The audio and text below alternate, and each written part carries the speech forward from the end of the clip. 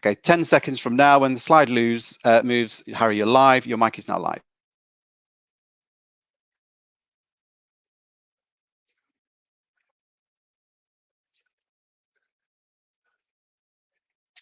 All right, good morning to everyone dialing in. My name is Harry Davis, and it's my pleasure to welcome you to CogX 2020, and in particular to welcome you to the Startup to Scale Up to IPO and Beyond stage. In this stream, we'll be covering what it takes to scale good ideas, and we'll be hearing directly from the UK's fastest growing startups, founders of unicorns, venture capital investors, corporate innovation executives, and more. This stage is all about practicality, action, impact, and changing the world for the better through entrepreneurship and innovation. And before we go into our first session, let's cover 5 housekeeping rules. Firstly, please do share, tweet, and make lots of noise through the hashtag CogX2020. We'll be using YouTube's AI to provide live captions of the stream, should you wish to use it. And we'll be making today as seamless as we can, but please do bear with us should we encounter any technical difficulties. I think CogX has pulled off the near impossible, really, with 30,000 odd guests and so many speakers, so we're bound to encounter a couple of gremlins along the way. Please do check the code of conduct on the website. And finally, it's a stellar but busy schedule ahead, so please do embrace everything that a virtual conference has to offer. Make yourself comfortable, put the kettle on, feel free to listen to this as you take a walk or do the washing up, whatever else it might be. And everyone is welcome. So that includes children, pets, whatever else might pop up during today's chat. And for our first session of the day, we're going to focus on public and private money for startups during COVID-19. And a moderator needs no introduction. Brent Hoberman was the founder of lastminute.com, Founders Forum, and the founding chair of Made.com. Brent was instrumental in the setup of the UK government's New Future Fund, a £250 million initiative that sees the government co-invest in high-growth startups to support them through the COVID-19 pandemic. And it received an astonishing £450 million worth of applications on day one. So without further ado, I will hand you over to Brent Hoberman. Great, thank you very much and welcome. So delighted to be hosting this session with a all-star panel. And I think, yes, as Harry said, we're going to focus on a bit on public to private and, do startups need help? I think is sort of one big question that maybe we can address, and we have a couple of great entrepreneurs here who can give us their own personal experiences. And we also have Marilina from the British Business Bank, and who is really involved in the Future Fund. So we can dig in a bit into how do you apply, what's it look like, what's the process, and I believe one of our panelists has also applied for the Future Fund, so he can tell you about that. And another one may even be considering it. So without further ado, why don't I let our panelists introduce each other and themselves. We start with Will. Do you want to go for it? So my name is William Rice. I'm the founder and CEO of Generation Home. And we're building a better mortgage lender that we're looking to bring to market in the coming couple of months. And we're focused on helping people to achieve their home ownership goals.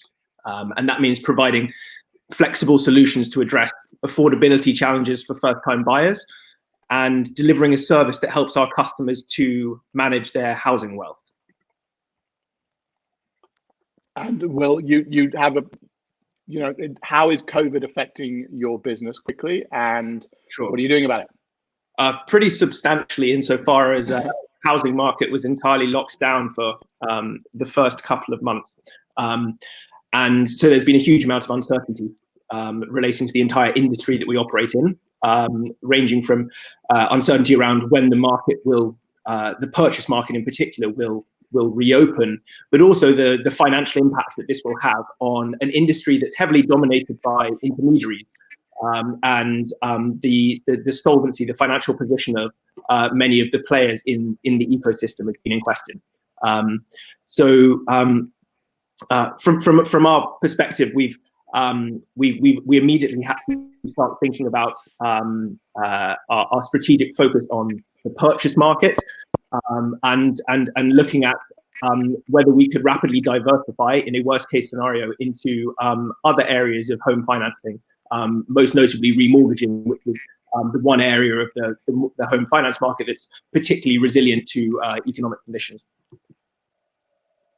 Great. And now, shall we move over to Marlena to introduce the Future Fund and herself?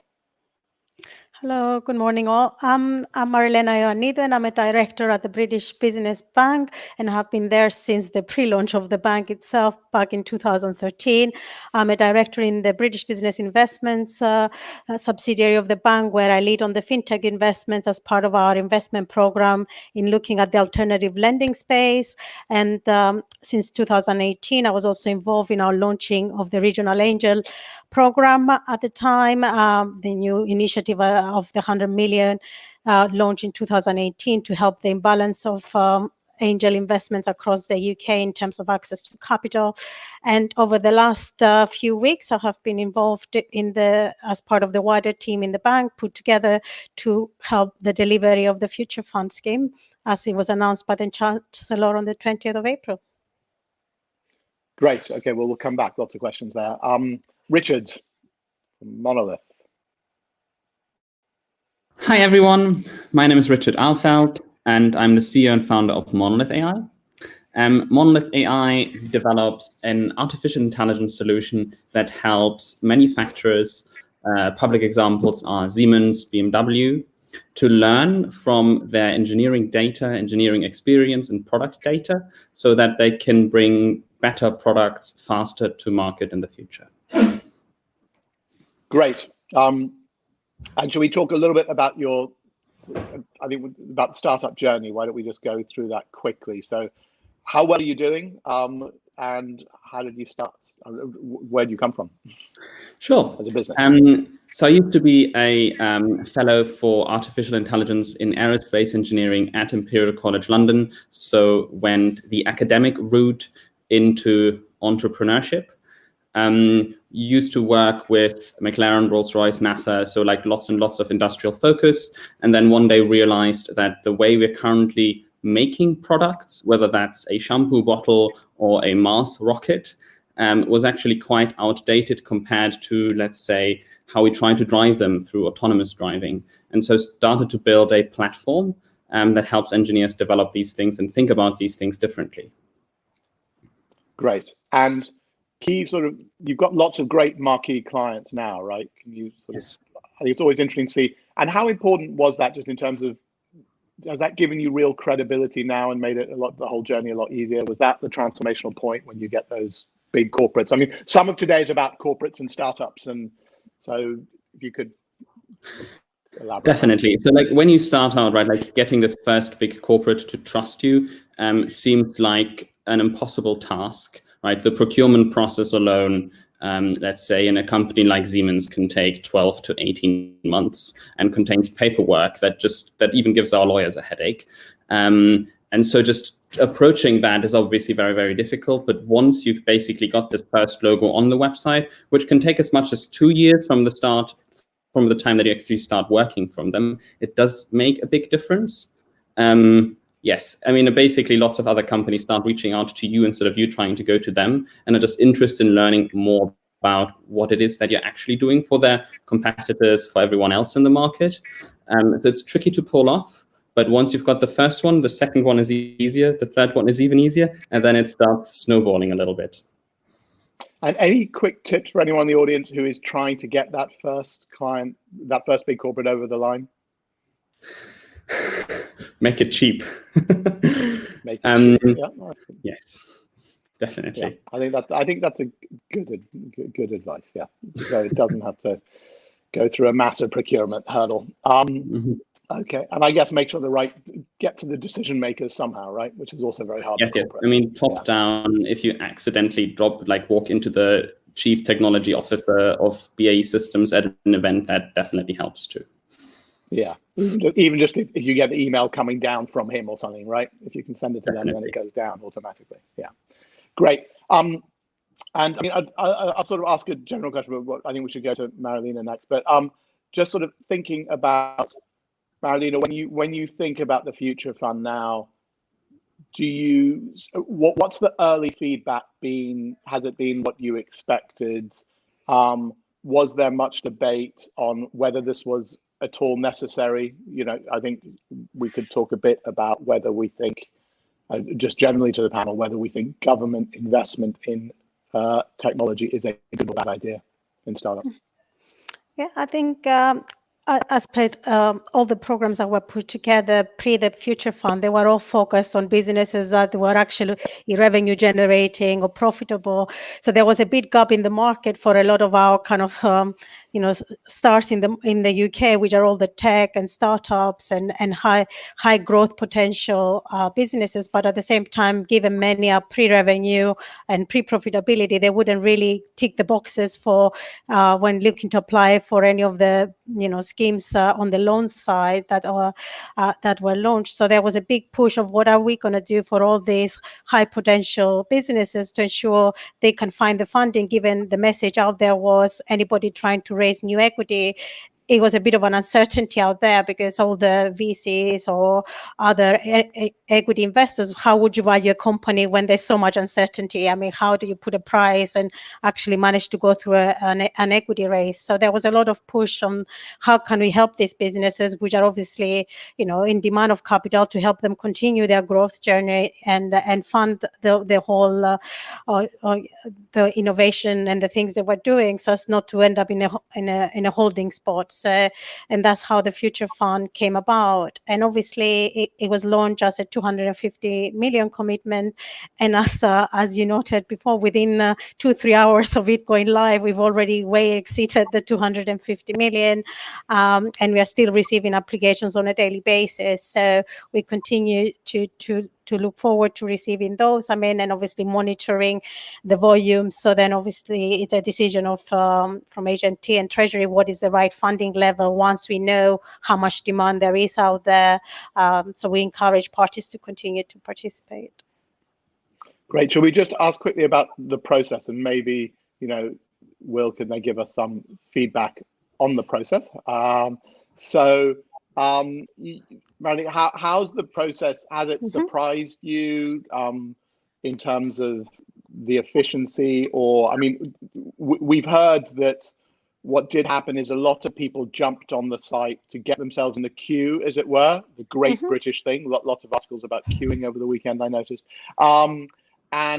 But yet were then very slow, actually, to fill out the rest of the forms. How are you finding sort of completion and anything in the process that you think has worked well or not, or could be changed? Yeah, no, exactly. I think in terms of the process, because obviously this was set up on a commercial way, we are counting a lot on being an investor-led proposition. So then an investor needs to come on the portal and say, I intend to invest alongside or by themselves or alongside other investors to support a business. And obviously the business has to then accept the application and say, yes, I indeed need this money, and these are my investors, and these are the details of my solicitors as well, which need to form part of the process, and then come to the end side, I guess, where a CLN gets issued. Obviously, along the way, there are processes and documents. There's a lot of technology behind this, and that's the great thing, I guess, where we are today, that we could use a portal to minimize what information we need from investors and the companies, because a lot of it is available using a lot of the tech in place to gather all that data and information. But obviously, there are some gray areas where we need additional feedback from the companies and the investors, and that's where sometimes it takes a bit longer, because obviously, as you said, some people were still gathering their rounds and maybe collecting the information. So they want to make sure what is the exact amount they need to fundraise. But obviously that then delays the process. They can't move down the line. But as we said, all of it is automated, and that's where a lot of focus has been in 4 weeks from announcement to launch, to make something that is easy to operate, being open to everybody, not stopping, any investor from any part of the UK or even abroad. Foreign investors can also be part of the rounds to be able to join, and supporting regions and diversity as well as part of the whole program. So a lot of the thinking has gone in to make it sure it's as open as possible, and provided you meet the eligibility criteria, both as an investor and the company, shouldn't be a process that stops things. And as we communicated, I guess normally if all the stars are aligned and information within 21 days or so, the first CLNs are being, due to come out, I guess, provided all things are there. So we want to make it as fast as possible, while at the same time making the checks along the way to make sure, obviously, there is no, the KYC, the AMLs, and all the things you would want to do as an investor before money goes out the door. So when do you think the first? So we know companies have received notifications saying it's saying they've been accepted. What's that mean for when they actually get the money? I mean, obviously, the guidance was it would take at least 21 days, and I guess that comes this week. So, I mean, that's the. We are hoping that if everything is aligned, that people, as you say, have started to receive CLNs.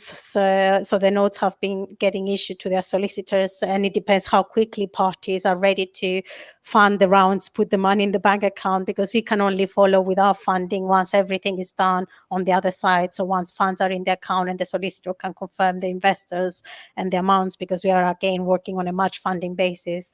So that can take some more time if people are gathering the funds. Okay, so I'll shift to you. So I mean, the question is a couple of things. One, what's your overall view? There's been a big philosophical debate before the Future Fund was announced about the government putting money into startups. Some of it was ignorant, to be blunt, because the government already, I think BBB already funds almost a third of venture capital in the UK. So there were people saying, why don't we put any money in startups? Well, it's like, when you do it, my argument was very much, if you're doing it in the good times, when there's a crisis, I would have thought you'd also do it, not stop. So I think those people didn't understand. Then the next bit people didn't understand is the convertible loan note. So I wrote an op-ed in the FT only about a month before the Future Fund was actually launched. So it happened pretty quickly. But I was calling for public-private partnership and for a convertible loan notes mechanic. And the reason why the loan note works, as Marilena said, I think, is that you don't then need to get stuck on a valuation at the depths of a crisis, and you get a discount. The government also, most importantly, if the government just gave loans like it does for the C-bills, then the fact that there is a very high failure rate would mean the government would lose money.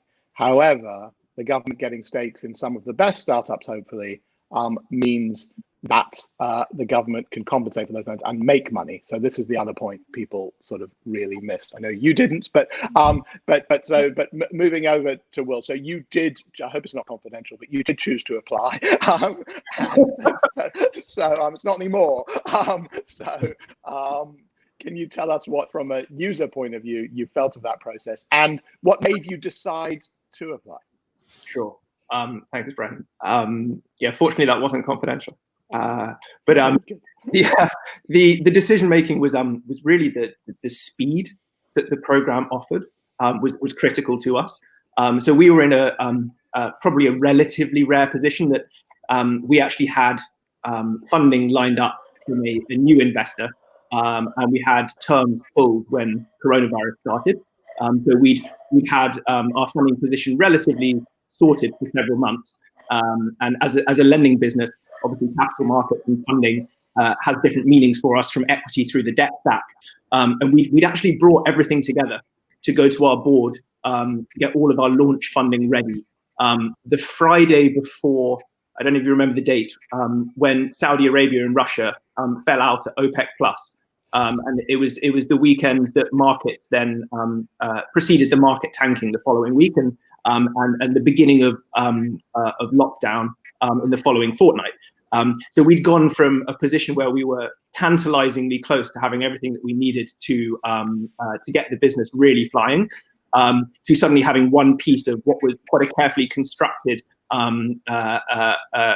funding arrangement pulled away. So the key advantage for us with the Future Fund was it suddenly delivered us this opportunity to really quickly get back into the position that we needed to be in and not lose a step. Frankly speaking, it's been an incredibly good experience so far. The ease of application was much greater than I expected.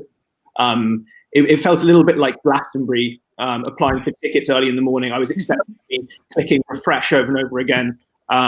But as it happened, we had no problems in terms of the platform failing or any kind of IT hiccup at all. We were through it in about half an hour. And since then, it's been a very smooth process back and forth. And again, I've been a little bit surprised by the speed with which we've received next steps from the fund. I'd say that probably any time delays have been on our side in trying to put together responses as quickly as possible.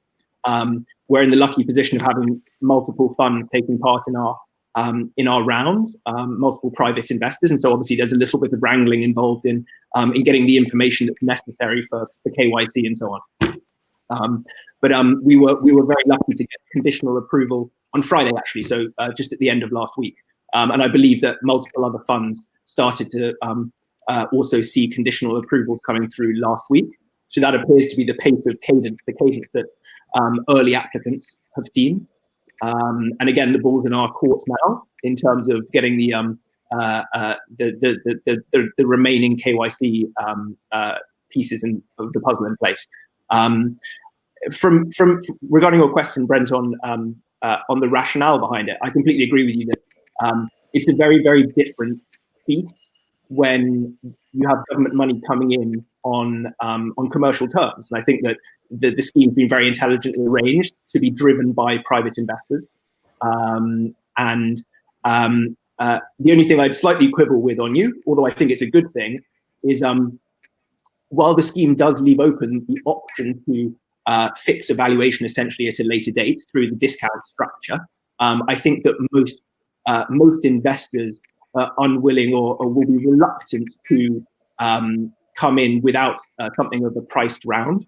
And so in our case, for example, we have used the cap that the Future Fund allows you to put in place so that so the investors who come in, private capital coming in at this stage in the convertible loan note, have visibility on the risk reward that they're getting into. And I think that's great because frankly, if there hadn't been a cap, I think it would have been much, much harder to incentivize private investors to take part.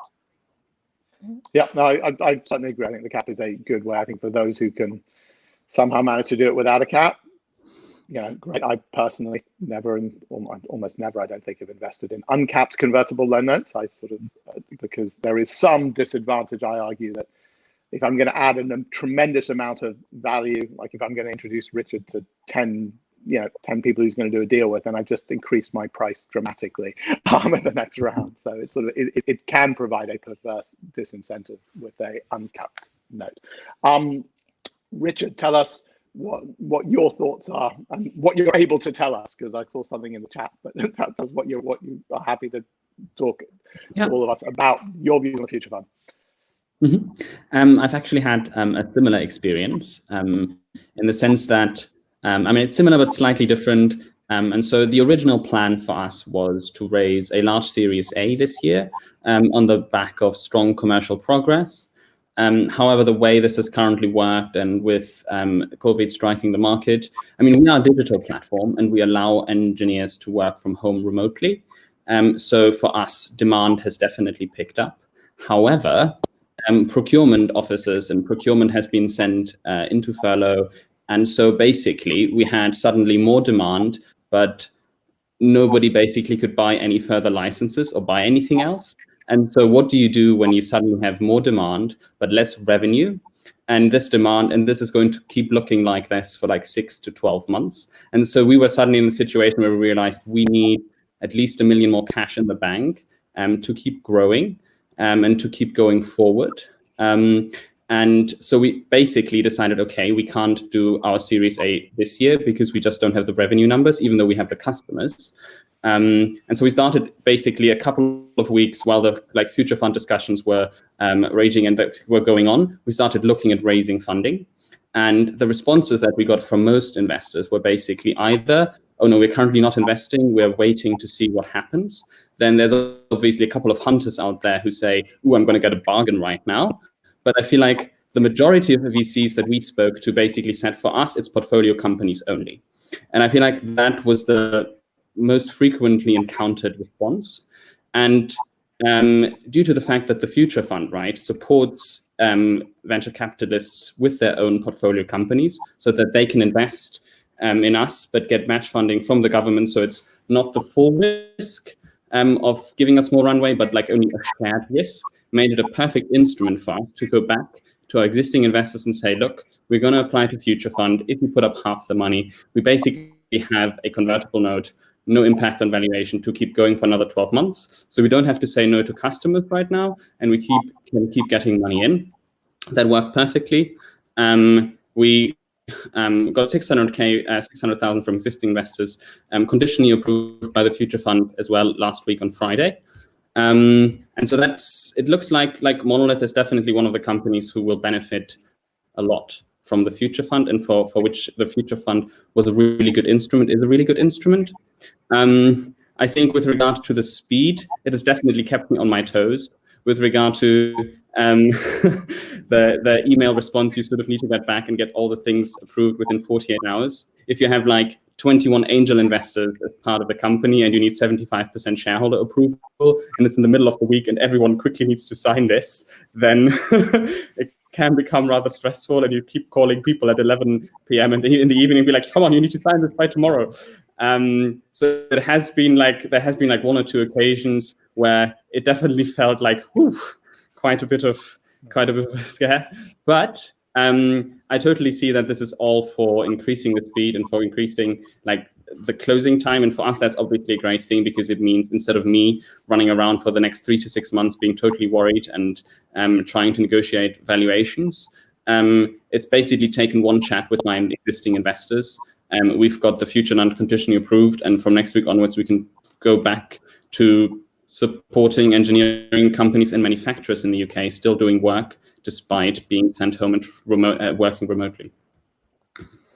Brilliant, thank you. Those are two great examples. Marlene, what do we think? So these are examples of people who've succeeded. They are, I have the bias, I think they're both amazing companies. But I'm thinking about those that aren't. Should we just quickly talk about those that don't get through or that don't qualify? So there's a couple of things that the industry shouts about, and we all knew that some of this was going to happen. So, but I think there might be questions later on this. So one is EIS. So obviously EIS was excluded. The government did really try. We know that they tried as much as they could. EIS was excluded because of state aid rules. It was just too high percentage of money from the government, which would have meant having to ask EU state aid issues. Although the lending undertaking difficulty is exempt if it's under 800K. But anyways, still, they thought it was one scheme, not two. So the other thing is, if you came from an accelerator, and there are some world-class ones out there like Founders Factory, so if you did that and your first round was, again, a safe or a loan note and not converted into equity, then you're ineligible if you haven't had the 250K equity hurdle met pre-April the 19th. So that's one thing people were concerned about. And the other thing that's come up with a lot of lobbying, I guess, is that if you're a Delaware, mainly a Y Combinator sort of Delaware-based company, you're not eligible. That one feels a bit harder to argue for, because I think those companies presumably are eligible for US state aid if they decide to register in the US. So, but on some of the other things, what are you seeing about the companies? Are there people looking at the applications going through, oh God, I wish we really could accept this one, but we can't because the rule says no? I think given how we set up this to be a rules-based approach to allow the speed and execution, we had to stick with the rules. And I guess if you don't meet the eligibility criteria, then certainly I guess it comes to being a decline at some point, because it's just, we can't start kind of forming judgmental views, I guess, of X or Y and we have to be, is this eligible? And we have to define all of the criteria, both for investors and investee companies. And if you don't meet them, then that has to go. And I mean, obviously, where there's some more work is on the KYC AMLs, and also where sometimes there are public sector funds involved. Then we have to make sure, do they meet the public sector requirements that we've said, where they're public sector funds but investing in a commercial terms and alongside other investors, where we can potentially, again, to try and avoid state aid. So there are all of that. I think is all part of the scheme design. We want speed and execution and not judgmental decision making, I guess, as much as possible, because that creates a lot more kind of first complaints and issues, if it is clear why you've been declined and why you didn't meet the criteria, at least it's upfront, where it's an easier process to follow. Okay, brilliant. I think we're about to go to Q&A, so broader Q&A. So for those listening to us in the audience, please do get your questions ready. I think we should actually be moved over right now, I believe, or see questions. Let's see.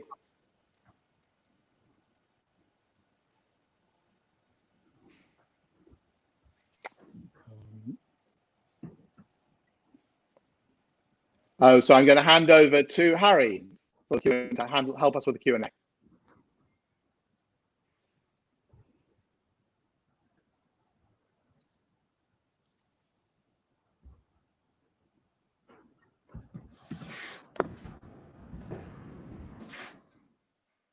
I can't hear Harry. Can everyone else?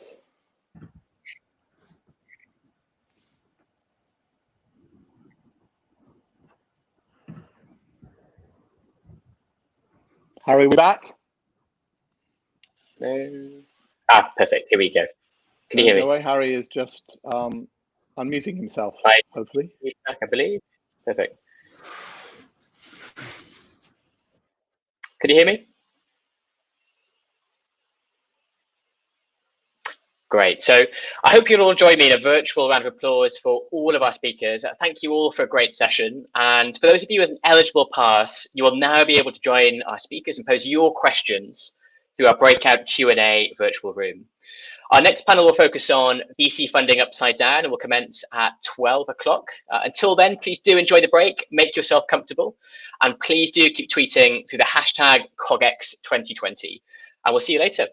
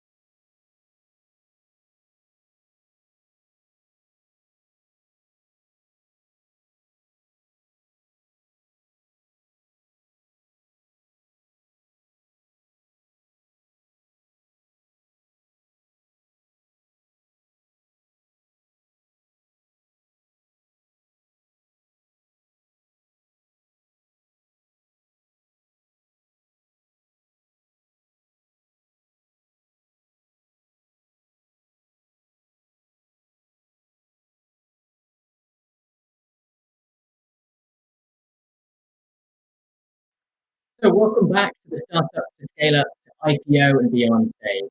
To recap, we're looking at what it takes to scale good ideas. We'll be hearing from some of the UK's fastest growing startups, founders of unicorns, venture capital investors, corporate innovation executives, and more.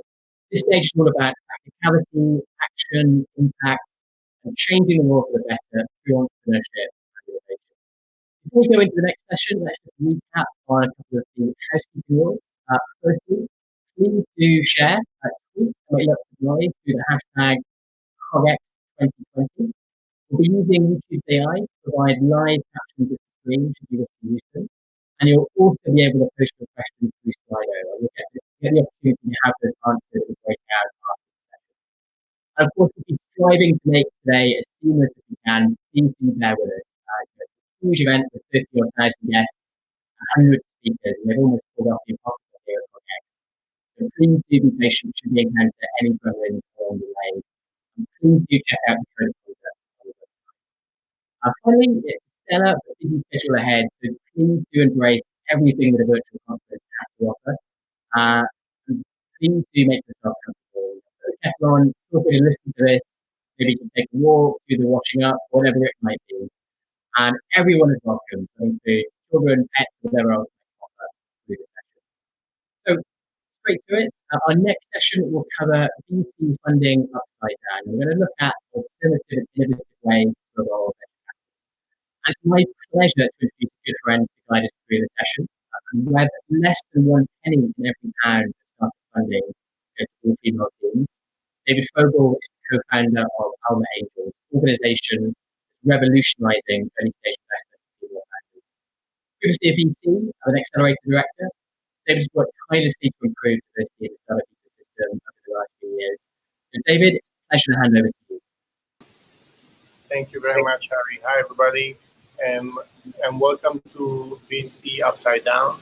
My name is David. Harry introduced me, and my only plug here is Alma Angels, a community of diverse angels that are looking to back ambitious female founders. This is my one of my passions and one of my amazing side projects. But without further ado, I want to invite our panelists and talk about different paradigms that we're going to change and how are they changing in the VC ecosystem. And so, Ella. Hi, David. Hey. Hi, everyone. Great to have you. I think I already told you that we want to know a bit about yourself, where you work for, or what is the organization, and the thesis that you have. And I assuming that you have one. So let's start with that. Sure. So I'm the co-founder of Zinc VC. So even though we are called VC, we're not a traditional VC in the sense that we don't invest in ventures and companies. We actually invest in people, in talent. So what we do is we look for the best people out there who want to make some social impact and make a dent in the universe in terms of things like mental health, the quality of later life, and the impact of automation and globalization. And we do so by bringing them together around those programs, missions, we call them. And we help them find their co-founders and start a venture that is going to be scalable and commercial. So eventually they will build ventures that will go on to be funded by different funders, including VCs. And our kind of thesis is that by putting those missions to them, we're going to get the best talent out there in the world.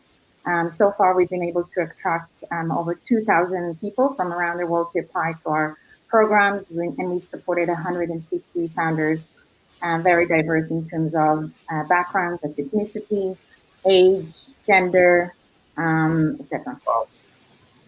Excellent. So my next guest for today will be Priya.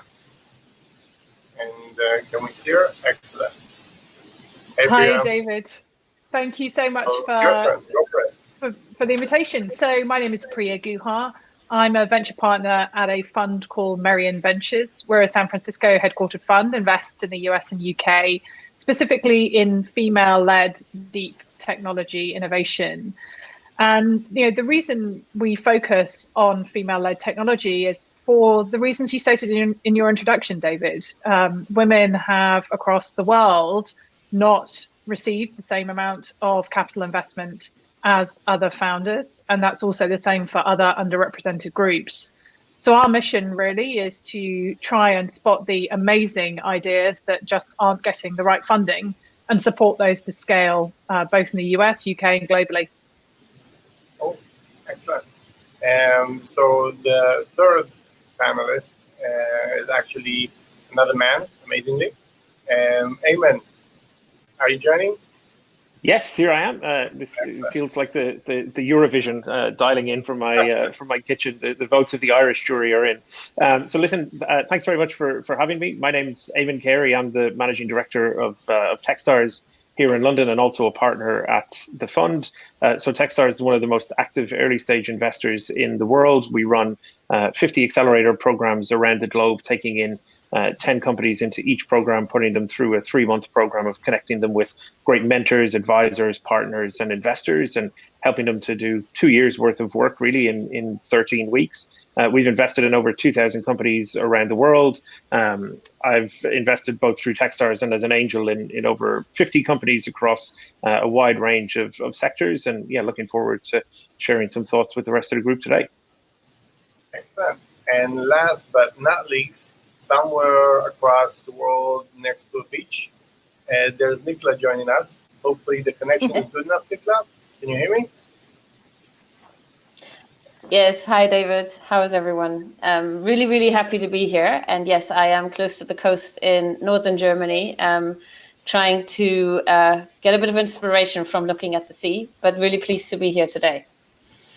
I've been building companies for the last 20 odd years or so. And I, at some point have come to terms with the fact that I need to do something more entrepreneurial. So I've recently joined a company called Op2Pay, an open banking scale up, just closing Series B as a chief commercial officer. But also for the last 1.5 years, I've been heavily involved with impact investing, working with companies like Village Capital, helping an impact fund called Planet A raise money, and also being on the board of 2 impact startups. And I believe that we need to change KPIs and we need to change the way we look at valuing companies if we want to help solve greater problems in our world through technology. Excellent. So we have mission-driven investor, we have women-focused, we have a global startup early stage, and we have impact. Now the main question is, what actually is the difference when you talk about investment? One of the most important things that founders and entrepreneurs are always talking about is to get the access to investors. It's always about who you know. And one of the main questions I want to start with is, how are you or your organization breaking that access paradigm? So it's not just about who you know and how you know through the same school and the same network, but more about changing paradigm and allowing entrepreneurs to get access to investors. Ella, shall we start with you? Sure. So I guess the way we think about it is that by creating those calls for applications, so we put forward a mission and we say we're going to look for people who have passion to help and solve the issue of mental health or women's mental health. That was our first program. And basically what we're looking for is not necessarily people who have built companies before. This is not what we will judge you on.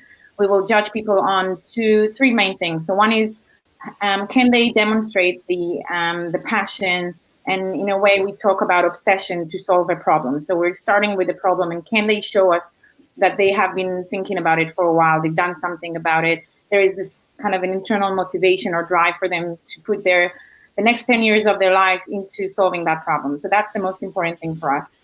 Then we actually look for people who have what we call a spike. So rather than looking for people who are well-rounded, we look for people who have a very certain kind of either skill or insight or knowledge. So it could be a domain knowledge. So that could be a psychiatrist or someone who works as a GP or someone who works with young, vulnerable populations. It could be a product or an engineer.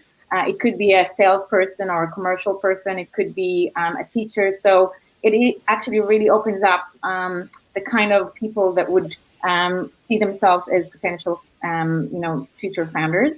And lastly, we look for people who have the ambition and the scale of thought and the vision to build something that is going to be of global scale, that is going to be commercial, that they believe in the thesis that in order for them to make that change in the world, they need to build companies that are commercial, that are big, that can be scaled. So when you think about that compared to the average, entrepreneur or venture capital backed founder for the last 10 or 15 years, these are very different people. And we believe that by putting the mission in the center of how we call for talent, actually what we're able to bring is people that otherwise would not consider themselves as founders. So we get people who were producers at the BBC, who this woman said, I would have never considered myself a founder, but I did. When I see the application, the call for application, I realized that this was my calling. We have a woman in her kind of 50s who was a CEO of a CCG, so that's an NHS kind of organization where she was managing very large budgets, but she would never consider herself as this kind of hipster founder, but now she's building a company as well. So it really attracts people that otherwise wouldn't consider themselves as founders. And I think that creates access. And then what we do on the other hand is through those missions, we also pull the people who want to support them. We pull the funders, the VCs, we open access to them to other parts of the ecosystem. And so if you think about it, it's kind of bringing people in, going through the process, and then helping connecting them to the ecosystem. So it's a lot more towards the mission aspect. And that basically galvanizes people that never thought about doing this by publicizing around the mission. They can actually reach out to you and everybody's considered. Does that make sense? Exactly, yeah. So the mission is kind of the reason why we're able to attract very diverse group of people that would not consider themselves as founders. So if you say, hey, are you a founder? Those people will probably say no. If you say, are you passionate about the area? Would you want to spend the next 10 years of your life building something that will make an impact? They'd say yes and take the risk. And So actually, that makes me think about Priya, and you're already focused on female founders. So theoretically, it sounds easy, but it still probably works through networks, right? Or do you have a different way to get access to deal flow, to get access to entrepreneurs? So, the things that Ella's just described as looking for in founders are the things that, frankly, most investors would want to see, that passion and drive for the business that they're building. For us, clearly a lot of people come to us through networks, through the fact that we're present at events, through people knowing us. But what we try and do is also be very visible for other people, have a website where people can also pitch directly through the website, just so, if someone doesn't happen to be bumping into us or be directly connected, that they have a means to get to us. The other thing that I think is really important here, though, is also, if someone's not a right fit for us, how can we help them? It's about, as Ella was just saying, connecting to the broader ecosystem. There's a fantastic ecosystem here in the UK, but also in every tech capital across the world. And one of the obligations I think we have as people working in investment is to say, you might not be a fit for us, but I know somebody else for whom you might be a great fit. So how can I help you get connected to them? And that network effect is something where investors can make a real difference if they want to make that additional contribution. So creating bridges on top of that, because you're a global firm, right? Absolutely, exactly. Creating bridges, creating connections. And I think, supporting the democratization of access for people who might have historically not had that sort of access that would get them investment relatively easily. So, Eamon, you actually work for a global fund. You're based in the UK, but you cover the entire European continent. So how do you how are you able to do all of that with being a very, two-people team? But more importantly, how do you make sure that you have different founders coming to you? Yeah, so I mean, we have an open application process. So, on F6S and other channels, people can apply. We review every single application that comes through, frequently hundreds or over 1,000 of them for different programs. And we've had plenty of companies that have come through. Versus, who did the program last year, applied from Nigeria, ended up getting on the program with us and had an amazing experience. And that was, without any connection in via the network. It was a cold application. They were working on something that I thought was really amazing. It was an incredible founding team with a real passion for what they were building. And so I think the open applications helps an awful lot.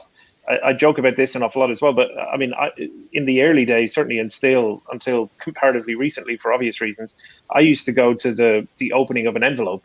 Like I would go to every event, I would go to, every talk, I would attend every webinar, and I would try my best to kind of open the network up to founders as much as possible. I've always tried to reply to as many people as I can on Twitter and on LinkedIn. I've always had open direct messages, and the reason I do that is because I was a founder myself, and I remember what it was like going out and trying to raise capital and not getting replies to messages, and I remember now some of those cold emails that I sent were perhaps not necessarily great, but I think for me it's really important to try and open the door to as many people as possible. And as an organization, as Techstars, we've made a substantial kind of commitment to diversity and inclusion during the Obama administration. At the White House, we have run a huge amount of kind of open access events. We've tried to open the network up and partner with more and more people through the Techstars Foundation and increasing access to entrepreneurship and much more. So I think for me, it's a question of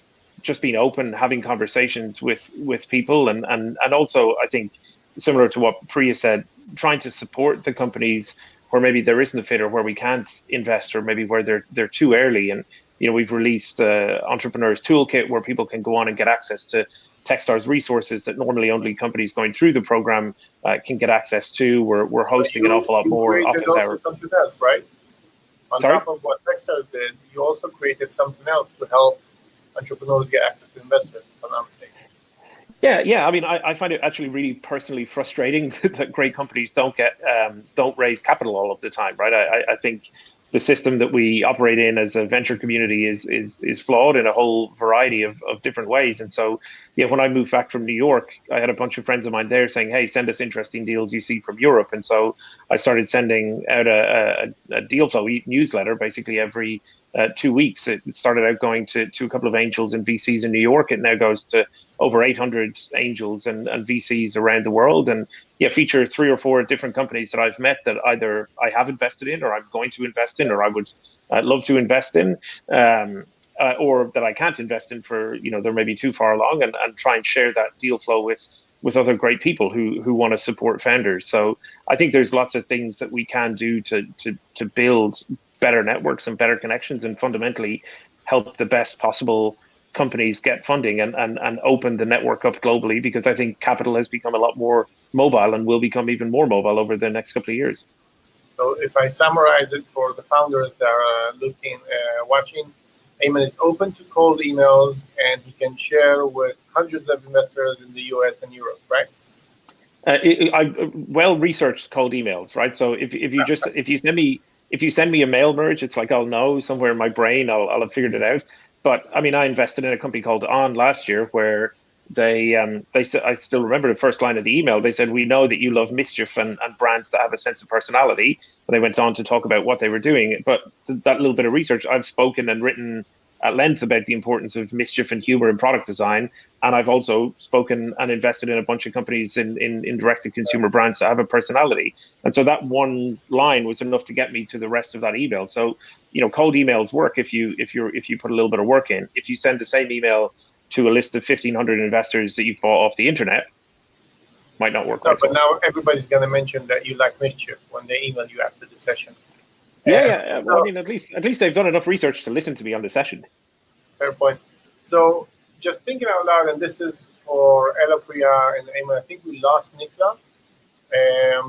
But do you know, or have you seen any tools that actually use software to get access? Because we talked a lot about what we do as people connecting and making bridges.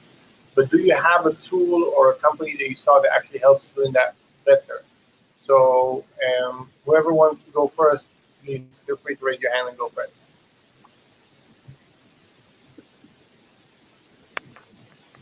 Cool. So if nobody wants to go first, I actually mentioned NFX. So NFX, actually just literally Google NFX, the 3 letters, has created an amazing platform where you can basically apply online, get a feedback guarantee within 3 days, within 2 weeks. You get an investment decision, and within something like 9 weeks, I think, cash in the bank. ADV, the company I co-founded as well, guarantees feedback to everybody that applies.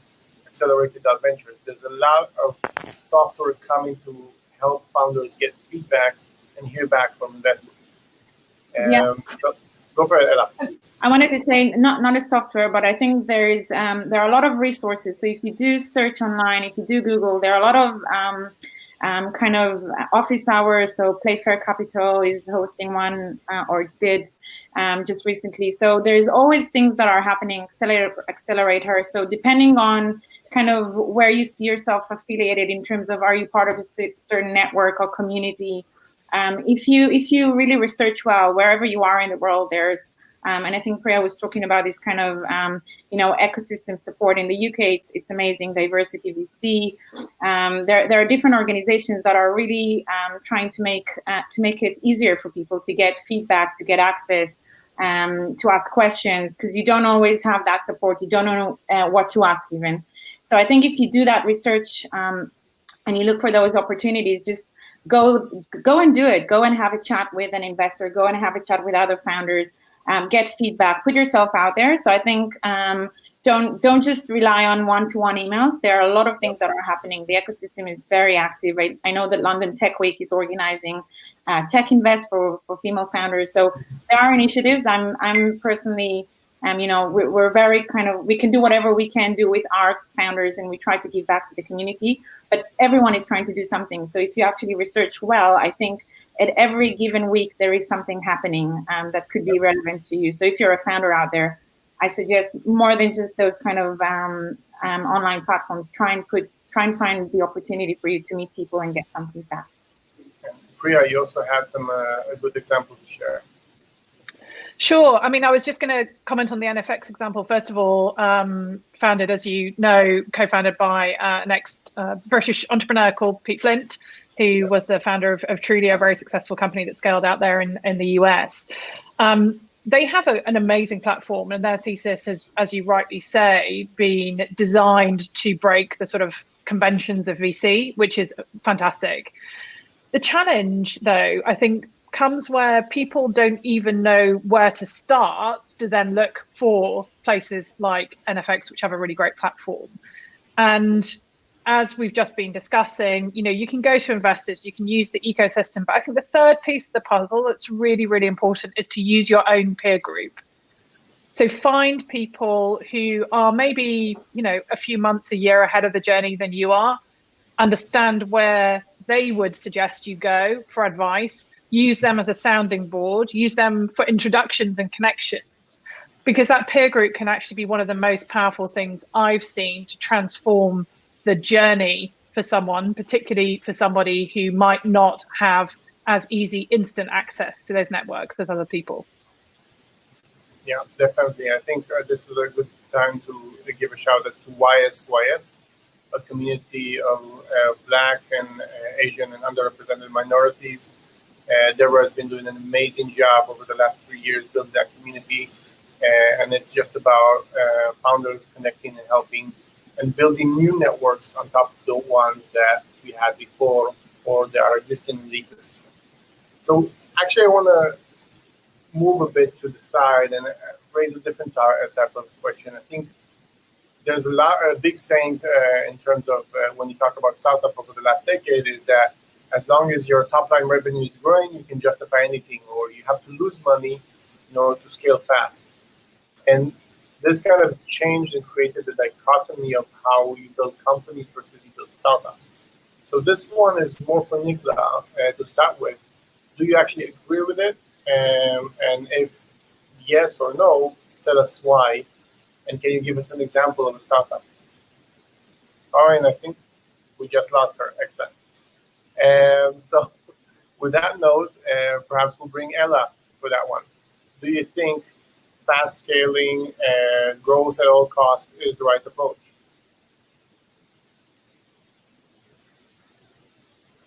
Oh, I can jump in. Ella has changed face. Go. Oh, sorry. I was just. Why don't you bring us both or all of us? Because I know that Nick is offline, so we can take it. But Yeah, I think VC funding, the way it is done now, is very, very, very specific. It doesn't apply to a lot of companies. Not every founder should aspire to be VC backed. I think there is a very specific model, and one of the things we tell our founders is to try and understand how the VC industry works.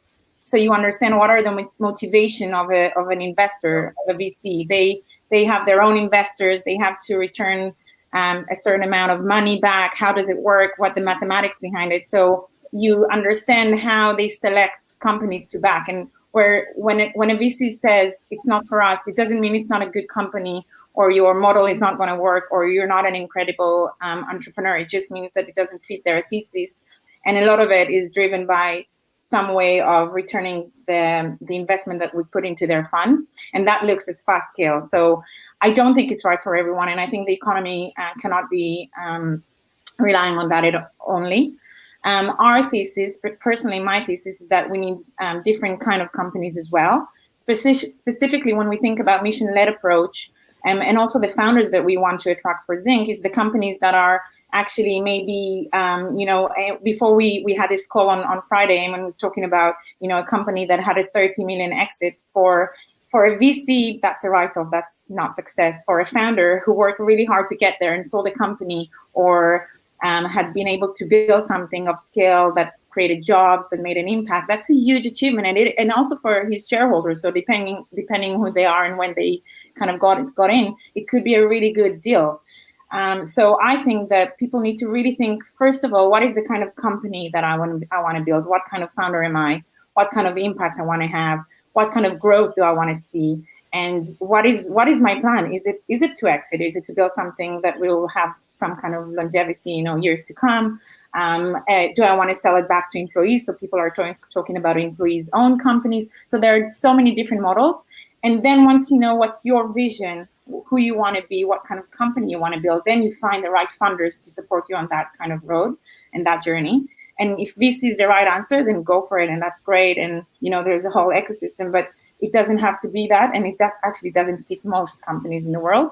So if you look around, if you look at our economy, actually most of it is made up of companies that are not VC backable. So a lot of VCs would say no to a lot of the brands you're buying, a lot of the goods you're using, a lot of the food you're consuming. And so if we only relied on VC backable companies, our world will look really, really different. So just be conscious. And also once you're on that kind of path, it's really difficult to get off. So that's the other thing to remember. It's a bit like a hamster wheel. Cool. So Eamon, you almost became Ella for a second, but why are you? I love the upgrade, by the way. It's look, I'd agree with what Ella just said. Like, I think one of the challenges is, once you get on that hamster wheel, it is extremely difficult to get off it. And I think it is incumbent on companies to understand that maybe not necessarily getting VC funding is not necessarily the worst thing that can ever happen, right? Like the first company that I started, we did this crazy thing where we built something people wanted, we charged them money for it, and when we made enough money, we hired more people. And that was partially because there wasn't much of a VC ecosystem in Ireland 15 years ago, and also partially because that was the type of business that we naturally became. So I think we're seeing a lot more companies now think very carefully about the angel investors that they raise from, or the path that they take as they're building the company, to go, well, maybe actually they just need to do an SEIS or an EIS round, or maybe they just need to raise a small amount of money to get the ball rolling, and then the rest can grow through revenue. And now you have Clearbank and Uncapped and lots of other people coming along to help with revenue-based financing, which again kind of allows companies to potentially keep more control over the equity within their businesses. So I think the days of having to rely on kind of raising round after round after round every 18 months and the challenges that come with that, they're not over by any stretch of the imagination. There will always be companies that need to grow in that way. But I think you're starting to see, AngelList and Funderbeam and Seeders and lots of other people offer clever ways for companies to get funding. I think you're starting to see, as I said, Uncapped and others allowing companies to grow by just, invoice factoring and various different forms of financing. So I think the ecosystem is getting a lot more interesting as a result. And I hope we see more of those 20, 30, 50 million exits over the next little while, because that's a life-altering amount of money for most people to make, particularly if you think of it in the context of, okay, you've given away maybe 10% of your company, you know, that's quite a lot of money. Priya? So I was going to make a slightly different point, actually. I think, you know, agree with everything that Eamon and Ella have said, but even for those companies for whom VC-backed sort of unicorn aspiration growth is what they want to do, the concept of the sort of move fast and break things that used to be, you know, the motto for that sort of business has gone. You know, even for those companies that have that vision of scale and ambition and are getting the, you know, the best named global VCs in to back them, they have to be conscious about how they scale. You know, we're seeing this with the focus on sort of ethical application of technology. We're seeing that with the broader societal implications of technology. You cannot just grow at all costs without looking at the impact that that business has on so many different aspects of the world around you. And that is a huge change, because I think there used to be an impression that you could just scale at high growth, high impact, and everything else would fit into place. I think we've demonstrated that's not the case. So even for the businesses who have that ambition, they have to scale in a different way to be as impactful and grow in the way that they need to be growing. Okay. That is a great segue to our next question, but I just want to raise and shout for two organizations that actually address different aspects of capital. One of them is IndieVC, that is basically backing founders that just want to grow businesses in a good steady state, but has a repeatable business model. And another one, which is 20 Minutes Term Sheet, which I don't know if you've heard about it, but they came up with an idea saying if you're mainly on marketing, you don't need to raise VC money and dilute your business. If you give us the data, we can actually, within 20 minutes, give you a term sheet that will use the capital to purely marketing. And then you can basically return it with a 6% interest over a year as part of your revenue. So it's growth capital for purely marketing without dilution. So segueing from Priya's comment about basically impact businesses and what's the more than one bottom line. One of the challenges is a lot of VCs say you can't do both. It's either you're running an impact business or you're running a global startup. Can you think, first of all, do you agree with that? And we'll start with Priya. And if yes, why? And if you don't, can you give us an example of a startup that actually has both impact and scale? So, I mean, I think putting those in two different boxes misses the reality of where business is going. You know, we've seen the FTSE 100 CEOs, global top 100 CEOs, all recognizing the point that, you know, Mark Benioff from Salesforce was the first person to talk about, that, you know, companies have an obligation, not just to their shareholders, but to all of their stakeholders, so the broader society that they impact. That, I think, is where the world is going. So this concept that a high growth global business can somehow not be conscious of its impact and ensure that impact is positive is just, for me, completely spurious. I think, actually, for me, Salesforce is a great example of a business that from day one, when the company was just 50 people, embedded into its ethos the 1-1-1 model, where you have, you know, 1% of equity, 1% of staff resource time, 1% of product going towards causes that added value in the communities that they operate. And that's an incredibly powerful tool that's been replicated across, I think, you know, 2,000 plus other businesses of that size and scale. So really, really important, I think, to not see these as very different models, that a large scale global business can have impact. And that if you are a company that is mission driven or an impact business, you can't grow to be a global business. I think the two are intrinsically linked in today's society. So actually, as the mission-led investor, Ella, I think the flip of the next stage is to you, right? So you don't believe in impact and mission-driven businesses. That's out, right? we are mission driven. By the way, we don't talk about impact investment because I think that's kind of a different bucket. I think to Priya's point, but there are two different things that I would want to maybe point out. One is how do you build a company that has this kind of a culture from the outset that is taking all stakeholders into account rather than the shareholders, and that's your employees, your suppliers, your customers, etc. And I think the opportunity when you start a company now is that if you don't do that at the very outset, if you don't have a diverse pool of talent before you're kind of 20 employees, it's going to be really difficult to then change it. So I think as being founders now, and I know this is something top of mind for a lot of the founders that I work with, is they think from day one, how do we create a culture and our vision is such that we're going to become a certain kind of company. So I think that's one thing. Then I think the second level is, do you build a company which business model and reason to exist is very much about making a change that has societal impact, which is not necessarily when Salesforce started, that's how they view the world. I think they fall into the first bucket of actually, as we do that, we want to make sure we provide value to anyone in our ecosystem. And I think that's like really inspiring and amazing. And to see that at scale, I think that's kind of where it gets really exciting.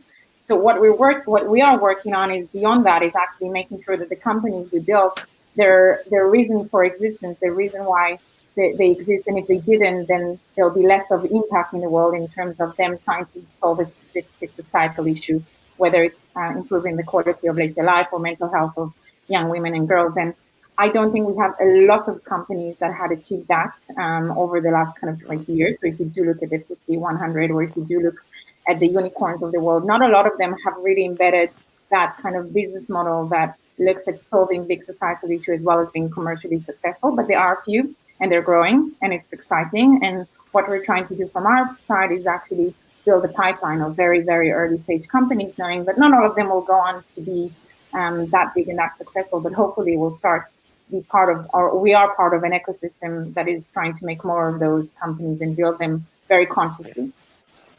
Excellent. So, Nicola, I think the connection is good enough. Yes. So, your thoughts about impact investing and actually building scalable global companies while also being impact driven? Yeah, well, I think just really looping in from what Alice just said, I think a lot of founders who come from a different background or have a different goal in mind need more support in the very early stage to get to where they can actually receive commercial investment and can actually deliver on commercial KPIs. And I think as more money goes into the space and using technology and combining people is more important to solve those greater issues. And I think what we need to expect is those companies will take a longer time to take off, but with the right partners, and I think partners are incredibly important, like corporates that need to contribute assets potentially. I think it's a longer tick until there's takeoff. But because so many people recognize that you need to bring in commercially viable technology solutions to this world to solve greater problems, I think impact investing needs to lose this charity and philanthropy approach, and we shouldn't see it as that anymore. It's just a new form of investing with potentially a different set of KPIs. And also, we need the tools to actually measure those different KPIs, and we need to measure the impact. And I'm seeing quite a few people putting analytics in and really trying to help those entrepreneurs. And what I find really helpful, like Alice said, in terms of a different kind of entrepreneurs coming up, is that you help them with investor readiness programs, you help them with partnerships, and as many people have said before, the networking aspects and combining people with assets that can help grow those companies, but also with the commercial savviness and the commercial acumen. That's what's going to make those companies viable. And I think that's when investing becomes fun in those companies. Yeah, I think there's a very interesting stage of development in what we call social or impact-driven businesses, where at the beginning it was mainly philanthropy, and then it became companies like Salesforce that dedicate a percentage to help the community or whatever cause they want. And today, with technology, you see more and more mission-driven founders that come and basically align the impact and the mission with the overall revenue model. So it's not contradictory, and actually, the bigger the impact, the more revenue you have. And there's a great company called WeFarm that actually does that for small-scale farmers in Africa and Asia. But following up on that, I think we all mentioned network support, advice to founders. And that's something really interesting because Vinod Khosla, which is one of the most renowned investors, VC investors, was also the founder of Sun Microsystems, is quoted about 6 or 7 years ago in an article in TechCrunch saying 90% of VCs don't add value. However, almost all investors believe they do add value. So my question, and this is up for grabs, whoever wants to start with that one, is in your business, how do you add value and how do you actually measure and know that you're valuable to founders? I thought the director added Eamon first. Thanks for that. Thanks for the hospital pass. I think, look, first of all, I think maybe the proportion is too high, but the reality is that actually a lot of investors don't add a lot of value outside of capital. So I think there are some things, you know, I wrote an article a couple of years ago telling startups that they needed to do their due diligence on the people who are putting money into their company and do your reference checking, talk to companies that they've backed before, make sure you're getting, you know, the money from the right people who are going to actually be able to, you know, get involved and be helpful. And if they're going to be board members, be ones that are constructive and productive and useful. I mean, in terms of how I add value, I suppose, look, one of the big things is just introductions and support, right? And so from a support perspective, I've been a founder. I have that kind of empathy, I suppose, for what companies are going through. And we've gone through kind of growing into international markets. We've gone through kind of our first B2B sales. We've gone through in the last financial crisis, laying people off and all of the kind of horrible stuff that goes with that. So I think I spend a lot of time one-on-one with founders talking through the ups, downs, ins and outs of what's going on, not just during the Techstars program, but you know, pretty much still every day with lots of them. And then I think the other big thing is just kind of opening your Rolodex or opening your connections as much as possible. So trying to get founders connected to the right people to help them with hiring or with capital or with, you know, any of the needs that they will have as they grow and scale their business. Like mostly companies need access to great talent, they need access to customers, and they need access to capital. And, you know, and I think then every so often a shoulder to cry on as well. And I think if you can start to kind of hone your skills at delivering on some or all of those things, then you will be someone that can add real value for founders in different ways. Okay, so let's go to Priya. I'm really interested to hear what you have to say around that, especially because there's a lot of less access network on female founders. I mean, clearly all the things that Eamon just said are absolutely relevant. I think one of the really interesting things though, and Paul Graham, one of the founders of Y Combinator, was talking about this recently, is, you know, the different ways that investors support, potentially also, you know, based on geography and how European investors can perhaps be more interventionists. You know, one thing investors need to remember is they're there to support the business, not to run the business. And that's one of the fundamental things that I think some investors do get wrong. And in addition to the points that Eamon makes there about how you can practically support, I think one of the biggest ways you can add day-to-day value is actually through the board.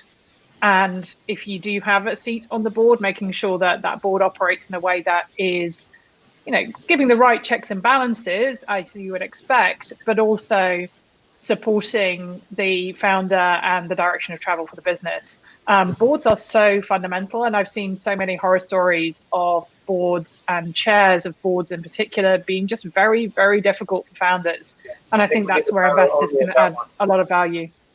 So then we need to panel only on how not to F up boards.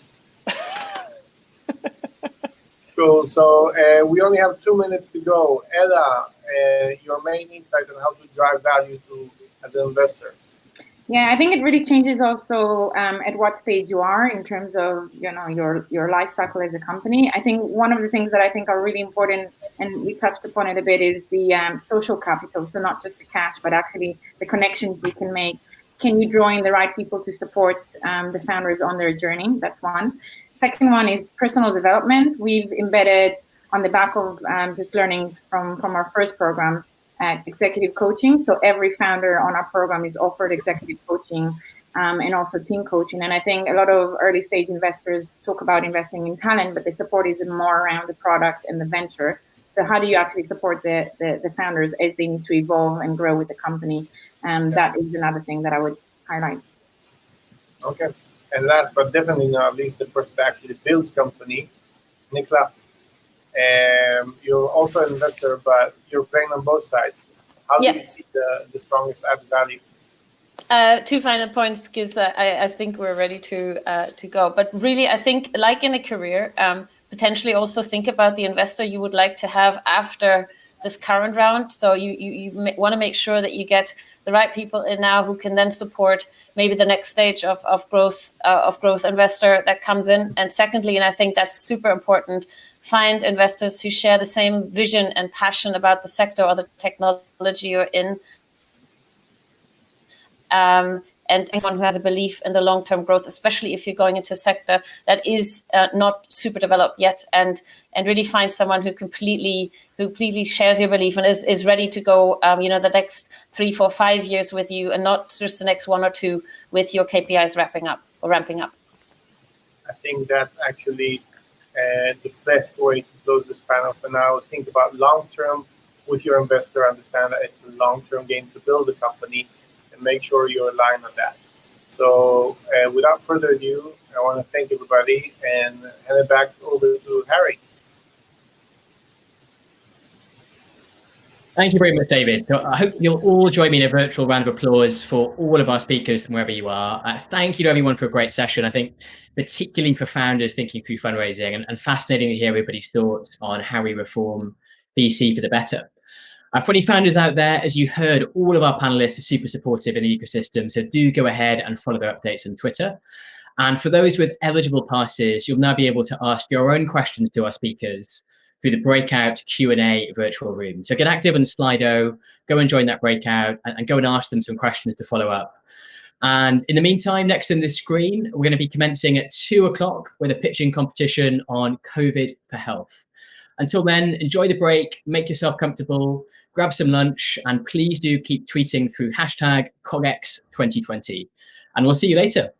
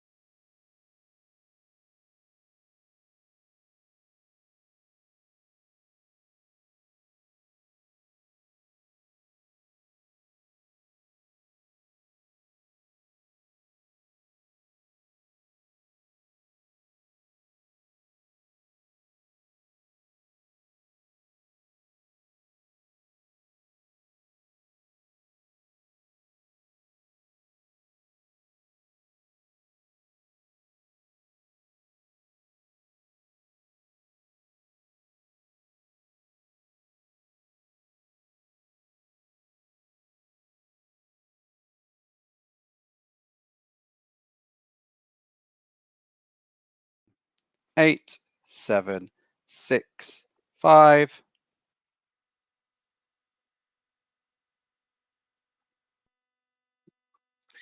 Welcome back to the Startup, Scale Up to IPO and Beyond stage. As a recap, this stage is all about practicality, action, impact, and changing the world for the better through entrepreneurship and innovation.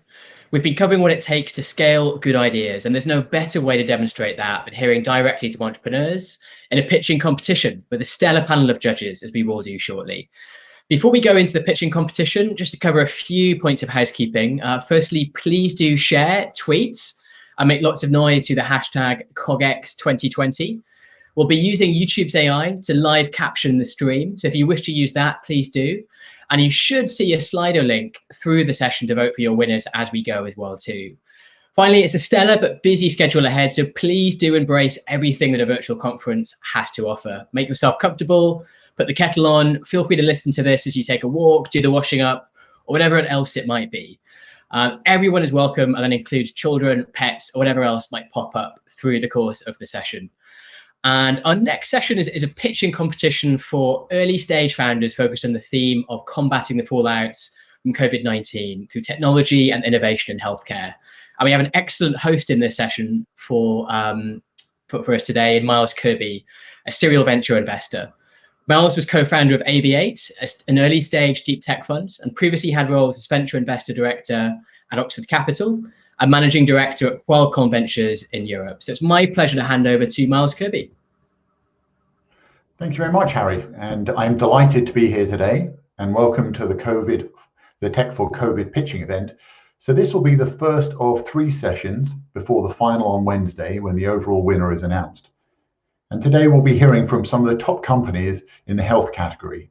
This award is in recognition of the organization that best exemplifies how tech and innovation can help track health and treatment, thereby accelerating scientific progress in response to the COVID outbreak. I'm very excited to present 5 amazing judges and 5 fantastic companies for our pitching session this afternoon. First of all, let me introduce the 5 judges for this event. First of all, we have Kutlu, who works at the Creative Destruction Lab in Oxford on the AI stream. He has 20 years of experience advising startups and tech companies. He has started and run a number of startup programs around the world and has an engineering degree from Stanford. Next up, we have Alan Greenberg. Alan is an education and healthcare investor as well as advisor, and his previous roles include leading Apple's education efforts in EMEA and then Asia. Alan has also founded a number of companies in the technology and design spaces and is a digital director at the University of Applied Science in Berlin. Alan has a master's degree in education and technology from UCL. Welcome, Alan. James Semple is our next judge, and he works at Oxford University, leading the innovation and business development efforts around physics, engineering, and computer science. James was one of the founders of the Creative Destruction Labs at Oxford University to drive early-stage science-based ventures from across the UK. James has also worked at Qualcomm for a number of years in R&D and business development and holds a doctorate in mathematics from Oxford University. Our next judge is Min Hu. Min is an investor at LGT Lightstone, focused on global impact investments in the areas of healthcare, education, future of work, resource efficiency, and data platform. Min has worked at a number of venture funds, worked in consulting, and also ran a startup in China. Min has a PhD in bioinformatics from the University of Cambridge. And then last but not least, we have Edward Kliphaus. Edward is an investment director at M Ventures, the venture arm of Merck, making healthcare investments. Prior to Merck, Edward focused on life science securities at a European bank and fundraising for biotech companies. He holds a master in biopharmaceutical sciences from Leiden University in the Netherlands. So thank you to all the judges for your work so far to help us narrow down the over 100 applications for this prize to the finalists, and for the time today to provide feedback on the presenting companies. Now, I would like to move to our finalists for the health session and the reason we're all here today. The 5 companies that we'll be presenting are Skincare Analytics, Simprints, C2.ai, Feedback, and Arparito. We're excited to hear more about your companies and vision. For the sessions today, we'll have each of the companies pitch for 7 minutes. We'll then have 3 minutes of Q&A from the judges. Once all 5 companies have finished pitching, we will collate the judges' score and announce the winner of the event today that will then go on to present at the final on Wednesday at 2 p.m. with an opening speech by Oliver Dowden, Secretary of State for Digital, Culture, Media and Sport. So, without further ado, I'd like to ask our first speaker, Neil from Skincare Analytics, to kick off the process. Hello, my name's Neil. I'm from Skin Analytics, and we use artificial intelligence to help diagnose skin cancer. Skin cancer is actually the world's most common cancer, and the reality is that we don't have enough specialists to cope with the demand. Across Australia, the UK, Europe, and the US, there are over 1 billion skin cancer assessments done each year. But the reality is in those countries, the number of dermatologists are well under the number that we need. In the UK, that means that we have about 25% fewer dermatologists than we need. That means that across the country, there are hospitals with 200 consulting posts for dermatologists which are left unfilled. And that translates into poorer patient outcomes for our skin cancer patients, but also it translates into very high costs for finding skin cancer. At Skin Analytics, we use artificial intelligence to help identify skin lesions at an earlier stage. It allows us to create innovative new pathways which can more efficiently and more effectively diagnose skin cancer while reducing the cost of the healthcare system. The way that our technology works is we use the latest deep learning approaches to analyze dermoscopic images of skin lesions, which means that we use a low-cost dermoscope, a smartphone, and then our cloud-based artificial intelligence solution. We can identify skin lesions in less than 1 second, and we can identify 11 different lesion types, from melanoma, which is behind the most deaths associated with skin cancer, through to non-melanoma skin cancers, which are very common, but can be treated if we catch them early. Also, we're able to identify a range of precancerous lesions, which can be treated in the community. And then finally, we can identify a range of benign lesions, which are commonly confused for those more serious types of cancers. Most importantly, Skin Analytics has invested heavily in the clinical evidence behind what we do. We've published 2 studies, including the first prospective study to assess artificial intelligence in dermatology. We ran that in 7 hospitals across the UK. It was led by the Royal Free here in London, but also had sites such as Oxford and Bristol, leading dermatology sites in the UK.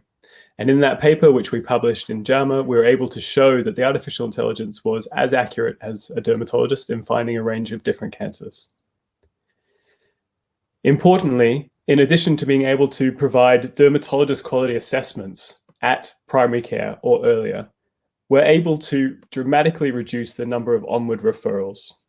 So we can, if used in primary care, reduce the number of referrals from primary care into secondary care by 60%, while maintaining that very accurate ability to find those cancers in primary care. That allows us to deliver 2 key benefits to the healthcare system. Firstly, we can improve that diagnostic accuracy in primary care, but as importantly, we can reduce by about 50% the downstream costs in finding cancers within those patients.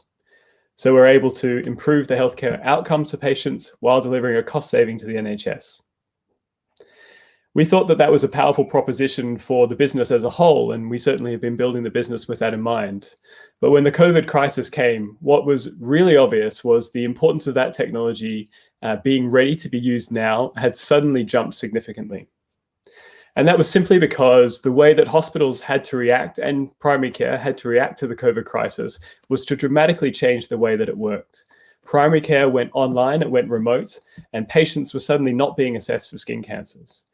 Downstream, that meant that hospitals took a huge amount of their capacity out of the dermatology clinics and redeployed them into other parts of the hospitals that were trying to deal with the impacts of COVID. While the NHS has very, very successfully done this, and we have to commend their efforts, what we've identified is that we've created a demand surge for dermatology services that is going to take a long time for us to resolve. In fact, when we modeled it out, just a 3-month slowdown in dermatology services in primary care would take more than 2 years for the NHS to recover from. And that was assuming that primary care and the secondary care increase their capacity workload by about 10 to 15%, which is not realistic given that already we're short of staff within the dermatology departments.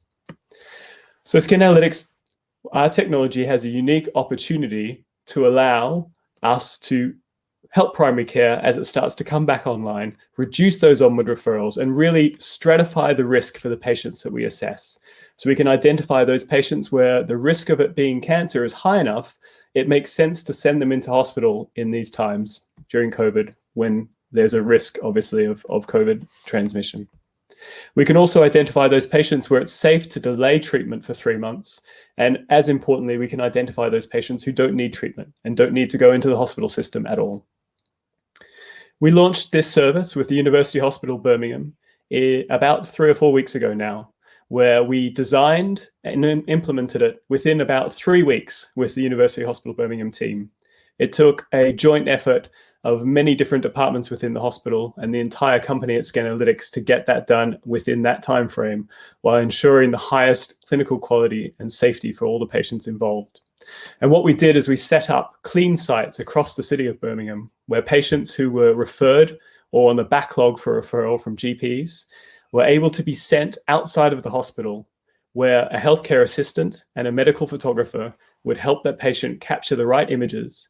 Skin Analytics artificial intelligence would then triage whether or not that patient needed to be referred directly into the hospital, could be put on a longer term waiting list, or could be discharged. Over the course of the first few weeks of COVID, University Hospital Birmingham saw their waiting list to surge to more than 300 patients. Together with us, we have been working with them to clear that backlog and are now offering an alternative pathway where patients haven't been able to see their GPs can get access to high quality skin cancer care. We're delighted to be able to help the NHS, and we're delighted to be able to help fulfill our mission of helping more people survive skin cancer. Thank you very much. Great presentation. So now what I would like to do is ask for questions from the other judges. Neil, can you talk about the team? So impressive work done so far. So who's behind the team? Thank you very much. We have a very strong team of researchers, artificial intelligence, PhDs, doctors, dermatologists, and of course, technologists who are behind the team.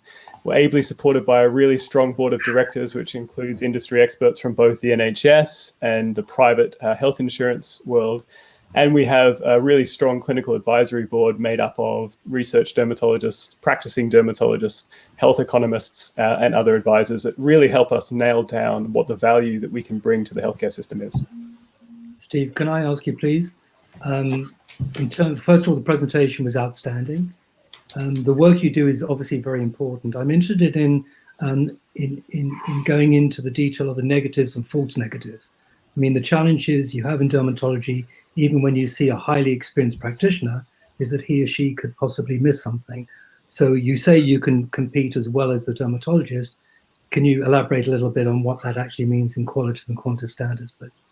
I certainly can, and thanks for the question. So one of the studies that we did was a meta-analysis of the various performance of primary care and secondary care GPs and dermatologists in making those decisions. The benchmark for a dermatologist is around about 88 to 90% sensitivity, which is the accuracy of finding the disease.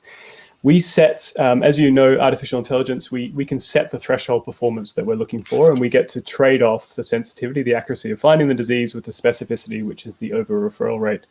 With our clinical advisory committee, we set the sensitivity to be 95%. So we are asking the artificial intelligence to perform at a higher level than clinicians are potentially able to do, so that we can then deal with a smaller number of patients and really identify the disease within that without flooding the healthcare system with too many false positives. But if I can follow up on that, is that a blended approach where you're making a recommendation where the doctor ultimately makes a decision, or is the platform making the ultimate decision? So we believe that it's critically important that you deliver artificial intelligence within clinical pathways and within the guidance of clinicians. So all of the pathways we design ultimately end up with a patient and a clinician being able to make the final right choice at the end.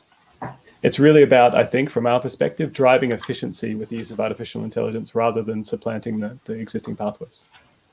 And what's your pricing, and how much do you save the NHS in terms of costs? So I mentioned that we can reduce the NHS costs for by about 50%. And that primarily comes from organizational reduction in sort of overheads associated with unnecessary dermatology appointments. Pricing is something that I'd be happy to discuss with people on a one-by-one basis, but effectively we price based on the value that we create for the partners. Can you say anything about your IP foundations and the kind of competitive landscape there? Sure. So we have a patent for some of the way that we operate our service, but in fact, what we found is that the patents are not terribly helpful, and the field is moving so quickly that we end up changing the way we use our approach quite a bit. But the competitive landscape this is an area that has a huge problem, and so we see companies rise and fall quite regularly in this field. At one point, there was 46 people trying to vie for this market. Ultimately, though, it is a very difficult field. There's a lot of nuance in the way that you build the network to be able to solve this problem. And there's a huge amount of overhead in getting clinical evidence and regulatory clearance, which we haven't talked about. Just quickly on that, we are a CE marked medical device here in Europe, and we've been awarded the Breakthrough Devices designation by the FDA for fast tracking through that process as well. So it is a lot harder to build this business than it seems at first. In terms of companies at a similar stage to us, there's only a few players around the world. Good. Well, thank you very much, Neil. That was a fantastic presentation, and it feels like skin analytics has a really large impact to have and can really help address some of the issues that are raised by COVID and help the NHS through your services and your solution. So thank you for that. Now let's move to our next company, which is Simprints, and I would ask Sebastian to come up and to share more about what you guys are up to. Hi, my name is Sebastian, and I'm the Chief Operating Officer of Simprints. In the next 7 minutes, I want to show you 3 things. First, why the inability to accurately identify people puts millions of lives at risk in the fight against COVID. Second, how our cutting-edge AI biometric solution can be used to address this gap. And third, why our social enterprise has proven that we have what it takes to scale our impact globally. As you know, organizations around the world have rallied to find ways to protect populations from the devastating effects of COVID. As we see the lockdown starting to lift, this has allowed us all to stay safe. But now do me a favor. Think for a second about how you personally interact with healthcare providers during this time. You might give your date of birth and address to a doctor. Your NHS number is used to link you to your health records. You might use your photo ID like a driving license or passport. And the Track and Trace app will use mobile phones to identify potential cases. But now picture Noor, on the other hand, a woman living in the slums of Dhaka in Bangladesh. She cannot afford a costly physical ID like a passport. She has no government-issued ID number and no smartphone. Her home has no formal address, and she isn't sure of her date of birth. In short, she is invisible in the eyes of the world. How can Noor identify herself and access the COVID prevention and treatment that we all take for granted? Without the ability to accurately and consistently identify her, health workers cannot ensure she does not fall through the cracks. Put simply, Noor's life is at risk because she cannot be effectively identified. And unfortunately, she's not alone. The World Bank estimates that over 1 billion people have no means of formal identification. That is 1 in every 7 people on the planet.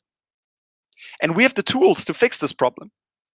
Following the Ebola crisis, the World Bank described biometrics and digital ID in particular as a game changer for pandemic response in poor countries. But existing solutions are unsuitable for the front lines of global health. While these technologies can accurately ID my white male face, their racial and gender bias is prevalent in their algorithms. A US government study last year found that Asian and African American people were misidentified up to 100 times more frequently than white men by the world's top facial recognition systems. As a woman from Bangladesh, it is unlikely that current tech would work for Noor. Simprints, a world-leading social enterprise, has built the world's first biometric solution designed specifically for health delivery at the last mile. We exist for people just like Noor. For the last 5 years, we have been developing tech that actually works for the very profiles where conventional tech fails. Our ethical, AI-powered solution can be used to make sure that the COVID response reaches the world's most vulnerable. With Simprints, Noor is enrolled using an image of her face, no need for any other form of ID. Each time she attends a clinic or receives a visit from a health worker, she can be re-identified quickly and accurately using facial recognition. Simprints collects 3 pieces of information: a biometric, a GPS location, and a timestamp. This triangulation enables program coordinators to build a highly accurate, biometrically verified map of service delivery to see at an individual level who has been reached and, crucially, who has been missed. If Noor doesn't attend a clinic appointment to receive a vaccine dose, a health worker follows up with her directly. And she now won't fall through the cracks and is no longer invisible in the eyes of the world due to the lack of ID. Finally, let's talk about privacy. Biometric data is extremely sensitive. Unlike a password, you can't change your biometric. As a mission-driven social enterprise, we have and always will go the extra mile when it comes to protecting beneficiaries' rights and data security. We extend the principles of EU's GDPR, the strictest in the world, to any country where we operate, and implement the strictest security measures when processing and storing biometric data. Our efforts in this area have been recognized. 2 years ago, I've been personally asked to join the Ethics and Risk Committee of ID 2020, a global alliance advocating for the safer and better use of digital ID. And last year, our innovative approach to privacy won us first prize in the World Bank's highly competitive Mission Billion Challenge. Now, let me tell you a bit more about Simprints itself. We founded Simprints 5 years ago out of the University of Cambridge. Today, we have 45 team members all around the world, with offices in the UK, Bangladesh, and Ethiopia. These are people we hired from leading companies, such as BCG, the UN, Amazon, just to name a few. And we have purposefully focused on team diversity to build the most inclusive solutions, with over 20 different nationalities represented. In addition, our board of directors brings together world-leading experts from Salesforce, Google, and Harvard Medical School, among others. From the beginning, we fully committed to the social enterprise model of putting impact over profit, while ensuring that we build a sustainable tech company that can achieve scale through B2B and B2G sales. We bootstrapped Simprints from day one, driving over £11 million in revenue to date at a 65% compound annual growth rate by focusing incessantly on lean product development, earned revenues, and financial discipline. As a result, we became cash flow positive within 4 years of our founding, something very few social enterprises will ever achieve. To date, we have deployed our biometric ID solution across 12 countries, reaching over 400,000 people. This has been enabled by striking key partnerships with NGOs, funders, and crucially, governments. In fact, it was only a few days ago that the Honorable Prime Minister of Bangladesh, Sheikh Hasina, praised our public-private partnership with her government, Gavi, the Vaccine Alliance, and NEC, a Japanese tech company, to deliver COVID vaccines across her country.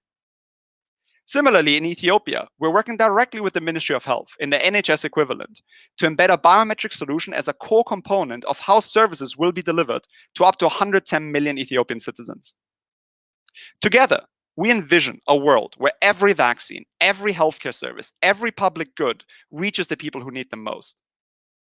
With COVID's severe impact on health systems, this goal becomes even more urgent, as any effective response relies on the ability to accurately identify people without risk of viral transmission. With Simprints, Noor is no longer invisible and has the right to be protected against the devastating effects of this disease. We will work tirelessly to ensure this and to build a world where every person counts. Thank you. Thank you, Sebastian. A fantastic presentation. Now, what I would like to do is to ask the judges to ask their questions. I would like to also add one comment that I forgot to mention earlier, was for the general audience. If you would like to vote, we'd like to have a people's vote. If you'd like to use Slido for the audience, and we will then be able to get your input as well. Thank you. So now over to the judges for your questions for Sebastian. Sebastian, if I may, again, the presentation's outstanding, and again, all credit to you. What you've achieved is truly remarkable. My question is, how secure is this? And again, it's a really difficult question to answer, but I'm assuming you're at 99.9% redundancy, but I'm assuming that the security and the ability to protect the data within the platform has been a key component of your work. Absolutely. And as I said, I have a very strong personal passion for this. And as a social enterprise that puts mission and impact first, we have a do no harm principle. So we wouldn't engage in a project where we can't ensure that the data is kept safely and privacy is respected. In particular, what this means, I would build on two key measures that we've taken.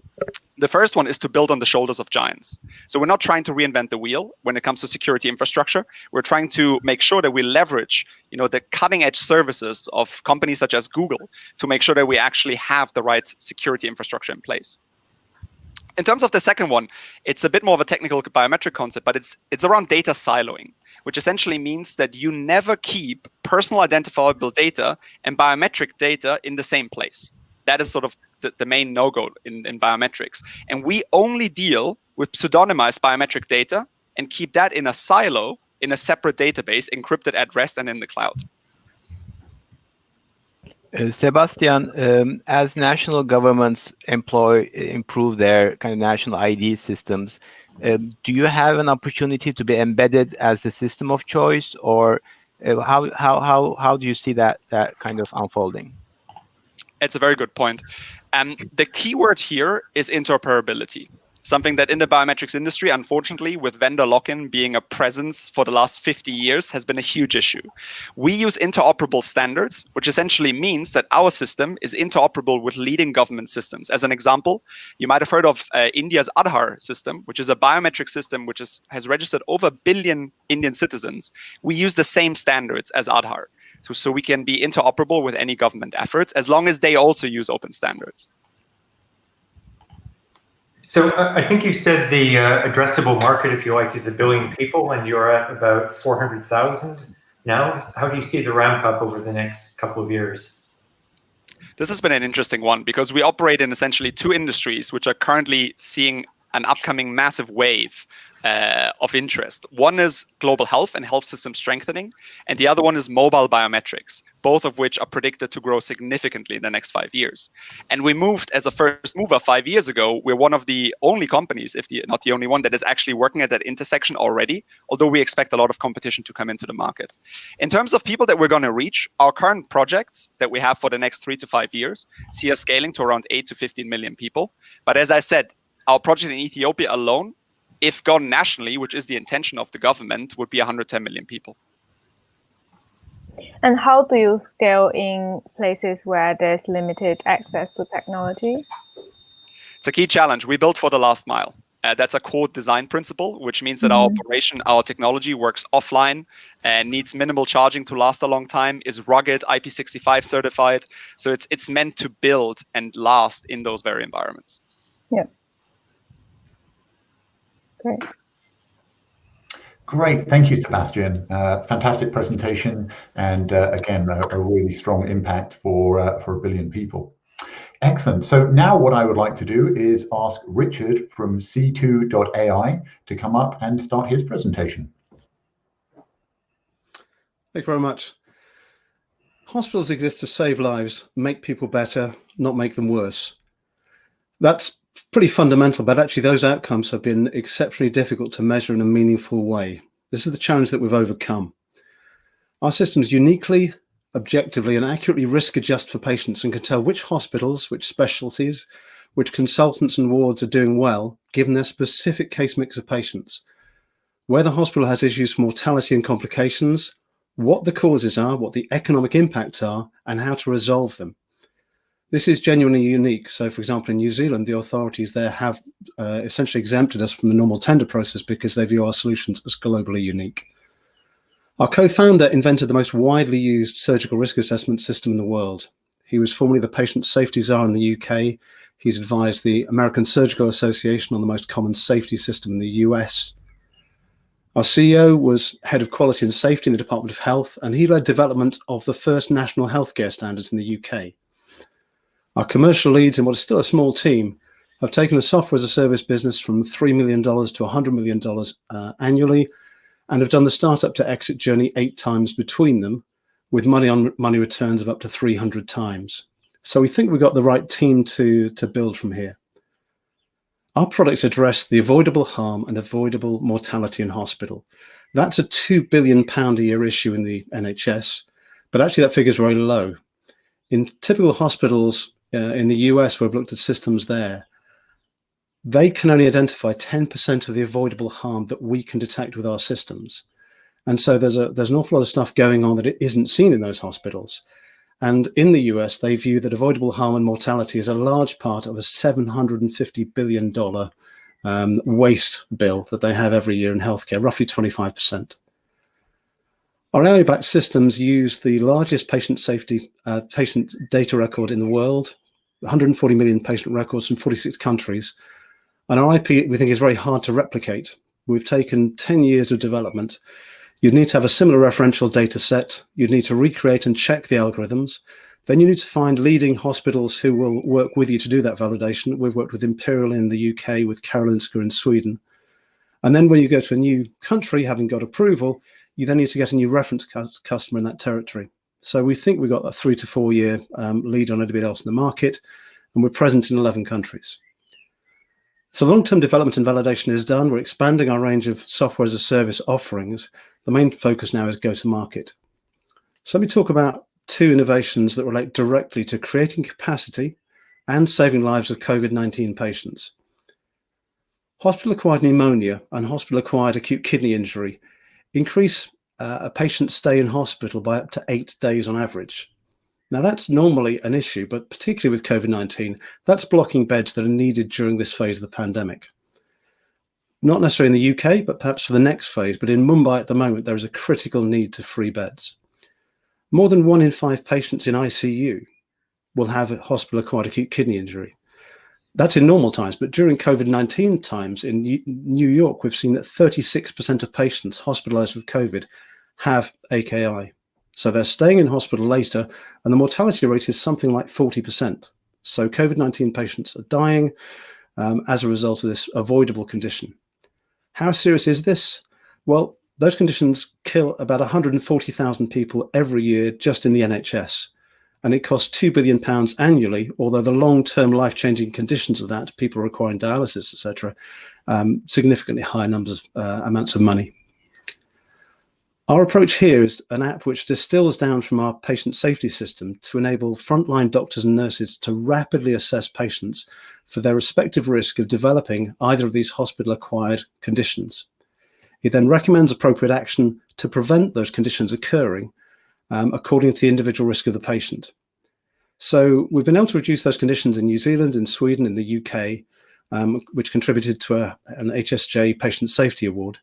But we've just rolled out in St Helens. It's a great case study. Within a few weeks, they were able to reduce hospital-acquired pneumonia by 60%, hospital-acquired AKI by 65%. So what? For that hospital, over the following 12 months, that equates to 300 lives saved, £5 million of direct cost, and 10,000 bed days freed. Let's just hear from one of our clients. So the consultant general surgeon there said, I've been trialing the new C2AI app for AKI and HAP, both of which are phenomenal and work incredibly fast. Delighted and excited to see how this tool can help us identify these patients early and put in place simple measures which all will have a significant impact. So what's the impact overall? If we just look at the NHS, that would mean saving 70,000 lives annually. That's the performance from one hospital extrapolated up. 70,000 lives. 2 million bed days. That's like creating an additional 5 very large hospitals for free, while you actually save £1 billion a year for the NHS that's critically needed elsewhere. That capacity, if it was required in the UK, would treat an extra 130,000 COVID-19 patients. Now, although we've got capacity in the NHS at present, that may not be true in the next phase, and plenty of places globally are clearly out of capacity. So, as I mentioned, Mumbai is bursting at the seams. In that case, every COVID-19 patient that can be squeezed into a hospital is an extra life saved.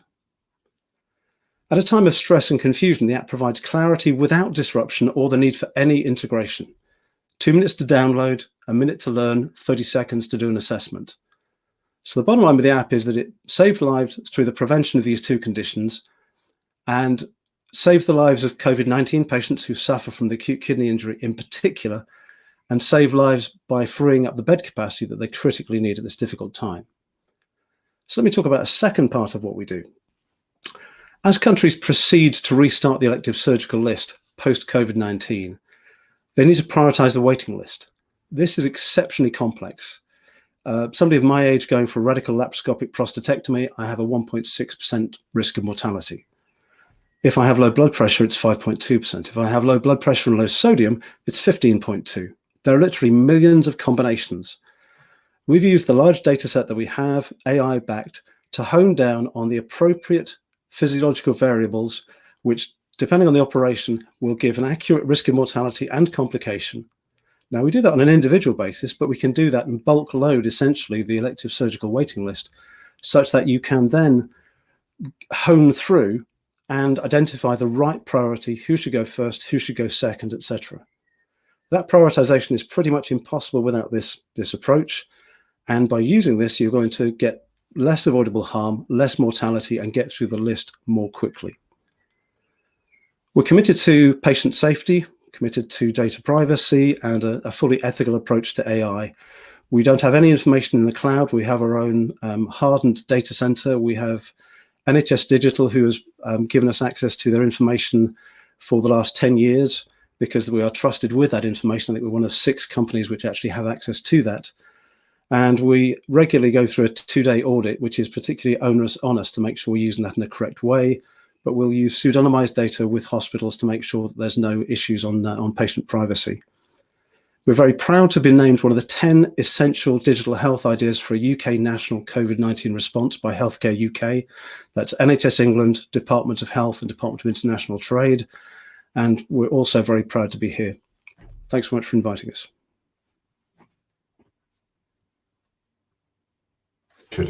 Richard, thank you very much for your fantastic presentation. And now I'd like to hand over to the judges for their questions. Thanks so much for the great presentation, and I think what you're presenting here is an absolutely fundamental improvement in the way that we look at hospital capacity. How do you account for let's say comorbidities and the holistic patient care if it's basically patient triage based on a single indication, as far as I understand it? We use multiple indications. So we've done, as I said, 6 years in one area, 4 years in another area of research. And so the checklist has honed down from that large data set to 12 variables which most closely correlate with the risk of these conditions being acquired by a patient. So that's, and even with all the different programs that are going on in the UK around AKI and around HAP, we go to a leading hospital and we halve their rates within weeks with something that's very simple. So it's a simple checklist with that particular app. Click a few buttons. Are they over 60? Do they have dementia? Have they got a fractured hip, if the case of an orthopedic surgical patient? And it comes up with the risk and specifically what then needs to be done, which is a lot easier to then manage than the 6 to 8 days incremental care required for that patient. Richard, can I just comment here? I mean, first of all, again, outstanding presentation. There's no argument that what you're doing is remarkable. That's a given. My challenge is one about implementation onboarding and in compliance, because where you're working with institutions who are sophisticated, for want of a better word, that's going to be relatively straightforward. When you're talking about scale up and maintaining standards, I would argue as you roll it out, it becomes increasingly harder. That's not a criticism of you, but it's a criticism of how it gets implemented. Well, we're talking to hospitals in Mumbai at the moment across the public and private area, where of course there'll be a different standard of care. But this is something that, as I said, 2 minutes to download, a minute to work out how to use. And on every change of condition, you can then upgrade that risk assessment. But it's designed to be simple, no internet connection required, no data privacy issues. We're ISO 27001, ISO 13485, and basically committed to saving lives in hospitals. So we are constantly addressing that. But having this 46-country patient data set means that these are internationally verifiable figures. We know that this will work in other countries, and we are committed to doing that with the Department of International Trade, who are helping us enter other markets that really need this at the moment. And Richard, this is going to be rolled out, and the healthcare workers will use it to assess the patients, or is there a direct consumer angle? Are you exploring that as well? Well, this is one of several fairly sophisticated systems we have. This is probably the simplest. It's for clinicians at the point of care. So hard-pressed, stressed, tired people with a low staffing ratio, give them something which will enable them very quickly to make a concrete decision, support their decision-making clinically, and then identify what should happen next. So I think particularly at times of stress like COVID-19, this makes their life easier. It'll save 70,000 lives a year in the NHS alone, 350,000 in the US if it was put across the whole system. But COVID-19 actually makes these conditions far worse. Patients arriving in extremis, lower staff ratios, etc. So the numbers are going to explode for these conditions, and that's why we've seen 36% of patients in New York getting this latter condition. And what's your business model? Business model, software as a service. We've been self-funding to this date. We've got just some angel investment in recently from the strategy director of Google in the UK, for example. We are going for a big round, which is pure go-to-market, but development and validation is completely finalized. Software as a service, EBITDA roughly 95% on that.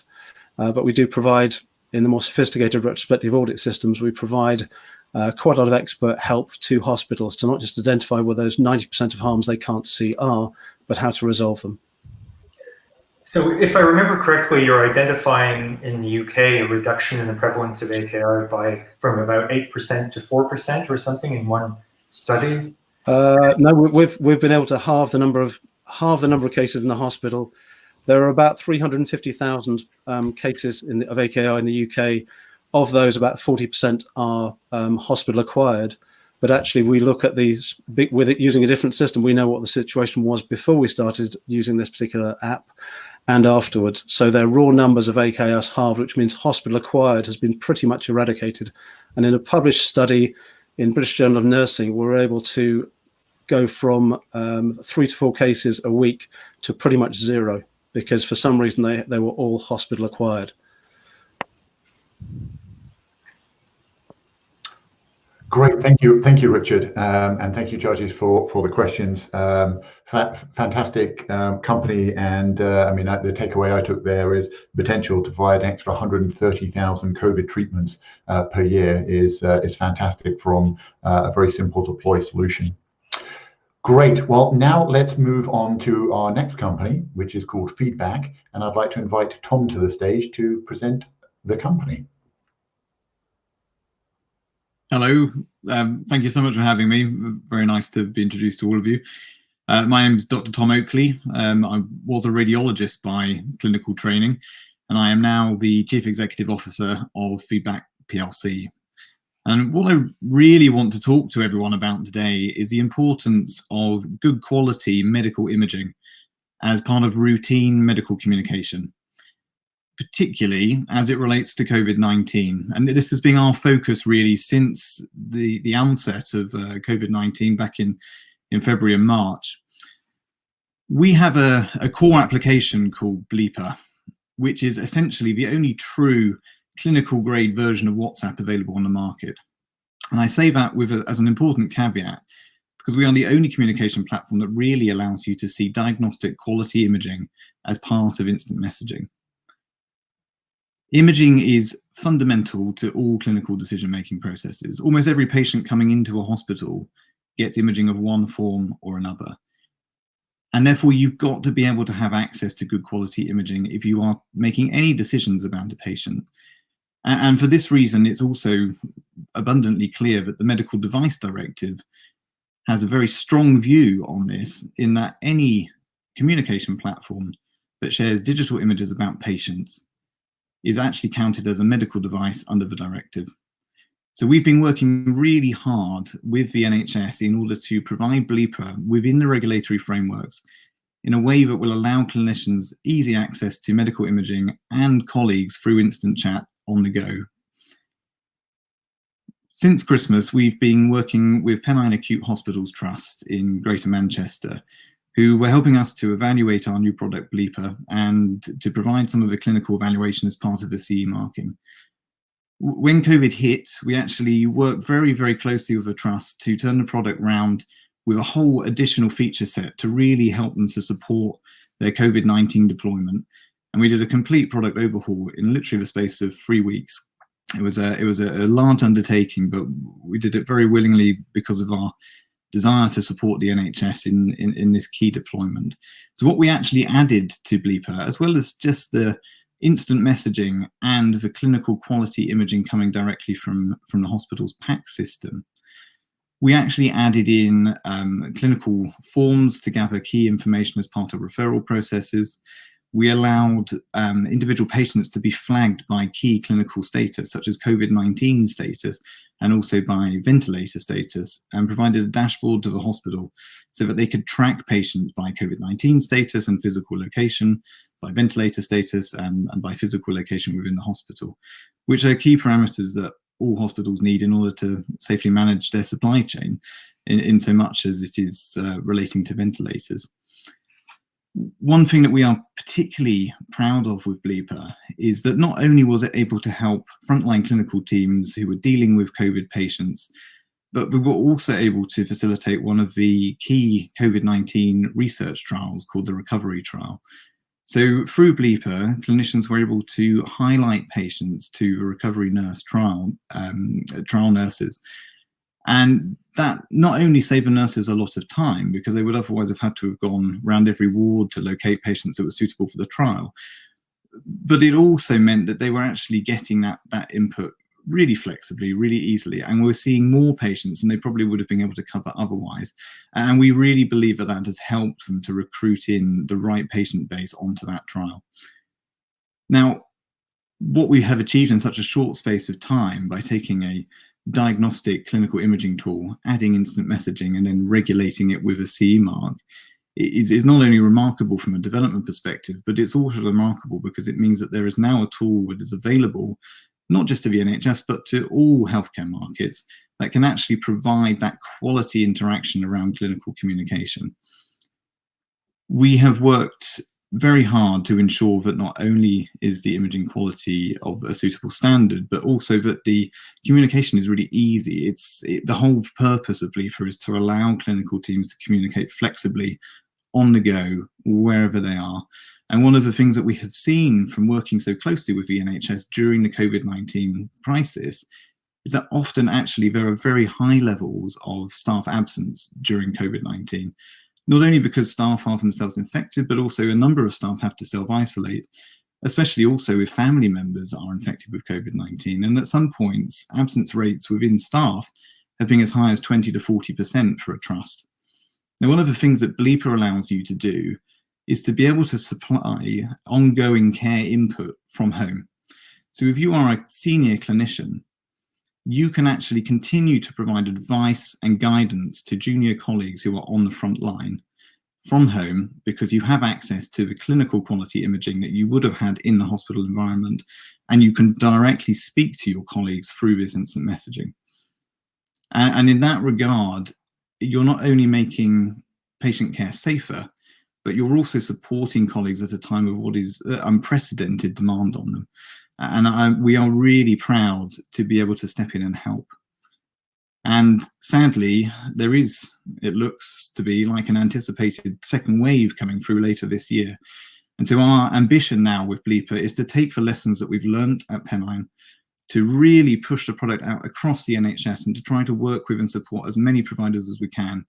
We're offering the solution for free for the duration of COVID, and we really are trying to reach out to Trust now and say, let us help you.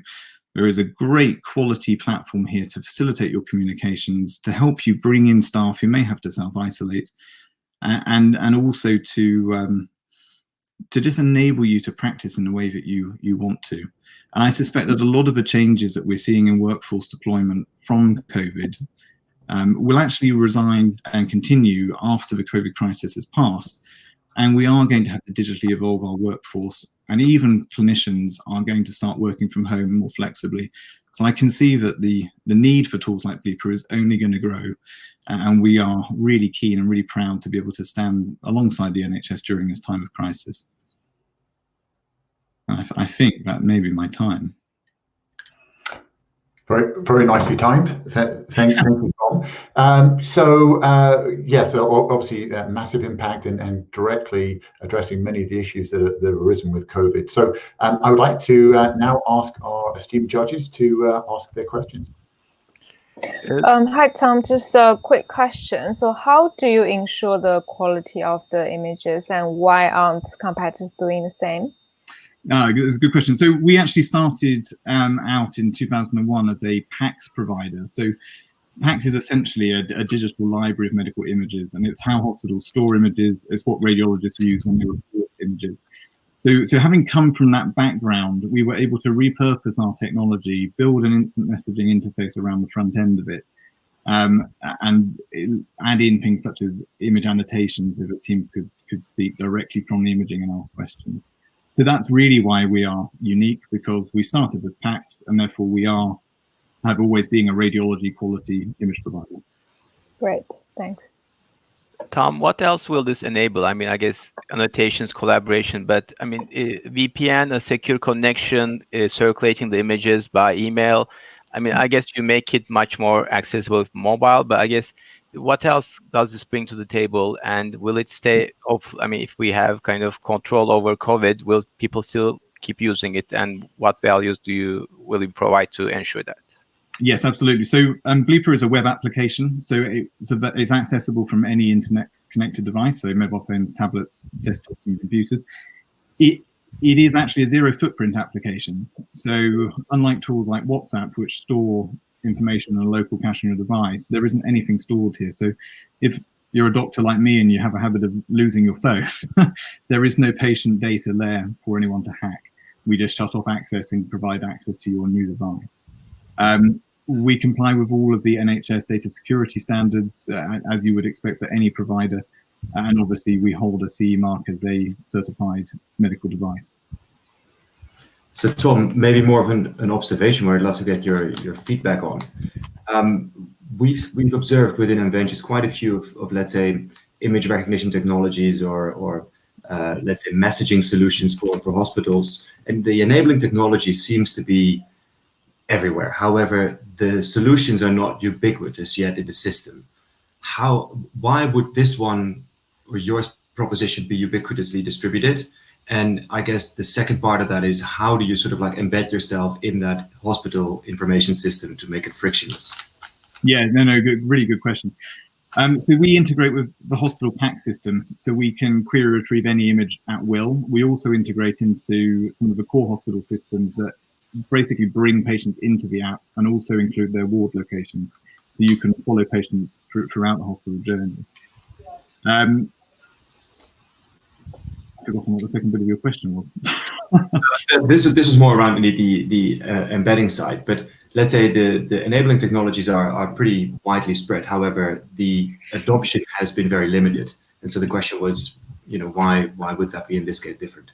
So I think now there is a very clear demand from clinicians to have tools that work for them. And there are some amazing tools that are coming down the pipeline with lots of complex functionality, AI imaging tools, for example. But before you are able to deploy those tools, you need the core infrastructure in place to do so. And we are positioning Bleeper as the imaging solution of the medical front line. And I suspect that a number of these AI tools won't be that useful to radiologists, but will make a massive difference to frontline clinicians. An AI tool that allows you to automatically detect fractures, for example, may not help me as a radiologist, but give the same tool to an advanced nurse practitioner in A&E or a junior doctor on the ward who may not have senior support readily available. Actually, it becomes incredibly powerful. So that's one of the avenues that we want Bleeper to facilitate. So maybe following up on the comment that Kudlu made before, basically this is sort of an enabling platform where you can bolt on different data sets and different solutions. Absolutely, absolutely. We see this as a core infrastructure piece to enable the NHS to perform digitally in the future. Thanks. Great, thank you so much, Tom. Great set of questions and exciting solution. So now we move to the last company to present today. So I would ask Ellen from Aperito to come up on stage. Hi, everyone. I'm Ellen Half-Davis, and I'm the founder and the CEO of Apparito. Apparito is a 5-year-old company based in Wales and in the Netherlands. And apart from myself, we have a fantastic leadership team with Alexa, who's our CTO, who's built product to scale and exit. We have Daniel Louis, who's our head of business development, but a very strong patient advocacy, having set up his own patient advocacy group for Tay-Sachs, and Cécile Olivier, who has worked as a regulator of the European Medicine Agency for 11 years. I started Apparito 5 years ago based on 18 years clinical, academic and regulatory experience of conducting clinical trials and understanding how difficult it was to design a patient-centric clinical trial, but also to ensure that as a regulator, you get the quality of the data that's required to make an assessment. We're very aware that conducting clinical trials is getting more and more expensive, and yet the time from bringing the drug to market is also getting longer. And this is primarily driven because patients can't access clinical trials, especially in the rare disease and pediatric space. And so one of the concepts I wanted to create was to support what we call decentralized clinical trials or hybrid clinical trials. So that allows patients to take part in clinical trials, but without necessarily having to travel long distance to cities or indeed countries that are quite away from where they live. Over the last 5 years, Apparito have deployed our software platform called Atom5 to support clinical trials in all 4 continents of the world. We have studies that ranges from 3 gene therapy studies in ultra rare diseases where the children required to be followed up for at least 5 years. And then at a complete contrasting scale, we have fully decentralized studies where adult patients in Germany and the US self-onboard to take part to assess the long-term effect of their medication in arthritis.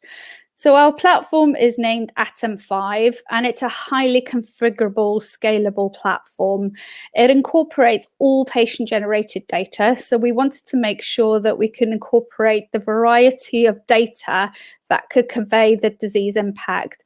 So using their own smartphone, they download the app and they can share wearable data passively, video assessments, voice analytics, photos and text. And as I mentioned, we really feel that aggregating all these different types of data sources is the best way to allow patients to convey the real disease impact from their point of view.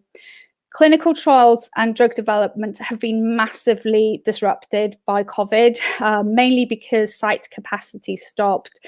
And when we return to business as usual, I really hope that business as usual will actually involve a far more decentralized, remote patient capture data that reduces the travel of burden for patients to sites, but ensures that they are safely looked after in the data capture that they share with their clinicians in real time.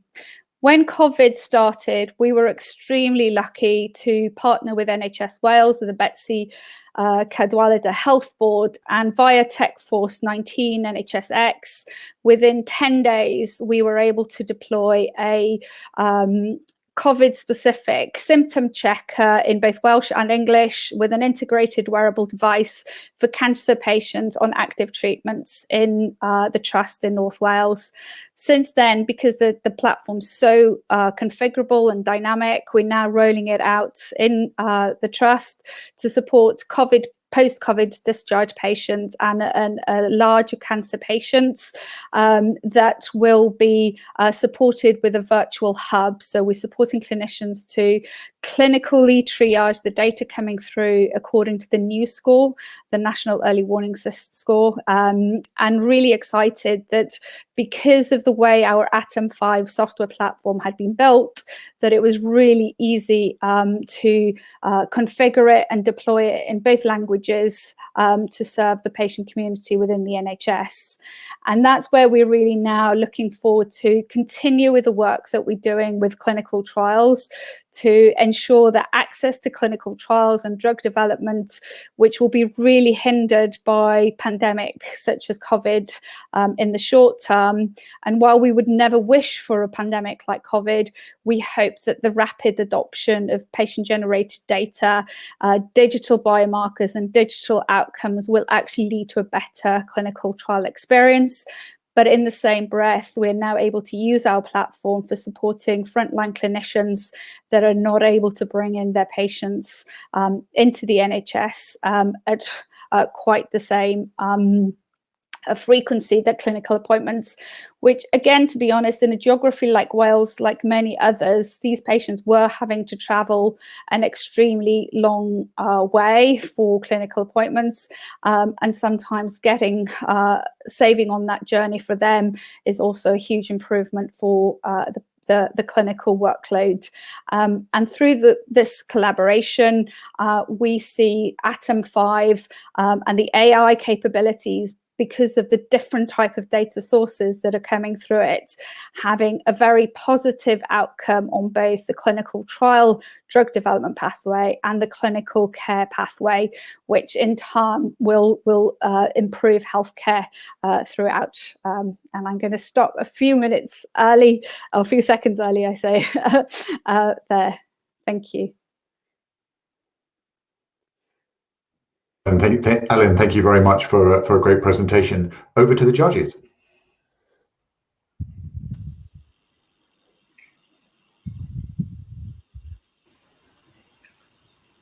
And what's your plan next? What's the expansion plan?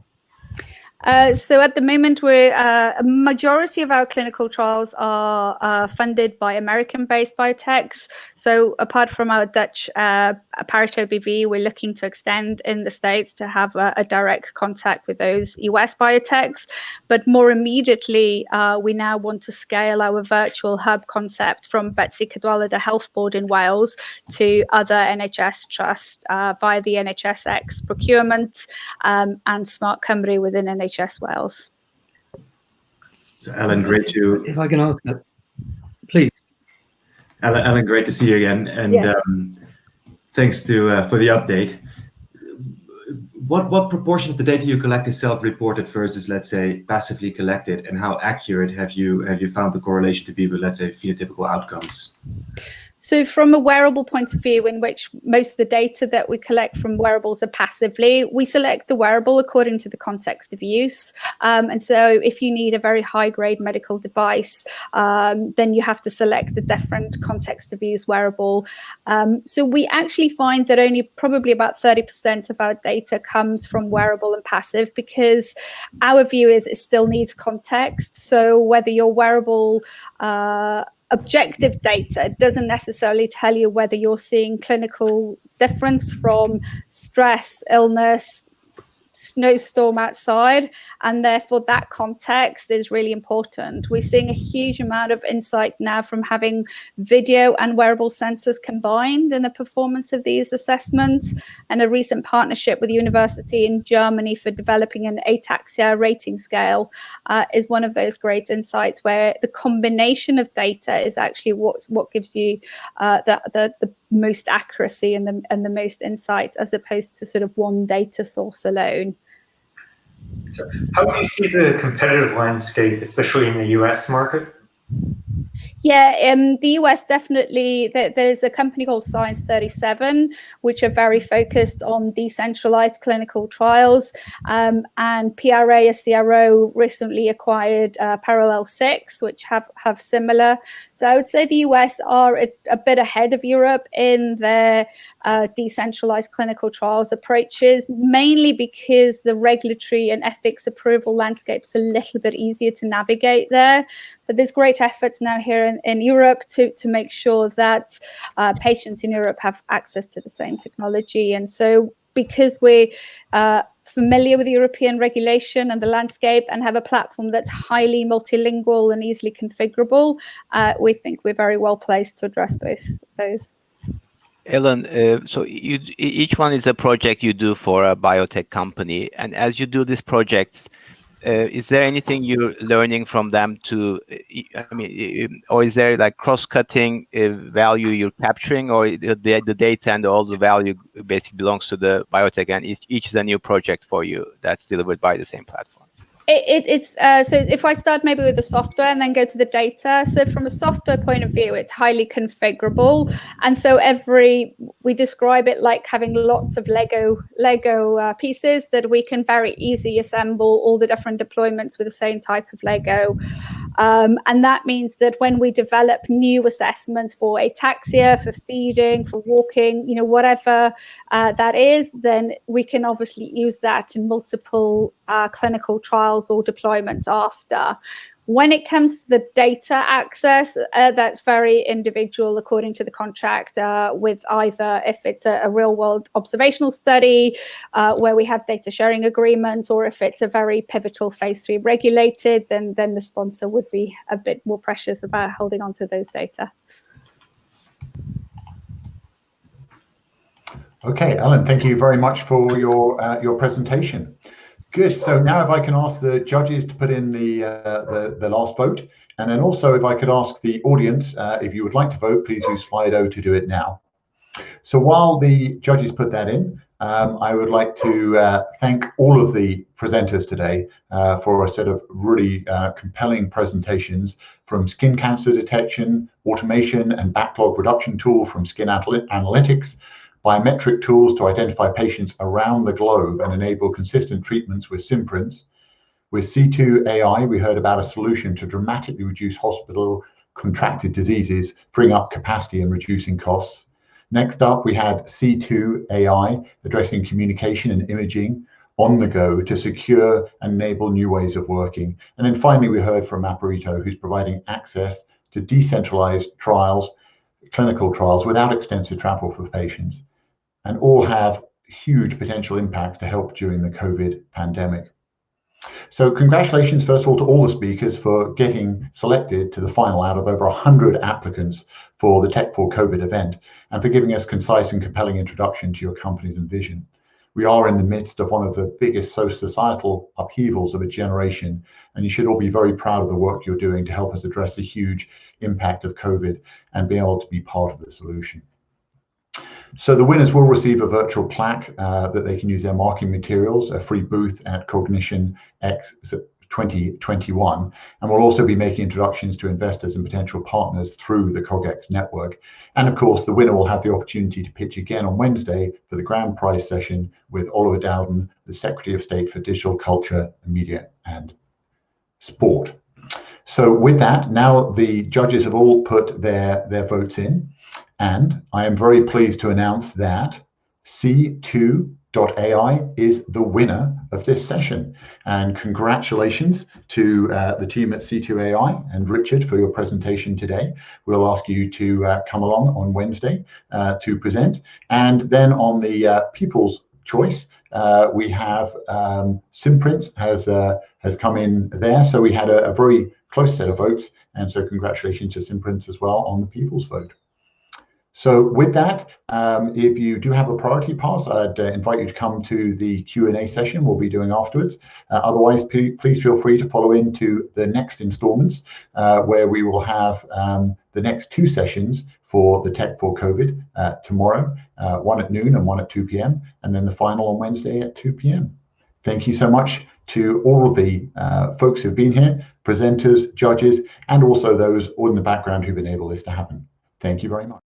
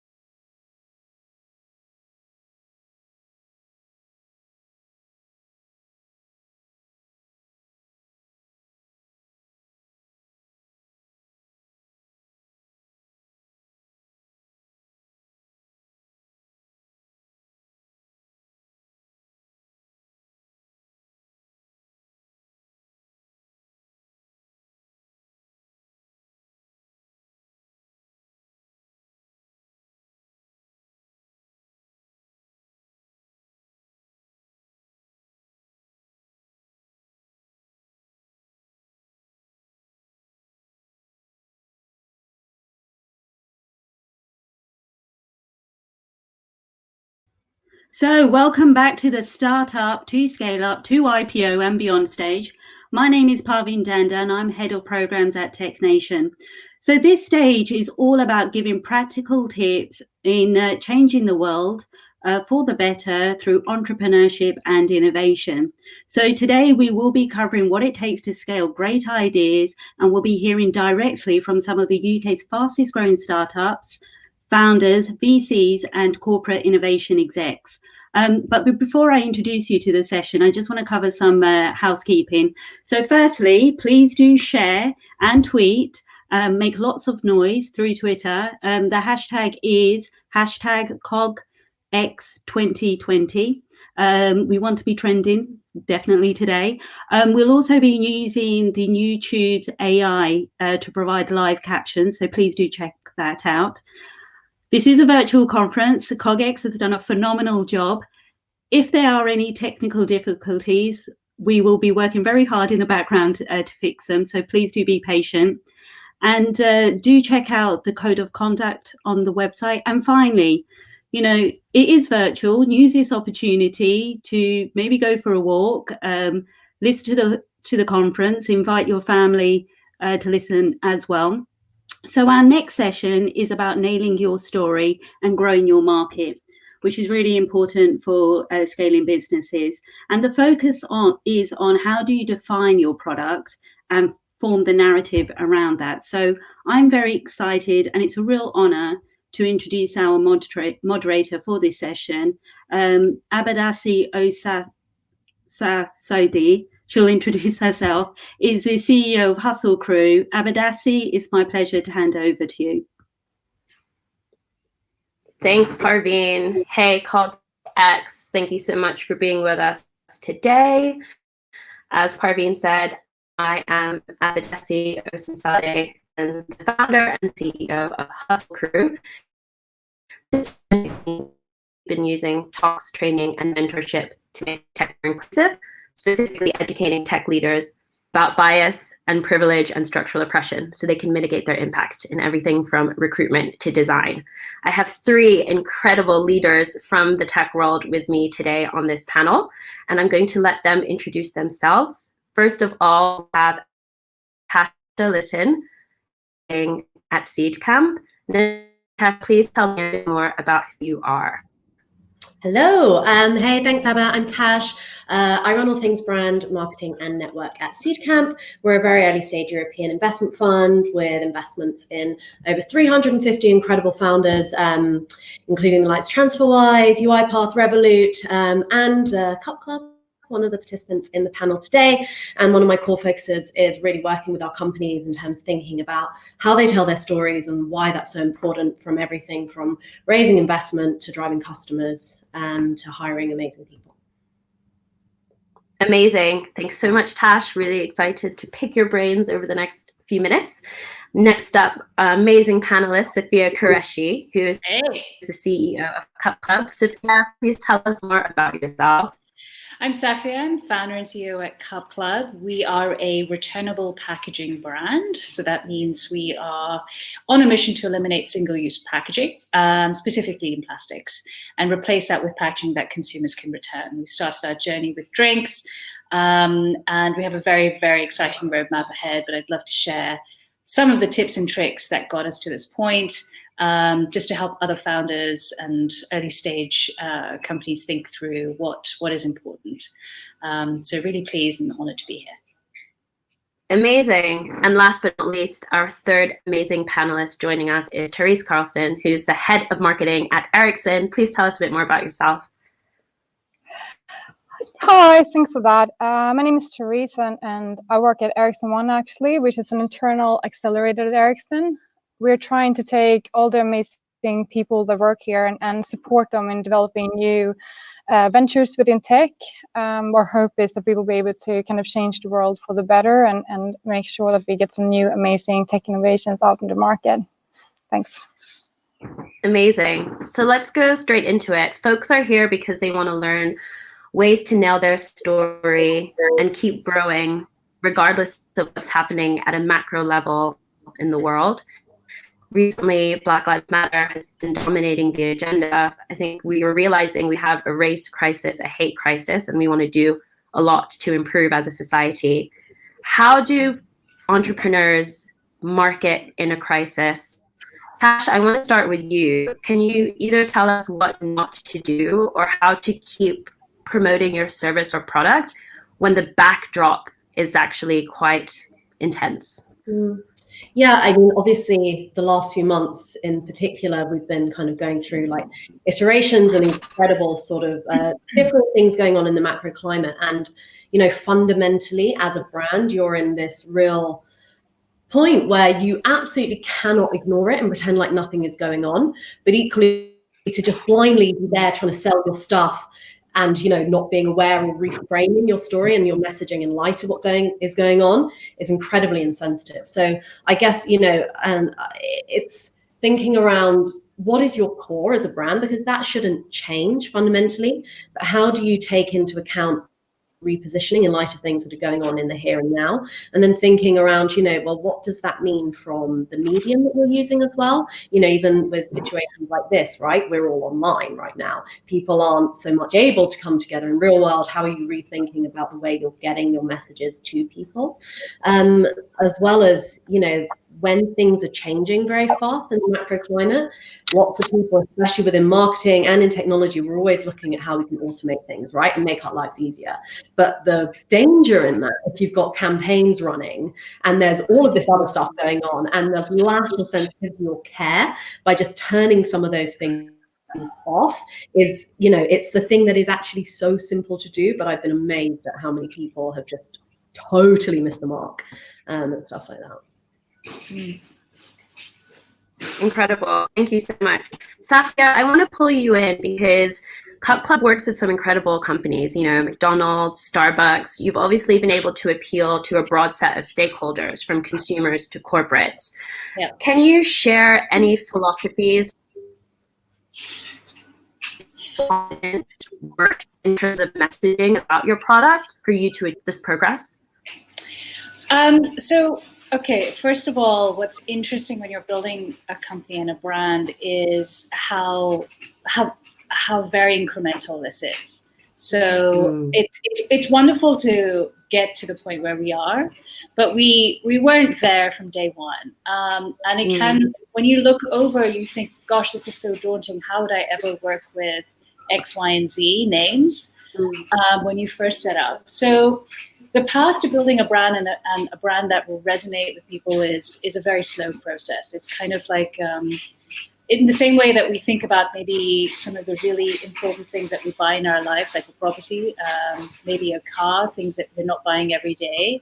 I think sometimes our process of learning about a brand and why we want to be excited about it is really where you need to focus your energies most. So why should I care about this particular brand? And then really try and resonate that image or that voice towards people. It's much easier when you have a purpose-driven company. So I guess we have the blessing that we are doing something good in the world. And it is a very clear problem that everybody understands and can resonate with. But before you sort of really try and think about the bigger companies that might buy from you, you have to think about what it is that they will get excited about, which is kind of partly what your question is. And a lot of that is actually your traction. So it is actually about perception. So how is that brand seeing you in the context of all of the other stakeholders? Are they hearing buzz? And word of mouth till this day is the most important process of communication. Social media is important, sure, your number of followers. But really, ultimately, if you're sitting in an exec role, or you're sitting in a brand team, or you're sitting in an ops team in a major stakeholder company, if somebody tells you about a brand, you're going to be likely higher engagement in that brand. And that's the kind of decision-making power that they have. So I would say our focus in the early stages wasn't to try and target those kind of big names. It was first to target some of the most kind of easily, adopted, your early adoption crew who you feel will be the ones who will pioneer and talk about your product, and how they then engage with the sort of first or second tier of customers to then engage with the bigger stakeholder names that you just mentioned. Very incremental. We didn't sort of just roll out of bed and then think, okay, we can now work with McDonald's and Starbucks and be part of the brand and launch in the US. We started in London market, so we started very locally. We kept our voice very much specific to the audience of people that was important to us at the time. And so, yeah, it's a slow process, and I think there's some drilling going on. So, yeah, there's, sorry about the sound, by the way, guys.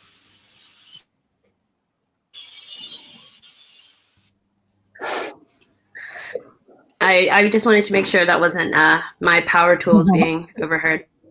Thank you so much, Tabitha. I think for people who are listening, especially early stage, exactly as you said, it's about incrementally building on those best practices and reaching out to early adopters and then going big. I kind of wanted to bring in Therese now. You're working at Ericsson's accelerator. What are some of the conversations you've been having with founders as they're thinking about marketing during this crisis? What are some of those conversations and some of the solutions you've offered? Yeah, I mean, I think in general, working within a big company like I am, where a lot of people come from a very heavy tech background, I've seen that a lot of people are developing amazing new technology, but they might still think that good technology or a good solution will sell itself. So I think there has been quite a lot of work with trying to really connect that to the customer and who they're actually trying to target and what the value is they're offering. And I think that goes now, but also in a time of crisis, it's really not that big of a difference. It's about understanding who are we trying to reach, and this is a completely new product. So how can we make sure that that is going ahead and that people understand that we are actually providing value? And I think it really comes down to understanding who you are targeting, who is the potential end customer, especially since we usually are selling to like a B2B, B2C type of business. So I think for us, it's been coming down a lot to really trying to focus in on what are we trying to do and stay really, really targeted in that now and beyond the crisis. Can I jump in? Because there was something that sort of, Safia, particularly that you mentioned, that I think was quite interesting. Like, one, this idea around purpose, but then also the importance of advocacy, right? And 100%, especially when you're a small business, word of mouth is what drives it. But, we're talking here about your story, and fundamentally, someone is going to say one thing about your story to somebody else. And what is that one thing? And is that one thing impactful enough to make them then want to, purchase or convert or actually use your proposition? And this is the thing I think that often startup brands in particular get wrong, because they sort of want to be for everyone. It's like, we're doing this and we're going to change the world for everyone. And that's great as the kind of big vision for your organization. But actually, in terms of your story and thinking about how you take customers on that journey along with you, you have to be more specific. And, if you think of some of the great brands that you'd maybe consider as brands that have kind of purpose or sustainability underneath it, it's very simple to share and tell someone about it. So if you think about someone like Bulb in the energy space, that Bulb is about renewable. And so it's very simple for you to be like, energy, normally this big evil giant, but Bulb, they're the nice guys who are trying to do it in a more renewable way. Or even, people like Tom's, who back in the day were, one of the first who really kind of pioneered this kind of give one, get one idea. And that was so simple, and then now I think people try and complicate things or just aren't actually clear enough on what is that one thing that you want people to advocate, for your brand. And how do you do an amazing job of just reinforcing that across everyone and everything? Yeah. I think also to tail on that, process is everything. So I have had a lot of early stage mentors. So I'm a big advocate for female founders, and I do a couple of sessions, 20 minute calls or 30-minute calls on Friday. And I get a lot of questions about how have you gone about trying to actually define the brand? And I get some who will say, oh, I've just kind of decided on a name and I've bought the website. And that you need to kind of also appreciate there has to be a very clear process. Brand building isn't something you just kind of do from a name. Even the name has to be informed by your values. And following a process will get you to a really strong narrative. Believe me. And it's also, once you've done it, it's like building the foundations for then what you will go on to do. So it's worth the investment, it's worth the time, it's worth the engagement with your customers, with your demographics. If you're already a mature company, you're going to do it again. And I have some key, like sort of, if you want me to quickly run through, I'm always a structured person. But I would definitely say that you've got to think about the value proposition first. And that's key. And if possible, get an amazing team to help you do this, because sometimes you doing it with your own team might not be enough. And you do need to get a lot of skills to come in. So CCAM have been a big part of it, but we've worked with RGA, for example, communications agency. And there's a really clear way to actually define a brand. So I would definitely try and do that before you kind of really think about it in terms of long-term and channels and how you get to get those. Yeah, I think if I just following off the back of that. Oh yeah, go on. No, I think Therese, go ahead. So true about kind of following that process, and I can see that you have your own startup. You're really eager to get out there, and you really just want to make that sale. But I think you need to understand where the customer is coming from. They've never heard anything about you. They don't know who the company is. They don't know what the product is or what your value has. So you need to kind of work on those first steps first, create some awareness, make people know who you are. And that's kind of how you then can build on your story and then inform kind of more detailed, what are you doing to in the end kind of really achieve that, intent and make people actually willing to do the sales. So I think it's so true about the process. You really need to kind of slowly build up your offering and explaining what it is you're actually contributing with, and not try to force people into buying your product when they have no idea who you are. And I know you're eager. Everyone is eager when they're starting out, but you really need to kind of be brave and try to talk to people and make them aware. Thanks for that. So building off the back of the importance of process and the importance of bringing in people with expertise, how do we then move on to bringing in data from our community? Talk to us a bit, Tash, first of all, about either the metrics that founders should be thinking about when they're first thinking about these marketing strategies, or what kind of data is most valuable when thinking about how to authentically connect with the different types of people in their community? I guess there's always the kind of two sides, right? One is the vanity metrics, which I think more often than not people get themselves really blinded by, like followers and likes and things that fundamentally mean absolutely jack shit.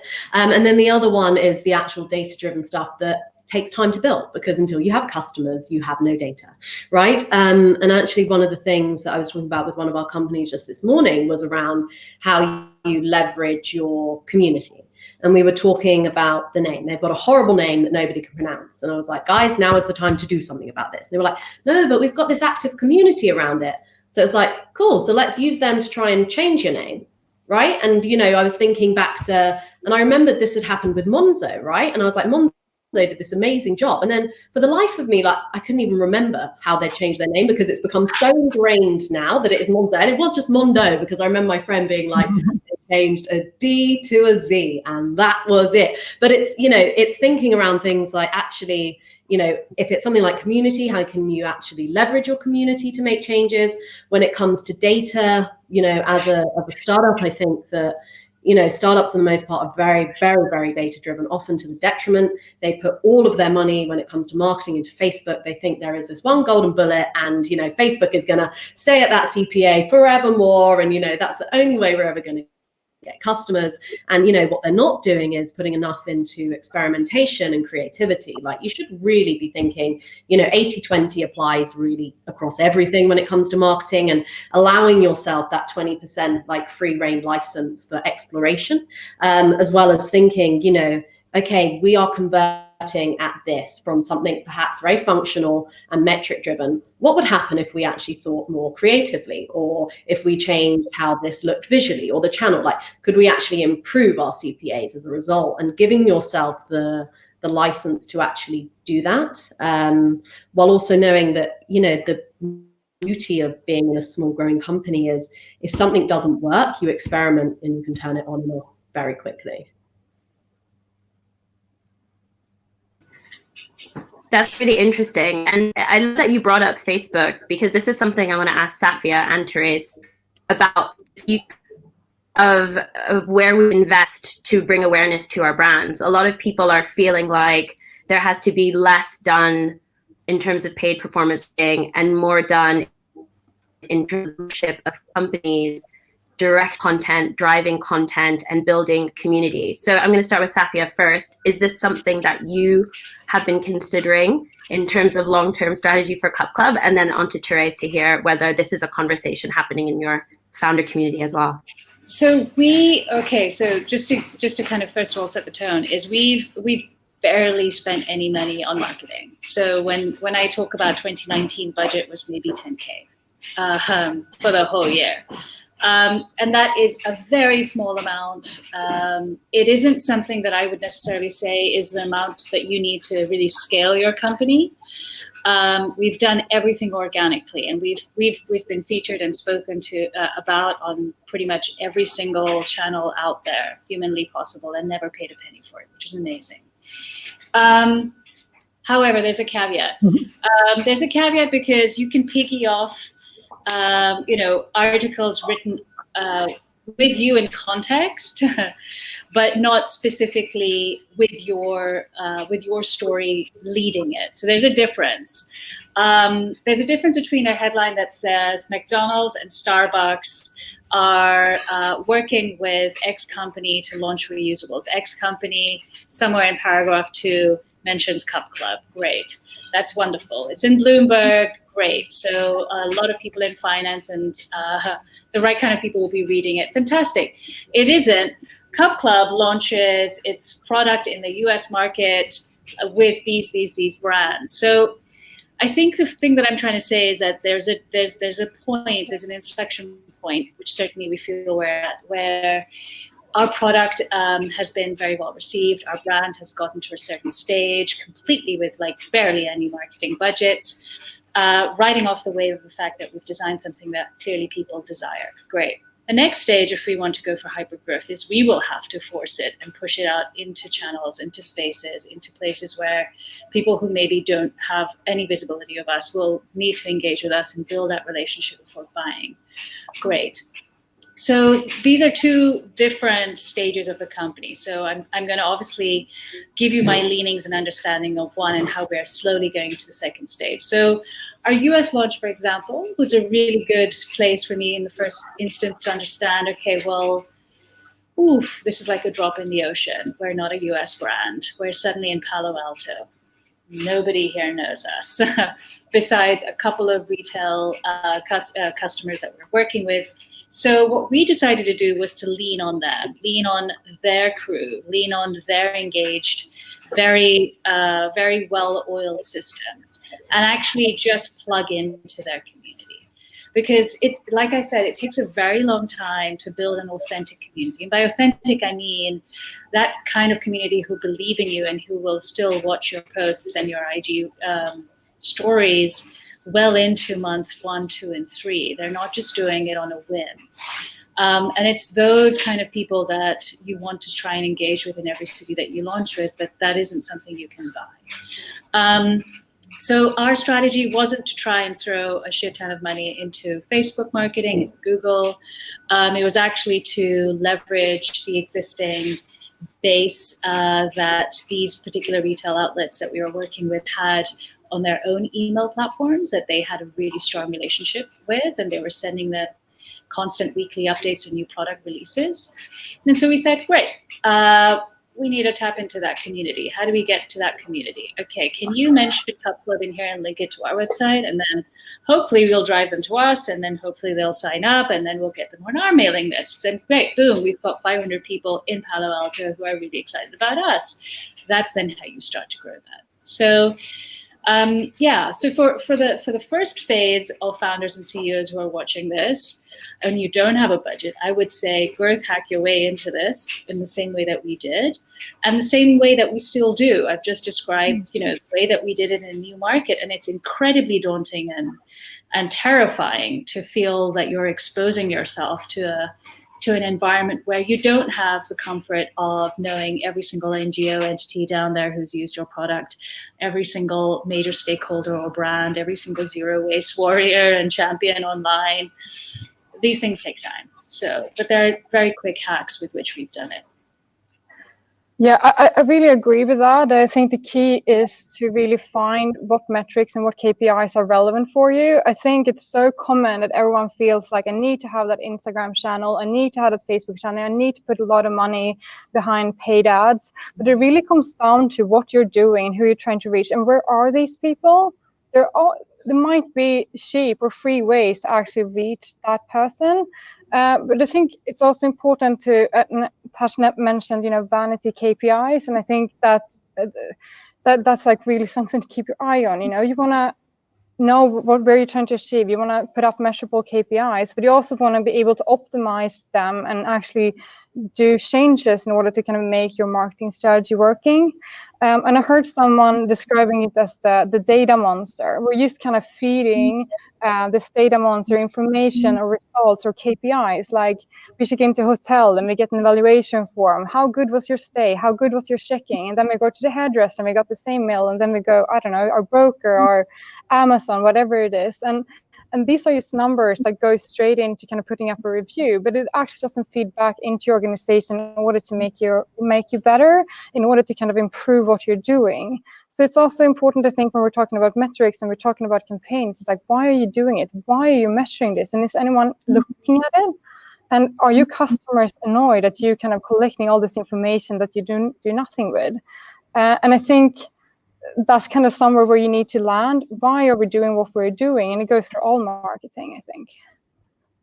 One of the things I think that's actually been really interesting, the shift I've been noticing, obviously it's been a little while since I got on the tube, but the last kind of 18 months or so, anytime I've gone on the tube, all I see advertising is startups.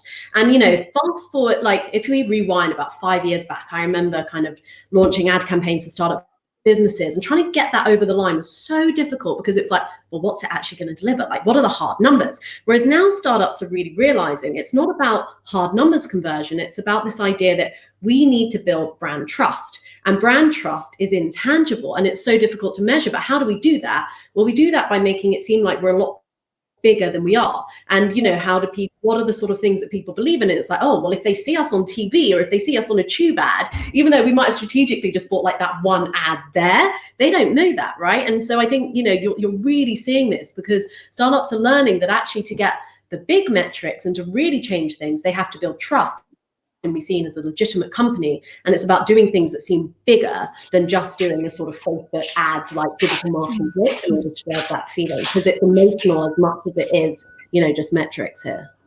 But then I also think it's so important to get that kind of PR aspect in there, because that's also how you become visible on a big scale and in trusted magazine or by trusted people. And all of a sudden you're building up a belief in your brand by having other people kind of validate you. But it's actually might not cost you that much money. It's about building relationships with people that can kind of help promote you.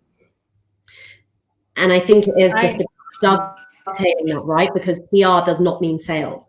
And I've definitely seen, we can all get blinded by this idea, well, they're getting spoken about all the time. It's like, cool, but what are you doing actually alongside that? Like and big picture, like longer term stuff to actually get like sales happening now, which is fundamentally what businesses, especially small businesses, need to be doing.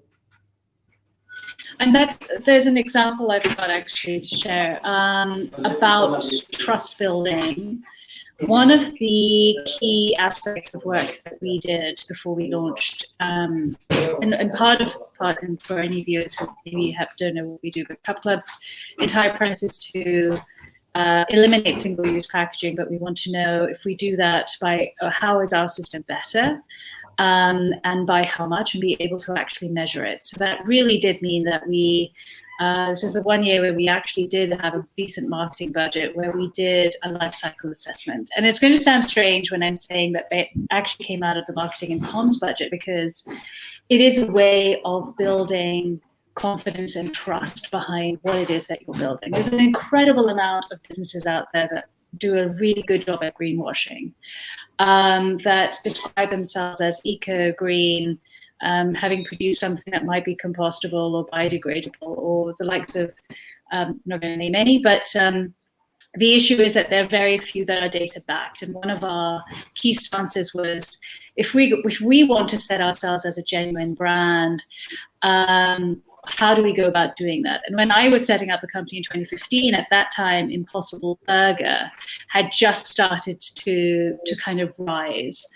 And they had launched not a life cycle assessment, but they had done an entire report on specifically what it is that's in their burger, how it's produced, and why it's better than meat. And they turned it into this beautiful document, which they used as a marketing tool. And they didn't just share it with stakeholders, they shared it online, they made it open for people to engage with and ask them questions, and they did Meet the Founder kind of event. And I felt that that was actually a really clever tool to use in a way to promote your main agenda, but also validate and build trust amongst your community, not just users, but also your customers. And I think that could be something that more brands could do to give them that validation personally. It does require effort. It does require a great deal of thinking and organization, but I think it is definitely worth doing to set yourself apart. Now, yeah, it's taken us to really amazing places personally. So I would highly recommend, if you are setting up a sustainable product or brand or service, to look into that. Amazing, thanks. There's a lot of great examples and resources there. Since we've only got minutes left, I thought it'd be great expertise here to think of a resource, whether that's a book, an article, like resource like the one you just mentioned, Safia, that you feel has like made a really big impact on how you have thought about your brand, your voice, and how you engage with customers. If you can think of that resource, whether that's a book or an article that you can share, that would be great. And then the second thing I want each of you to also share as well is a brand that has been really speaking to you on a personal level over the last few months, what they've continued communicating about their product and service in this time of and everything else has touched you positively in a personal way. So resource and a brand that you've really admired on a personal level the last few months. Let's start with Therese, and then Safia, and then Tash. Yeah, sure. I think a case that really inspired me is I believe it's I think they're Finnish. It's the brand called Kern, and you all seen their logo on elevators and escalators and so on. And the mission statement is like, let people flow, or let people like easily go by. And I think I love that mission statement, because it really shows how a company that is doing something that is super driven by technology. They're doing escalators and elevators, right? But also quite unsexy, to be fair. They are attracting some of the best engineers in the industry, and they managed to stay afloat for over 100 years. And I think by kind of defining that mission statement and really building their whole business based on that, and it's not about building the best escalator, it's about making people go from point A to point B in an easy way. If someone, skipping, not having to walk 200 steps, or fastly getting from one level to another to not be late to their meeting. I think that's a super inspiring case that I really love. And for book, I've read a book by Magnus Penker. He's a Swedish world-known CEO, one of the top 100, blah blah blah. And he wrote a book called Innovation Guru, which I think it's really nice on how to kind of develop your brand and also really work on innovation and how to make sure that you're staying ahead with all your innovative business, basically. Thank you. So mine's going to be very tailored to us. So some of these references might be in the food and beverage industry because it's just me looking at the reaction of some of the potential or prospective customers or people in the industry around food and beverage. And I think the ones that stood out for me initially were Pret. Pret were the first ones to come forward and offer their support during COVID to the frontline workers. This was before it was a thing. They led that. And I found it interesting how it just soon avalanched into everybody sending things to frontline workers. That was everybody's response, from like beauty products, creams, to sanitary ware, to coffees, to like everything under the sun suddenly. But I felt that they did it in a very genuine way, and it's hard to sometimes lead the way with something that's never been done before. And I really value the brave stance that they took to make that happen. And they're a large organization, and they worked really quickly to do that as well. So you have to give it to them. They did it fast and they did it effectively, and it wasn't just a marketing exercise, it was genuine. So I think the others that I felt created a lot of sensitivity for me, and I think that's really ultimately it. COVID, Black Lives Matter, all of these things, all these events are really important. And brands that really showed sensitivity, one of them was, for me, Blue Bottle. And I felt that not opening their stores, keeping all of their staff and employees indoors safe during COVID, and allowing them to go out and protest, and then putting really big checks down to support their cause, again being the first few to do that, for me was an amazing statement. And I'm not saying every company is in a position to do that, of course, but they did. So these were very exciting. Personal brand loves are always Patagonia, and I cite this all the time with anybody who asks me on what was the sort of path that you think about reuse. Patagonia's always been passionate about not just selling their products, but following the journey and story of what happened to those products that they did sell. And there's this brilliant campaign that had a picture of their jacket pressed out saying, "Do not buy this." Or I think it was reusing. I've totally forgotten the slogan now. Do not buy me. Not sure, one of them. But basically say, don't buy me, fix me. And they made a documentary series that followed some of the people who had been actively just going and getting their products mended, who had had them for like 10 to 20 years. They passed them on to their children, and their children are wearing it. And for me, that was a fantastic brand story. It's not like in their store they're not selling things, but they're definitely preparing people for an image of, our products are for life. And for me, that again is very genuine, which is kind of what I seem to be coming back to. Is I feel like that's a really important part of your brand building exercise. So I think that's wonderful. Great example. Thank you. Last but not least, Tash, the brands that have made a connection to you in this time, and then I'm going to wrap up. So cool. So just really quickly, I think Nike always does an exceptional job. And what I love about Nike, and for how they change their campaign message now to, for once, don't do it. Like, I think on the one hand, I look at Nike's executive board and I'm kind of like, oh, is this all just like utter bullshit and kind of, corporate jargon? Then I think about how they've championed and used people like Colin Kaepernick, how, they've actually sort of, this idea of like, believe in something even if it means losing everything. And I think Nike's always been there to take a stand. And so it feels real to me when they do it now. And then just really quickly on resources, I think Rory Sutherland, Dan Ariely, everyone's sort of looking at behavioral economics and why consumers make decisions and how we actually position things to them. Like, just to really quickly wrap up, I think one of the best examples I remember hearing Rory Sutherland talk about was how, the video call had been positioned as a poor man's flight, which was why everyone always was traveling for business meetings because it was seen that if you didn't make that effort, you didn't care. Whereas now the whole world's changed and like it's been positioned totally differently. So for me, there's some really interesting thinking from people like that around how we actually frame our businesses and whether that drives adoption or not. Amazing. Well, huge thank you to all of the panelists. I know we are coming back on the hour for Q&A, but just want to say thank you, Therese and Safia and Tash, and see you in the Q&A, audience. Thank you. Thank you. Thank you.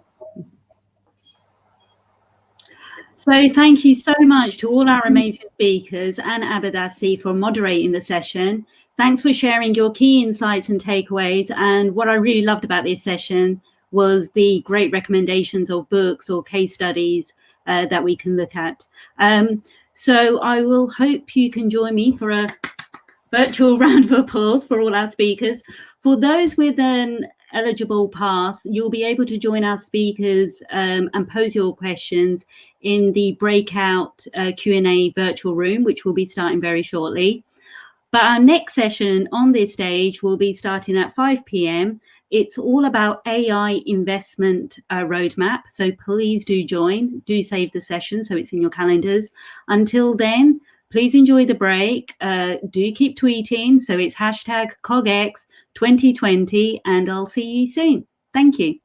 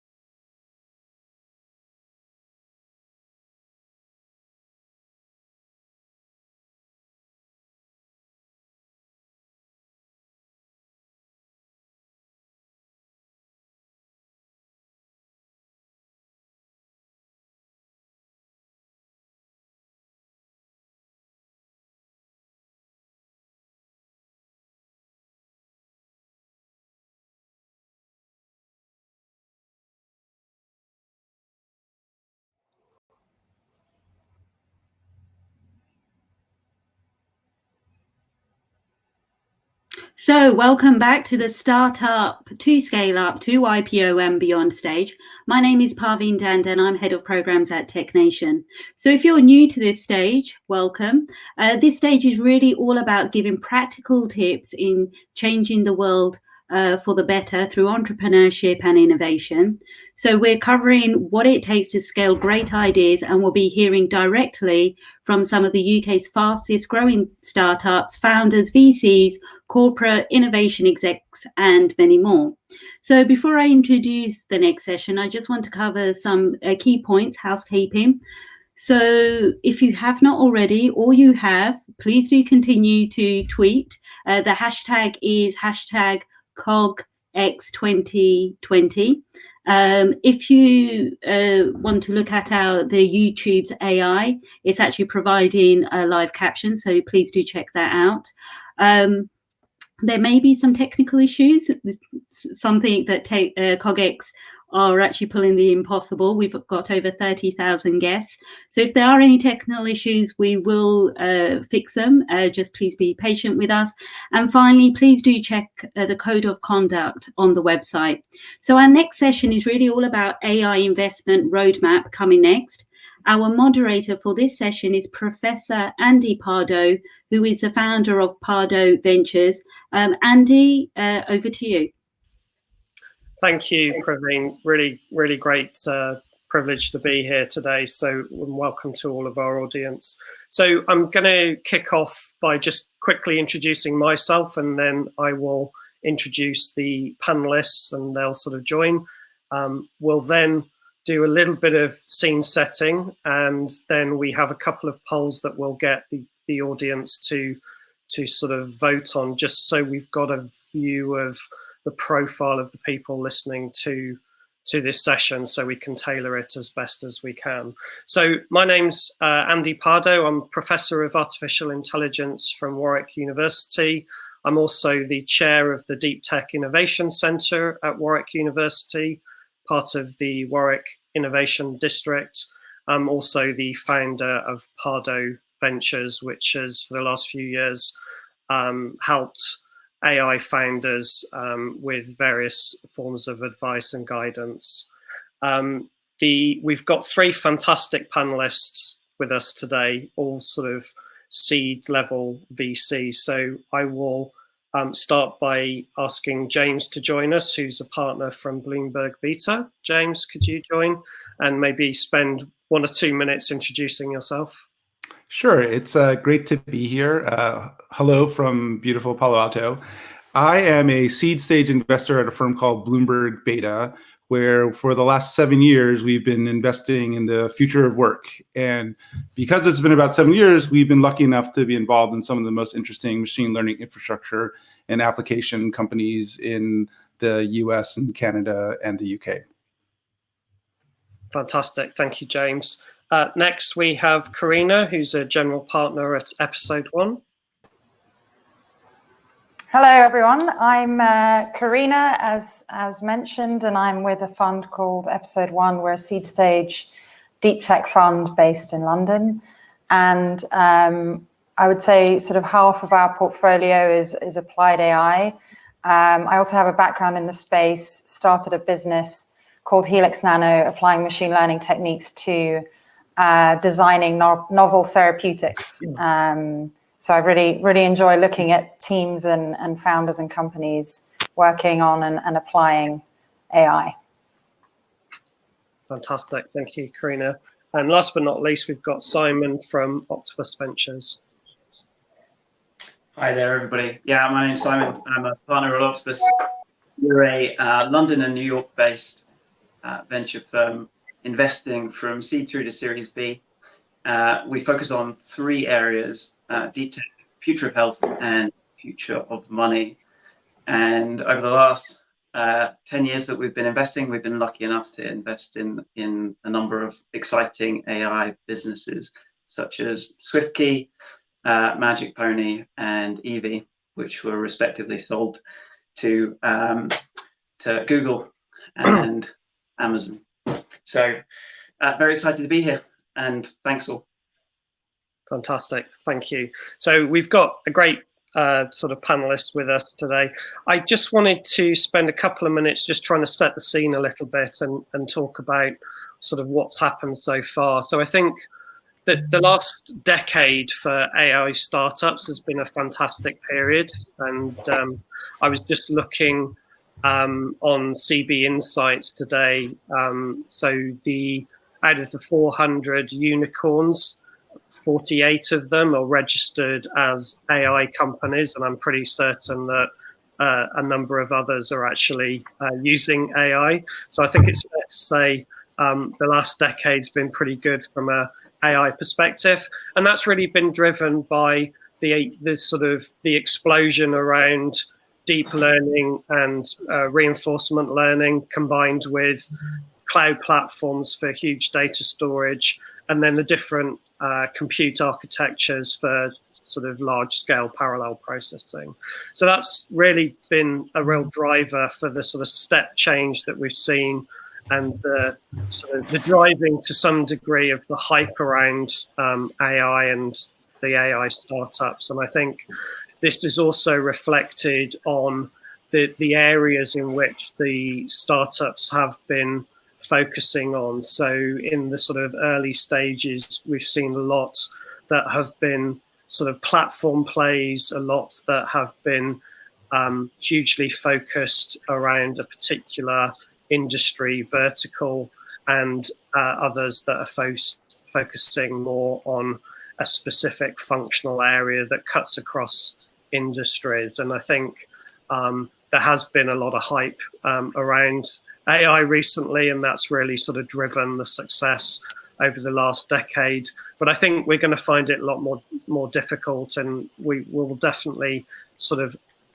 explore that as part of the discussion today. I really wanted to touch on a couple of themes as we go through the panel discussion. So we'll talk, of course, a little bit about COVID-19 and how that maybe has affected things in the short term. We'll also focus on the sort of trends and innovations that we're expecting to see in the next sort of 3 to 5 years that will be driving the new sort of AI startups that we'll see, and how investors what they'll be looking for and what are the key things. And maybe there's other innovations that we'll explore that might be of interest. If we get time, we'll touch upon the sort of investment profile as well.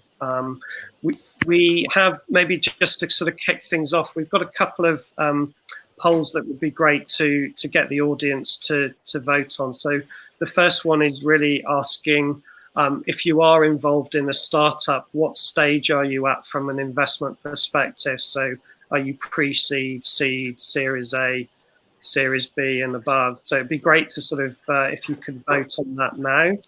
Hopefully that's appearing on the Slido app as we speak. And it'd be great to get your sort of feedback on that. So we'll just give it a minute to sort of let people vote on that. So that's really going to help us understand who the audience is, and we can hopefully tailor things a little bit towards that.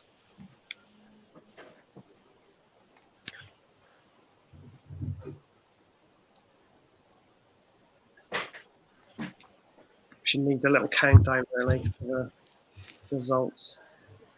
I'm not sure how long this will take, but anyway. So the second poll that we'll do in a second, we'll sort of explore a little bit around how COVID has really sort of impacted sort of startups, and have they had to pivot, etc.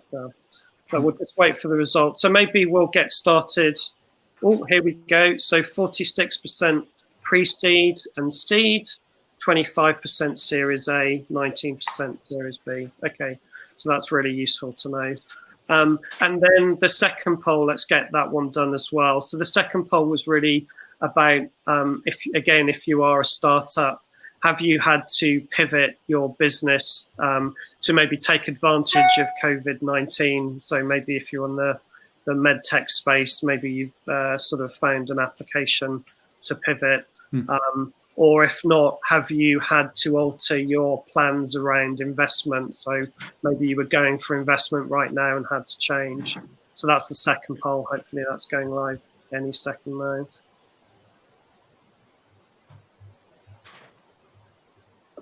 Just wait a few seconds for that.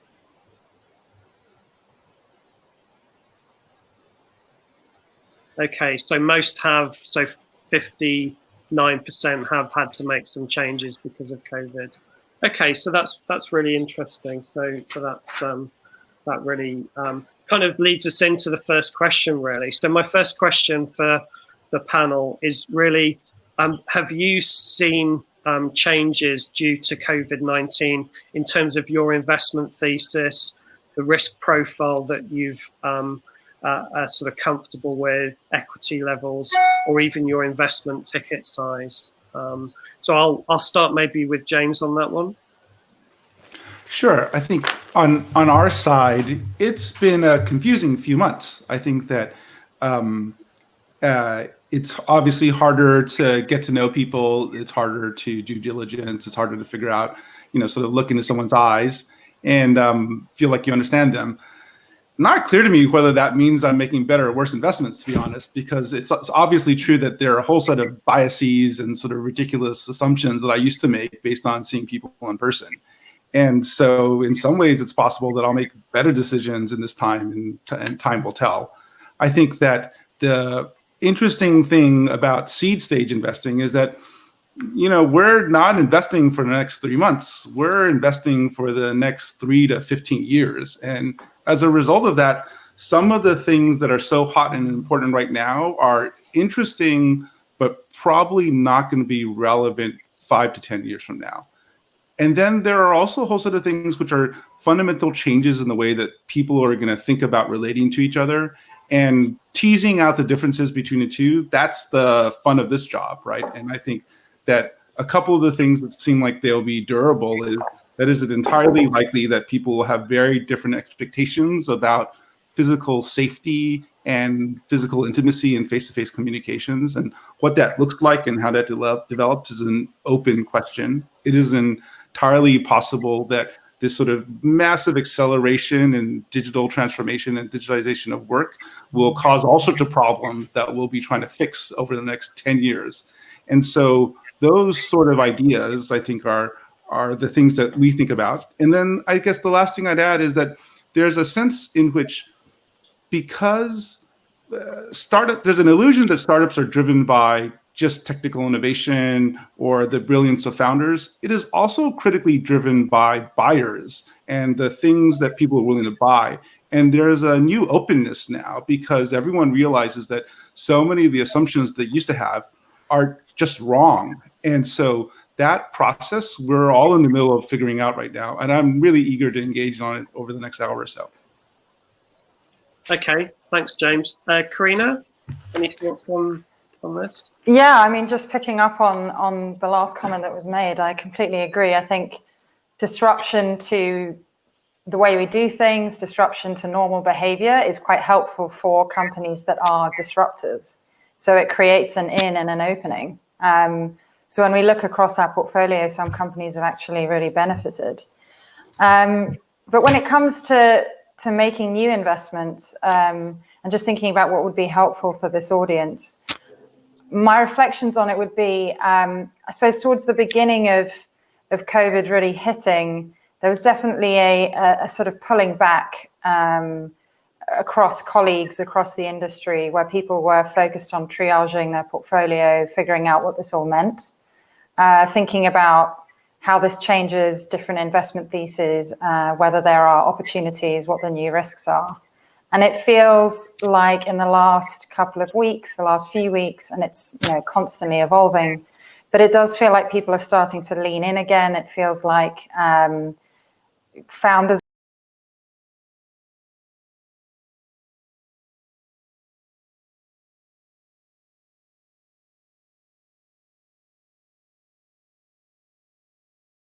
where the best teams with the best ideas can still command a premium. Now, we'll see what happens, of course, as time goes by. There's a sort of lag effect for how a recession or a shock like this affects pools of capital like VC, because, of course, we raise our funds and deploy them over a number of years. So if things are still very difficult in a year's time, you may find that there's less capital around to invest in startups, and that may start to have a knock-on impact. Okay, that's really interesting, isn't it? So we may not have actually seen the effect to sort of investment until maybe a couple of years' time, when it's the recession's really kicking in. And yeah, and that's reflected in historic data when you look at you know, the bottom of the recession in public markets and then the bottom of the recession in things like VC. There's often a lag. So you can expect to see that. Yeah, exactly. Simon, any other thoughts on this? Yeah, so I guess in direct response to your question, has it changed, you know, our investment thesis or stage or kind of check size? I would say no, not at this point, but it's still very early days, right? Now, echoing some of the points which have already been made. Now, looking at companies at the moment, it's really hard to judge performance, but maybe counterintuitively, it's easier to judge teams at the moment. And I guess the way that I think about that is, you know, earlier stages, seed stage, Series A, it tends to be more and more about the team than it is about the product and what the company is doing. And I guess that, you know, the performance element becomes more important as you know, selling more, you get to profitability, you have more metrics that you can measure. But on the team side, you know, judging how teams have reacted to the world that we now live in is really telling, right? It has to be a combination of questioning everything about your business, picking what you believe still works and what doesn't, but also looking for opportunities in this environment as well. And just on the performance side, you know, you've got to think about this like a kind of an escarpment, right? We've had a really steep slope, everything locked down, and the world changed very, very quickly in a matter of weeks. But the route out of this is going to be months, if not years, and you know, people still wearing face masks in bits of Asia as a result of SARS-1, right? There are going to be really long-term changes and effects here. So there's definitely an element of, okay, let's sit back and think about how the world's going to change and what opportunities are here. And I think entrepreneurs are the best people that we have around to see and exploit those changes. Sure. And that's a really interesting point, right? Because I think it is very much known that at sort of the early stages of investment, you're as much investing in the team as you are the market or the product, because that's usually takes longer to develop and work through. And I do like your comment on, actually it's partly about how the team is reacting to the situation and what they're doing. And I've seen certainly in the medtech space where there have been startups that have not fully pivoted, but have seen this as an opportunity where they can slightly change their offering or focus on a specific COVID-19 application that sort of allows them to get some opportunities there that maybe, you know, they wouldn't have exploited otherwise. So that's interesting.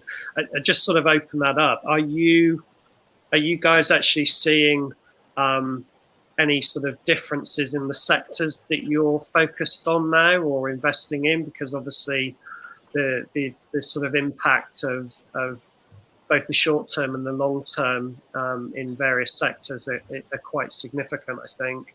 So have you changed what sectors that you guys are focused on? James, if I go back to you on that one. You know, so I'll admit that we're mostly focused on, or at least I'm mostly focused on a whole series of machine learning infrastructure and machine learning application companies. And so that focus has mostly stayed the same, that we've been sort of thinking a lot about the nature of distributed work, and that focus has also stayed the same. Now, that said, when I used to talk about distributed work, I used to only think about sort of opening additional offices all over the country or all over the world, and we made a number of investments along that theme. But now work is atomized, right? And, you know, sort of, it's not like we're in distributed offices. We are all in our own little pods. And then figuring out how that sort of collaboration work actually happens is just clear how much harder that is. And so along those lines, I've mostly, to be honest, sort of stuck around the things that I've sort of been poking around over the last 3 to 5 years.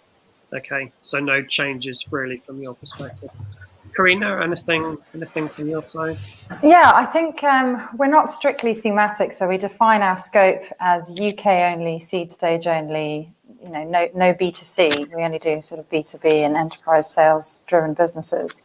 And I suppose the advice that we give to our startups is, of course, face reality as it really is and have a commitment to thinking through your options, but also a sort of panic-driven pivot is not necessarily sensible, and you should think carefully about how does this come back to your core thesis or your core value proposition. And I think the same applies to us as an investor. I would say there are certainly certain areas that have tailwinds now that look more interesting, and certain areas that don't. I mean, retail, travel being the obvious ones. And we did do an investment that was very much positively impacted by COVID, a couple actually. One around virtual participation in clinical trials called Sano Genetics, and one called Omnipresent around enabling companies to hire easily and effortlessly all over the world. So obviously, those two there was a lot of momentum to those deals as a result of COVID. But I wouldn't say that there's been any sharp pivot to different themes or different ways of investing for us. Okay.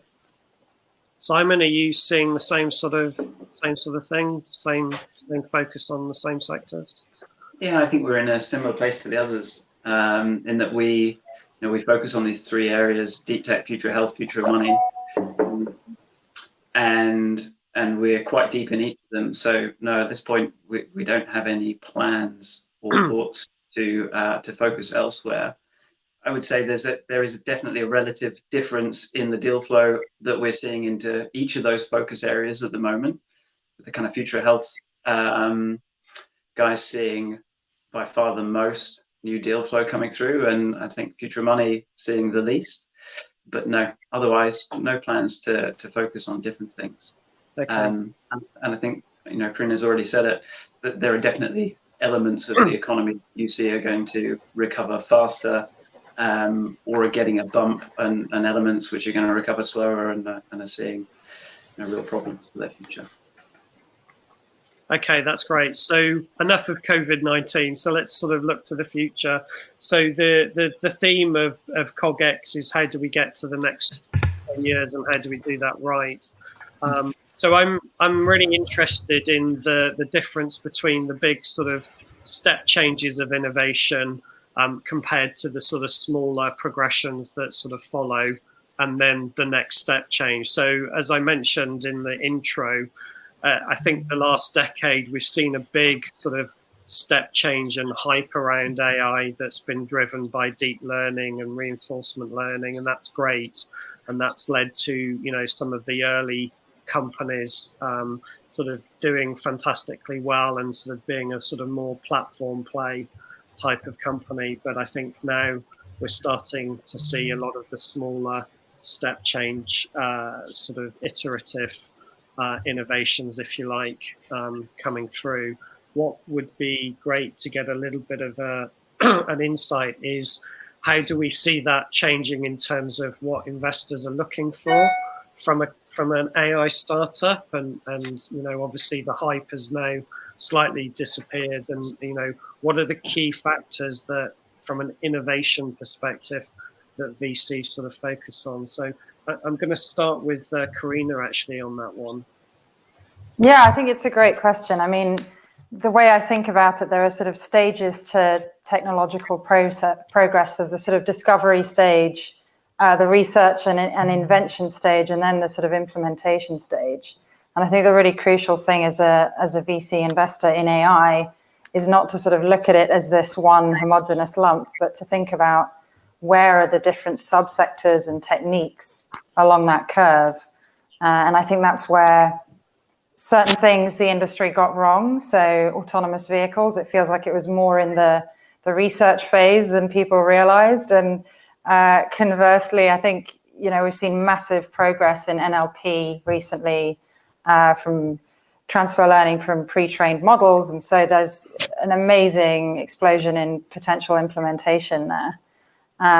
So I do think it's very important when investing in something, deep tech like this, that you think about where is that window of opportunity and at what point is something ready to come out of research and move into implementation. We're definitely seeing less of the sort of AI washing on decks where you just get sort of the word AI thrown in at random points with no clear explanation as to why or how or what it really does. That's different. I think founders are recognizing that it needs to be less sort of generic and more specifically focused on solving a real unmet need in a way that distinctly suits that approach and that particular technology.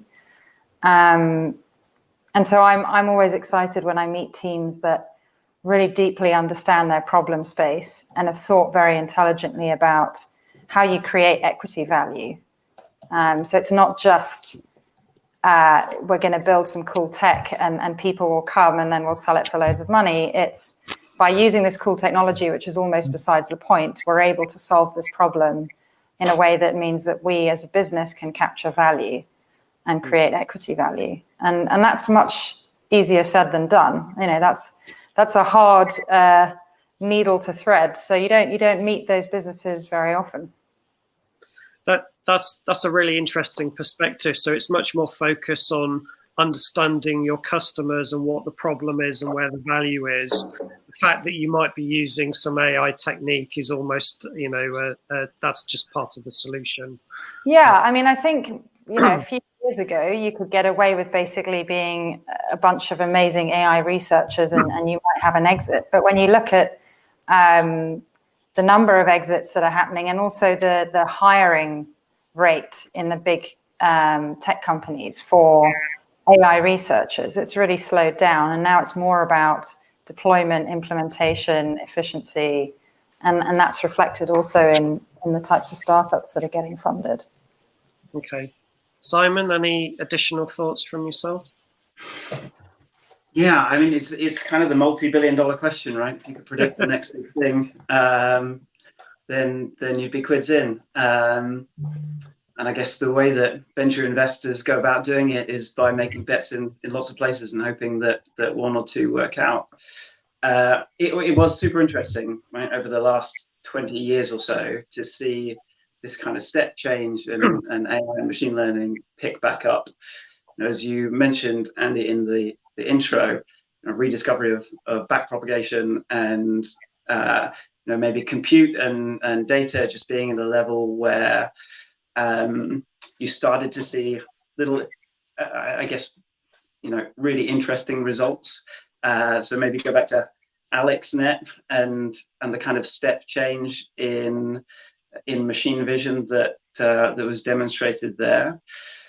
And as a result of that, there's definitely a kind of super linear scaling because people see that, and then it co-opts a bunch of additional compute and additional resource and people into that space, and so it kind of accelerates.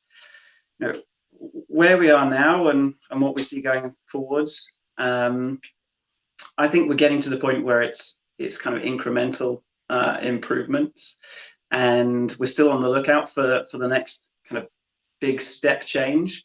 Very hard to predict, but it comes from this kind of increasing base, right? So, as the amount of compute power being put on ML problems just continues to accelerate, as the silicon is repurposed to be specifically kind of, I guess, focused on AI and machine learning algorithms.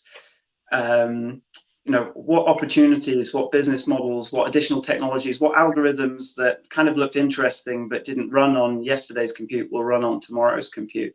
So we're definitely keeping an eye on some of this stuff that's happening. Fantastic.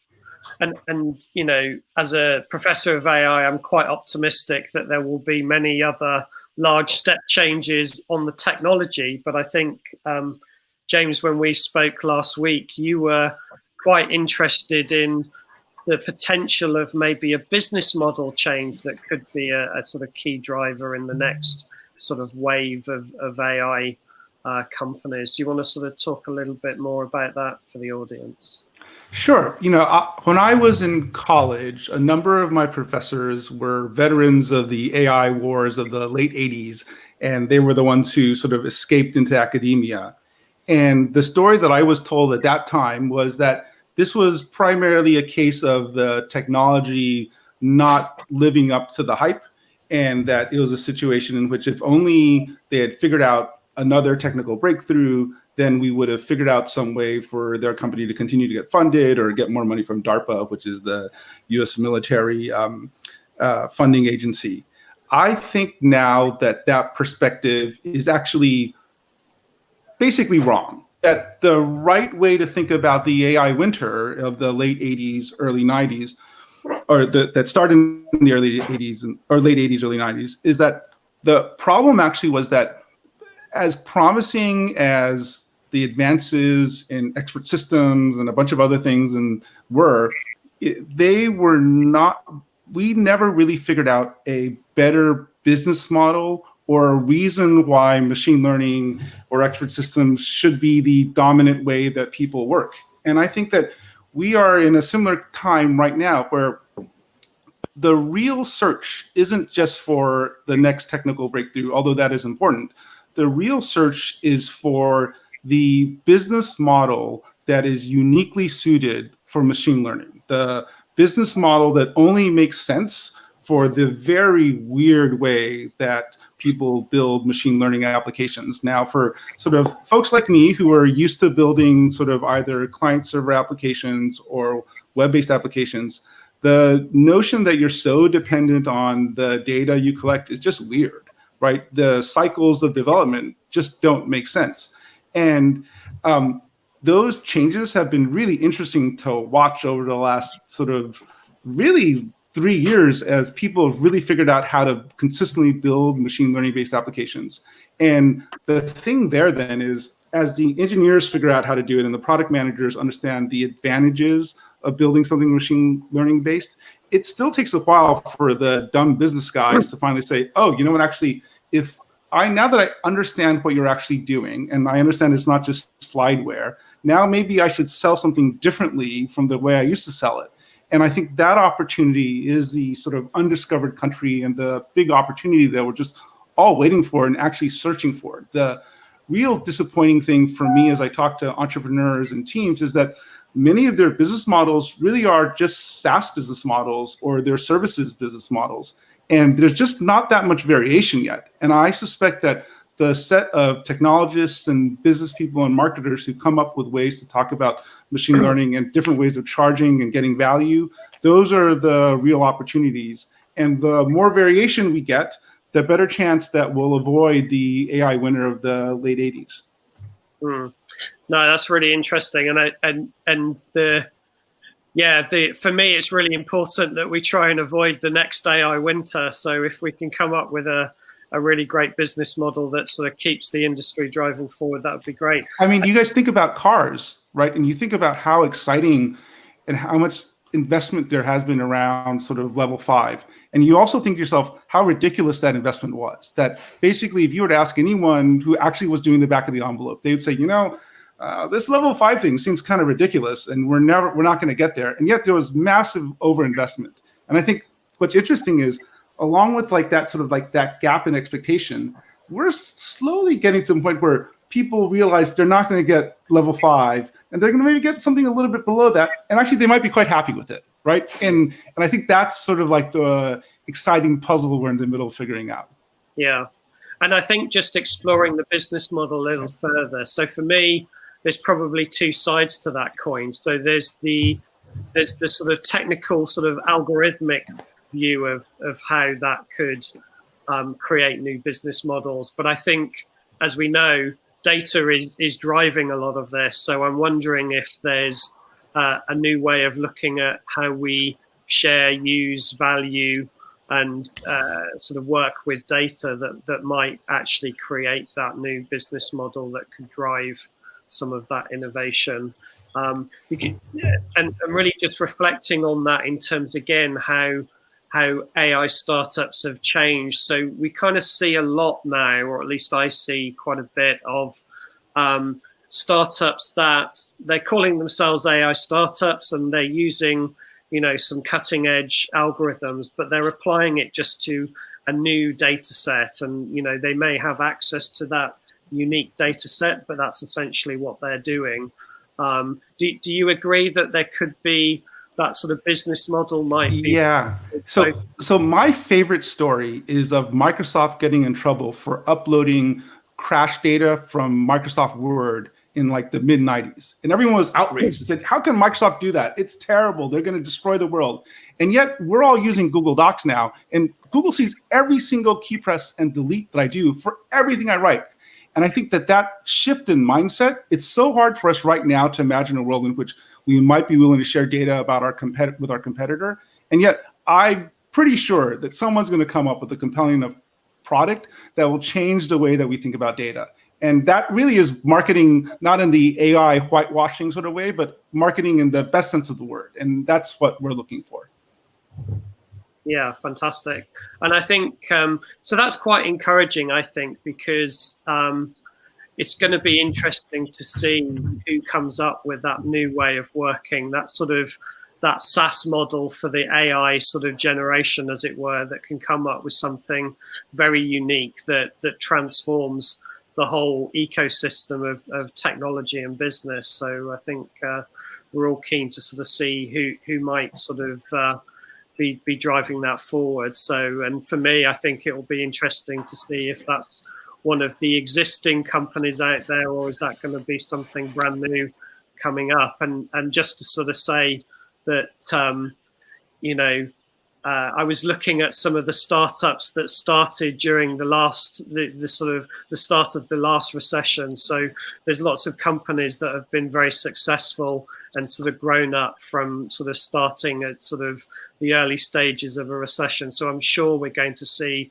another resurgence of a whole heap of great companies off the back of that. So that's super exciting. We're coming very close towards the end of the session now. So we've probably got sort of 8 or so minutes left. So what I wanted to sort of do next is sort of take an opportunity to ask each of you, what are the sort of key bits of advice that you would give a startup founder when they're going through that sort of fundraising process? Because it's super stressful, super scary, I think, for founders at normal times, and I think it's probably even worse now for people. So really keen to sort of any sort of nuggets of tips and advice that you could give to those founders who are maybe going through that process right now. So I'm going to hand that over to Simon to start with. Oh yeah, well, maybe a great many, but I'll try and keep it to just a couple. I mean, in this environment, one of the things that I would say is you have to talk about COVID and the impact that it's going to have on your business. No, I think we're getting to the point now where it is, you know, it's so prevalent in the media and in everybody's day-to-day lives, they kind of forget about it. But you can't go through an hour's pitch meeting with an investor and not talk about the steps that you've taken, the impact that it might have on your business, and the opportunities that might come from it. So as much as you don't like talking about it, none of us like, you know, continuing to talk about it day in, day out, because we're probably sick to death of it by now, you do have to mention it. Okay. Karina, anything from your side? Yeah, I would say a couple of things, not specifically to COVID, but sort of more generically. I think one thing that's really hard as a founder, and I experienced this when I was fundraising, is to find the right balance of telling the story of what you're doing today, but not ending up too small, and telling the story of the big vision, and not ending up too sort of hand wavy. So finding a way to connect how what you're doing today leads to a sort of step-by-step process, drives a wedge that gets you to a very big outcome. And I think that is really the secret of a great pitch. And that's actually very hard to pull off. And I think secondly, connected to that, admitting that as a founder, you are in a sort of search process at seed stage for product market fit, for answering hypotheses and sort of falsifiable hypotheses that you're going out and testing. So I always find it very compelling when a founder is clear about what they know and what they don't know. And with the things that they don't know, how they're going to test and answer those questions. So those would be my two lessons from being both a founder and an investor. Okay, thank you. James? I guess a few things. One is, fundraising is essentially like enterprise sales. And the best enterprise salespeople I know have found ways in this environment to disrupt traditional ways of communicating and no longer needing to take people out to steak dinners. And I think what's exciting and interesting about right now is that VCs don't know what to expect either. We don't actually know how to communicate with founders and entrepreneurs. And so you could come up with the right conventions and you can come up with the ways of communicating with us that break the normal cycles. And in doing that, if you do it in an annoying way, then you're not going to be successful. But if you're able to figure that out, then you'll have a unique skill set that's going to be valuable for a while. Specifically around machine learning related companies, I would just say that we were at a point where slideware was good enough. We're no longer at that point. In these days, the expectations are just much higher around what you're going to demo or show off, basically based on working nights and weekends. And that expectation just sort of flew by without us really realizing it. And I think that that's just worth marking, that it's no longer acceptable to say, hey, I've got this great idea and let me show you the slides and the paper that I wrote. And so I think we've taken the next step there. And then I guess the third thing I'd say is it's just a reminder that venture is so wonderful. It's my whole life. I love it. But it's not necessarily the best way to finance a business. And especially in these difficult times, you might want to consider thinking about actually getting customers first, relying on consulting first to prove out the business, and all those sorts of scrappy things that fall outside the traditional venture model are actually going to be the markers that VCs are going to be looking for. And ironically, that will be part of what makes you interesting to VCs. That's a really interesting point, actually. And I've seen this recently as well, where startups have, and I take your point that we're way away from just having an idea and some slides and getting funded.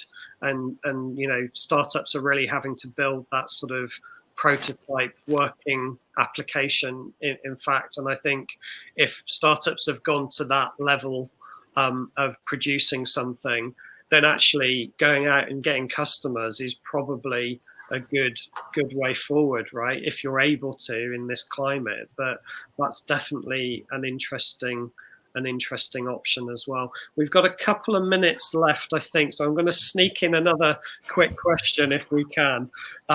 So I'm interested in maybe the difference between what I would call a traditional AI startup and a more deep tech startup, and what differences VCs are looking for with a deep tech startup. What are the extra things that maybe are important for a deep tech startup? So I'm going to give that to Karina first to sort of make a quick comment on, if you can. I suppose it depends on your definition of deep tech, which is one of those terms that people define very differently. So how would you define it?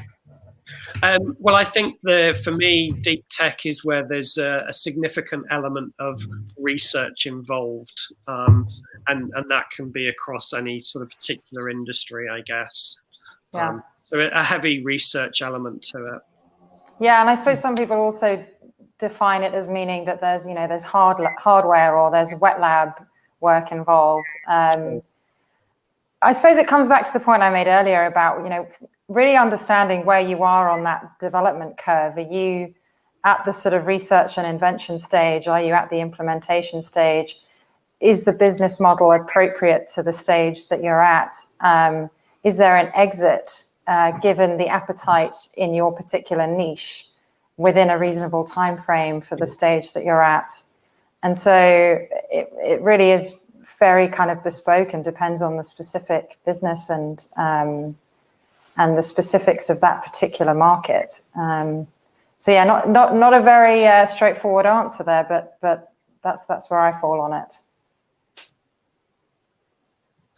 Okay, that's really great, and I think we're just coming to time now, so hopefully everyone's found that super useful. I believe we're taking a short break, and then we're going to be in a breakout session for Q&A in a few minutes' time. But thanks for doing this, Andy.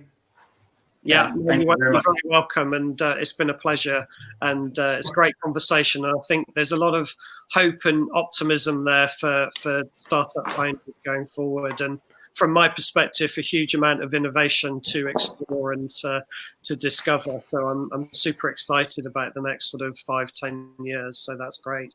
So I think with that, I'll hand back to Praveen. Fantastic. Thank you, Professor Andy Pardo, for moderating, and thank you to all our speakers. It was a very insightful session, and I loved the key takeaways to talk about how COVID is impacting your business, to get the balance right of what you're doing today in comparison to tomorrow, and finally, may want to consider other options outside of VC. So I hope you can join us for a virtual round of applause for all our speakers. As Andy mentioned, for those with an eligible pass, you'll be able to join our speakers and pose your questions through the breakout Q&A virtual room. So do head over there. Also next, which will be starting at 6 p.m., our next session is about smart money investor reset. So until then, enjoy your quick break, and do make sure you keep tweeting. So hashtag CogX 2020, and I'll see you soon. Thank you.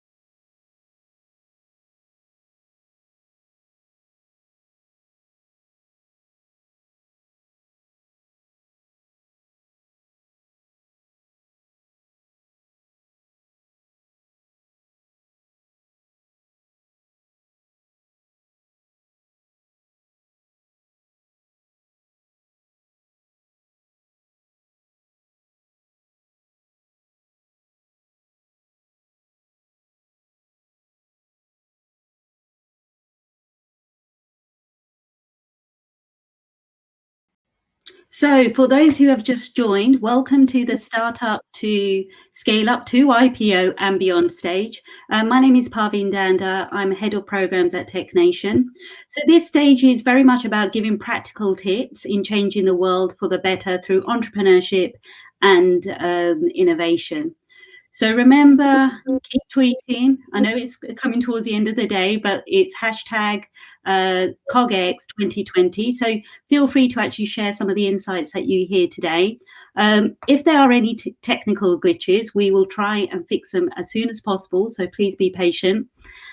And as I mentioned, it is at the end of the day, it's very close to dinner time. But the advantage of being in a virtual conference is you could make your dinner and listen to the speakers at the same time. Probably not fair on the speakers, but you know, please do that. Maybe listen from a different part of their house as well. So our next session is very much about smart money and investor reset, which is actually covering the future of investment. So our moderator for this session is Dharmesh Mistry.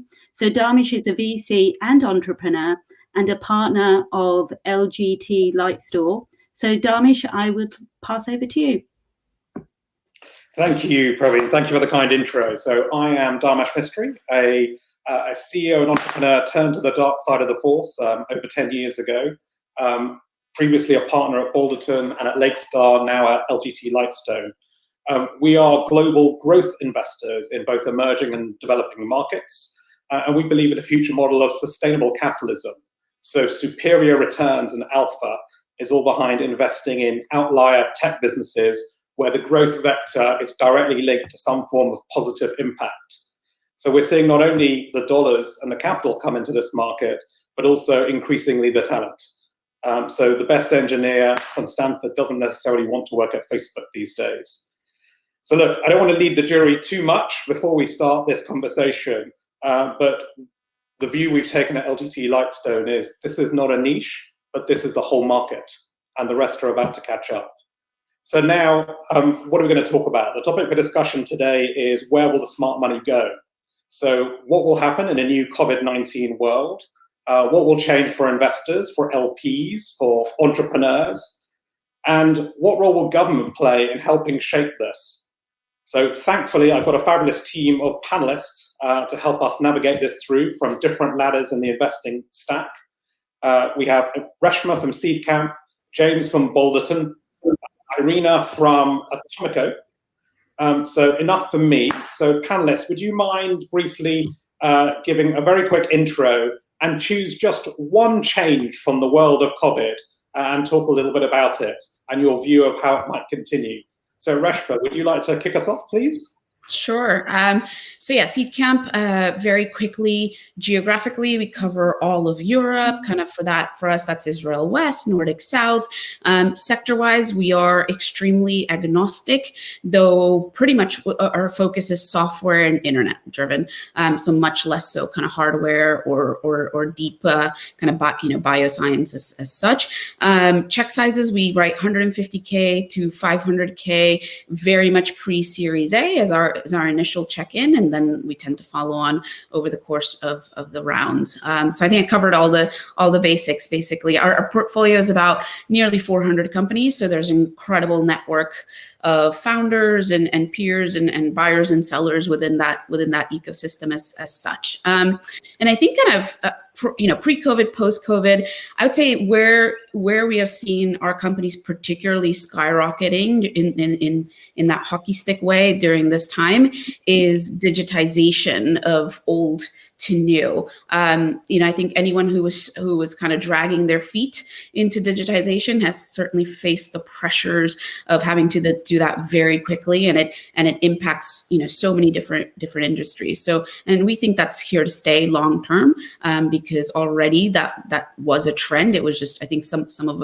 folks out there hadn't woken up to it, and they're definitely getting dragged in.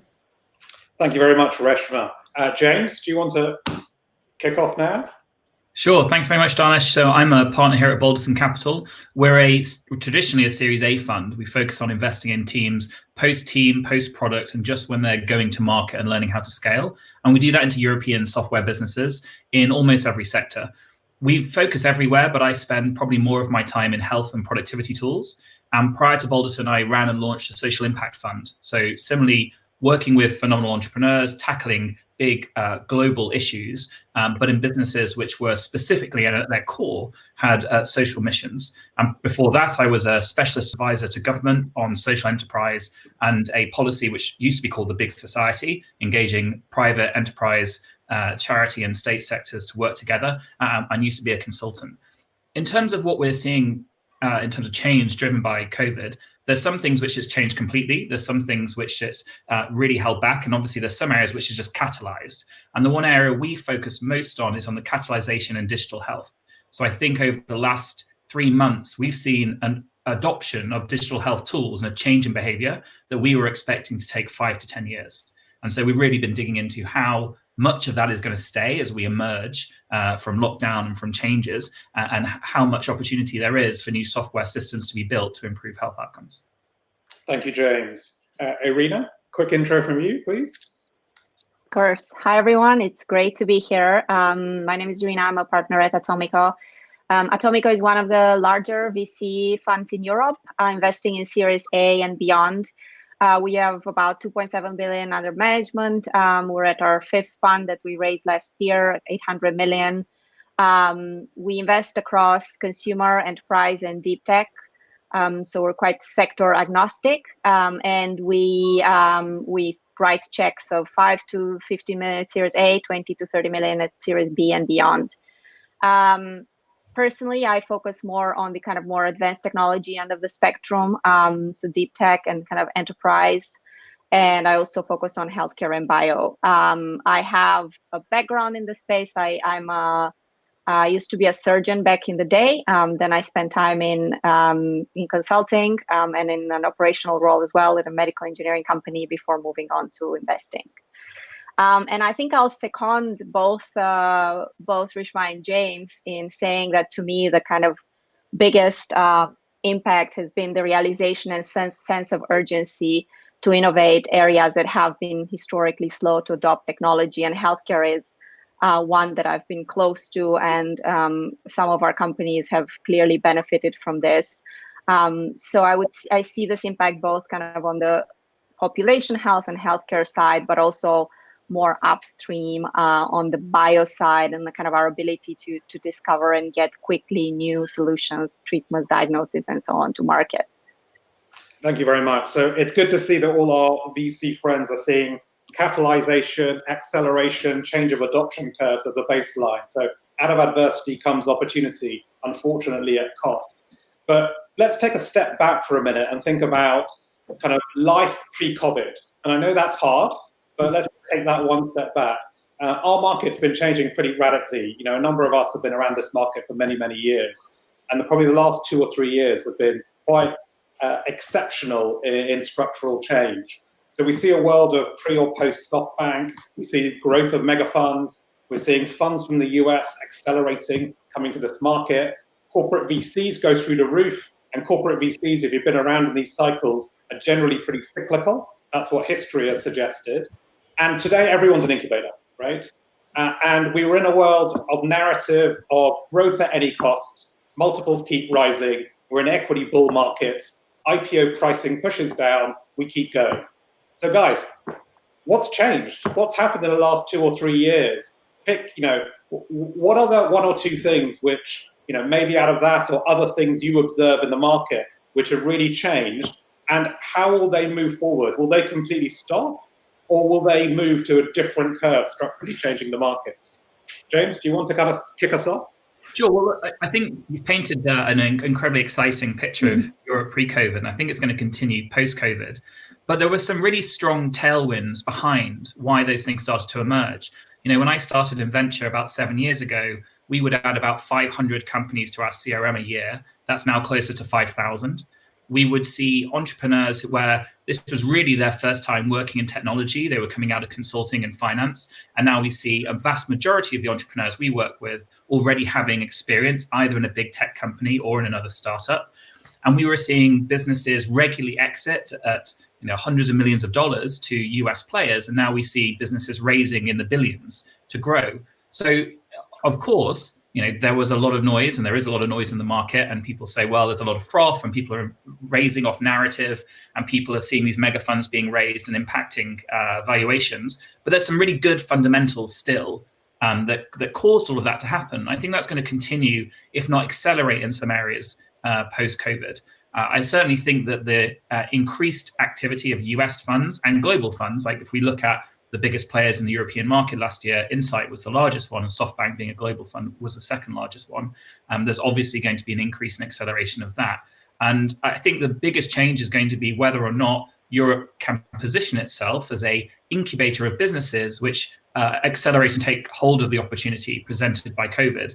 Now, the good news is, historically, Europe has been a center of innovation in pharmaceuticals and in healthcare. We've always had to deal with multiple time zones and remote work and different languages to some extent, which is all being accelerated by COVID. And historically, at least, we've been one of the leaders in dynamic supply chains and manufacturing. So hopefully, we're in a good position to continue to build on that legacy going forward. And this will be a minor step back in a continued positive story for the environment. It makes lots of sense. So ecosystems, unsurprisingly, take longer to build than everyone thinks in terms of maturity curves. But once they get into maturity, there is an underlying infrastructure here to take us to the next stage. Irina, I know Atomico do some fantastic work around the narrative around the marketplace. So talk a little bit about kind of some changes you guys have seen, be it surprised or excited about historically. Sure. So I think, I'd second James in kind of the acceleration of the ecosystem, and that's kind of what our State of European Tech report says. There's a couple of trends we observed. So one of them is this raise in mega rounds, and with mega rounds, I mean a raise above 100 million. The increase in these sort of like large scale deals is what's been driving the biggest share of growth in the total capital invested in Europe. So about 36% of the deals in Europe were in that range. We've also seen 6 rounds above 500 million in 2019, which is again just an evidence of the maturity of the ecosystem. The other trend that we see is the rise of deep tech. In 2015, there were only about 3 billion invested in this space. It went to close to 9 billion in 2019. We'll have to see how it fares, the COVID wave, because these businesses have a different type of trajectory, but we see the ecosystem growing there as well. And there, the other belief we've always had in Atomico is that great companies can come from anywhere. And I think that's just being proven more. If you look at kind of the European unicorns, they now come from 20 unique countries, and it includes, the kind of unexpected locations like Romania and Czech Republic and recently Turkey. But also we see the older ecosystems like UK, France, and Germany maturing in of themselves. I think kind of the data we have is that they've surpassed 10 billion in cumulative capital since 2015, with UK being like the largest source of kind of unicorns in Europe.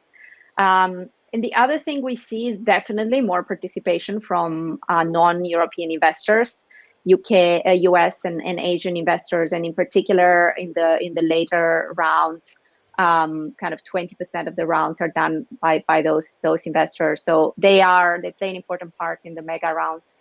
And that is something that we'll have to see again how it evolves, and if that sort of activity keeps up in the context of like travel restrictions and just COVID more broadly. But these would be some of the highlights. Interesting. And so kind of over to you, Reshma. Look, you guys have been pioneers in the seed space for many years, and a key part of the ecosystem and kind of building the market at the quality level, at least.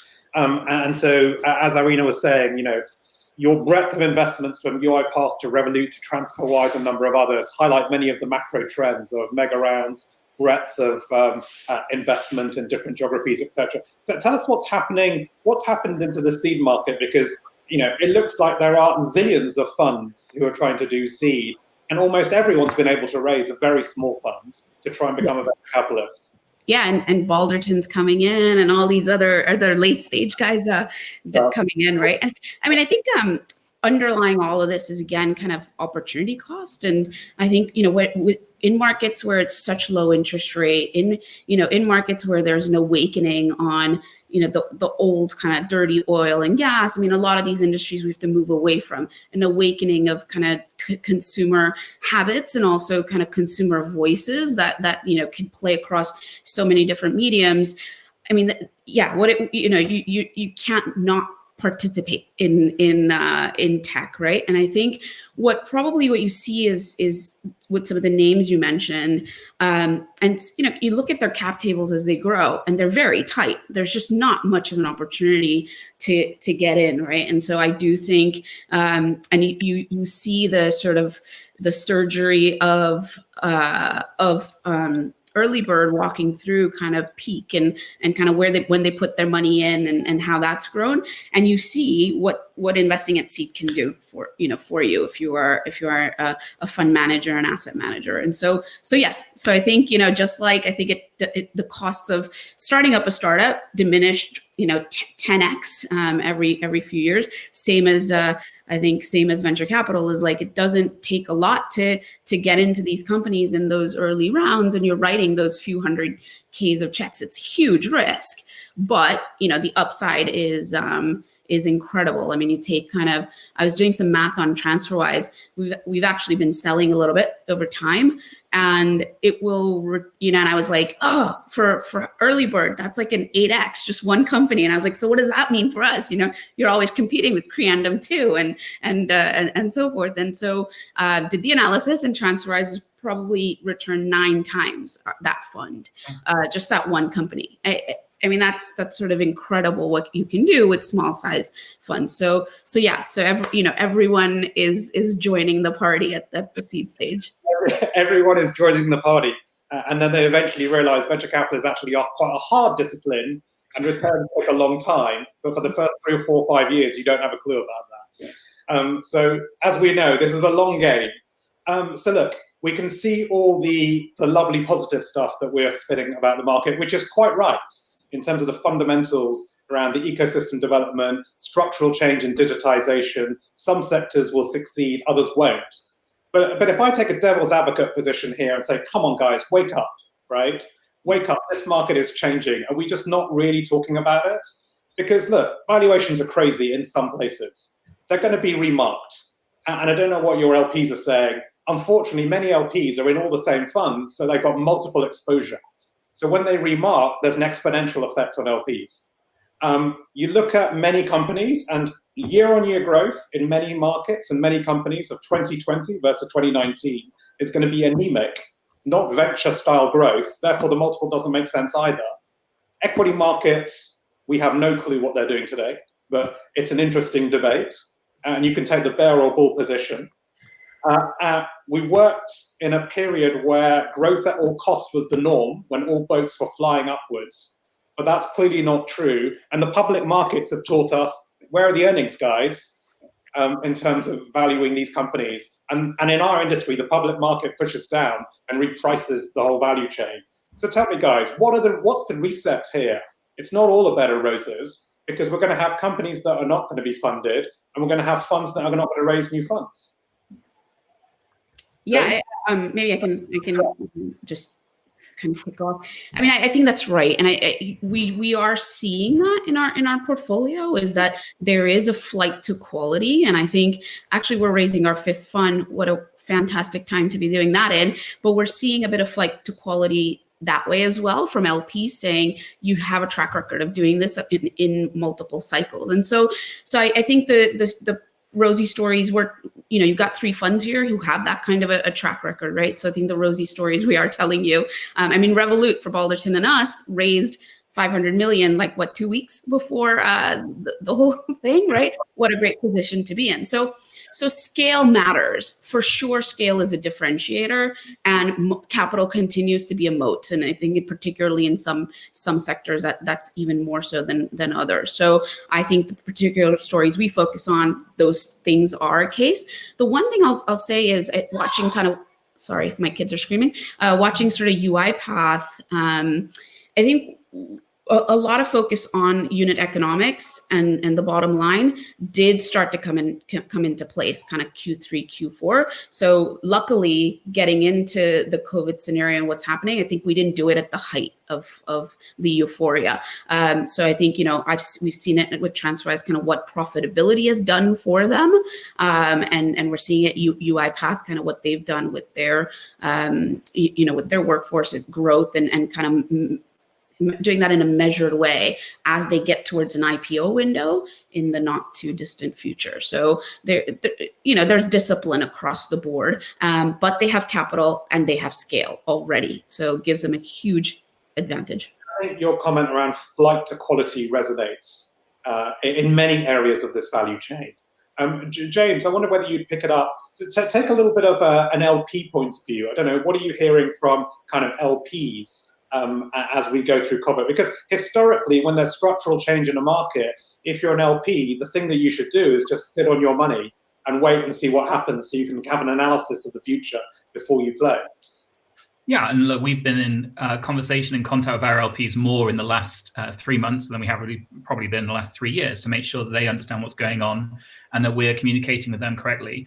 And when we look, we talk to our LPs and they look across their own portfolio, certainly they'll see parts of some venture funds portfolios have to be written down because there will be people who are exposed to travel and hospitality. There will be people who are reliant on much higher cash burn business models, which possibly won't be as sustainable. And there will be some people who are expecting to IPO this year on a different type of unit economics that would have been valued in a different way than they will be now. So there will be some hits. But when I talk to our LPs, at least, I still think venture capital is one of the most important assets for them to be in. And in fact, venture capital is perfectly suited for this kind of environment. Our asset class is here to live through recessions and both the booms and the bust. Most investments we make are probably held for at least 7 years. Some of them are held for much, much longer than that. There aren't many more patient forms of capital that you can take as an entrepreneur, nor can you invest in as an LP. We have strong governance over our boards, but we also are minority shareholders so that we can make sure that our entrepreneurs and employees are incentivized to stick around and grow a business for the long run. And we don't have a requirement to do quick flips and get out. We don't have any leverage in our business models, or very, very little. I mean, the rise of venture debt has been quite an impressive thing in European venture capital, but it's tiny and there's no leverage in the funds themselves. And most venture partners are incentivized to stick around for a long time as well, right? We don't take annual bonuses in the same way that a banker might who has to hit a target every year. So overall, while I'm sure that there's going to be some tricky quarters for sure coming up for many companies, not just in those affected, but also on the broader impact on the economy and on enterprise sales cycles, I think we'll see greater demand for this asset class because it fits the broader narrative that patient, long-term, thoughtful capital is going to outperform the market over 10 years, no matter what the macroeconomic environment throws at you. Yeah, no, I think that makes sense and links with Reshma's point. I suspect there might be a flight to quality, so not everyone will be in the same position. And I think history has shown, like in every market, ultimately at the bottom of the cycle are generally the best vintage years. So if you started investing with zero portfolio now, you're probably in an interesting place. If you've got a full portfolio, depending on what price points you invested, you might have to adjust. Yeah. So that might be a good quote for your fundraising slide deck, Reshma. The reality is luck plays a lot of effect in what we do, as well as some skill, and depends how old you are, depends on the percentage mix. So, Irina, talk a little bit about, from the entrepreneur's perspective, what do you think's changed on the positive or negative as we kind of look forward here? I would say it depends very much on the type of business you are in. Some of our founders who are in these sectors that have been clearly favored, so to say, by COVID, or in these industries that have woken up, like digital health, have been, if anything, like overwhelmed with demand and working day, nights, weekends, releasing new features, accelerating their product, and kind of thinking about, their milestones have been already reached. Their milestones from 1 year from now have already been reached in 2 months, right? So that is much more about how do you use that momentum? How do you keep growing, and kind of how do you use that to like build the product quicker and monetize quicker? Other areas, of course, I don't need to tell you, they've been, massively impacted. But again, it really depends on the type of business. I would say in general, the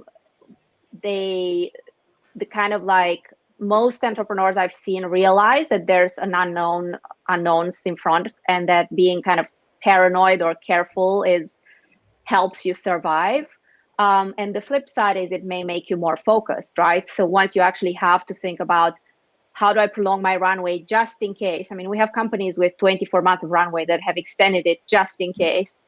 And it made them more focused. And they came and said, it was hard, but I feel energized because actually now I have much more clarity on each person is doing what they're supposed to be doing. The roles are defined more correctly. Like we've organized ourselves more efficiently. So, scarcity creates focus. But I think because it's uncertain, I wouldn't say good entrepreneurs take it lightly, right? Definitely take it seriously. And it's hard to say the degree of challenge ahead. And the answer to this question is complex, different sector by sector. I think this kind of in different ways, you've all kind of said flight to quality as well.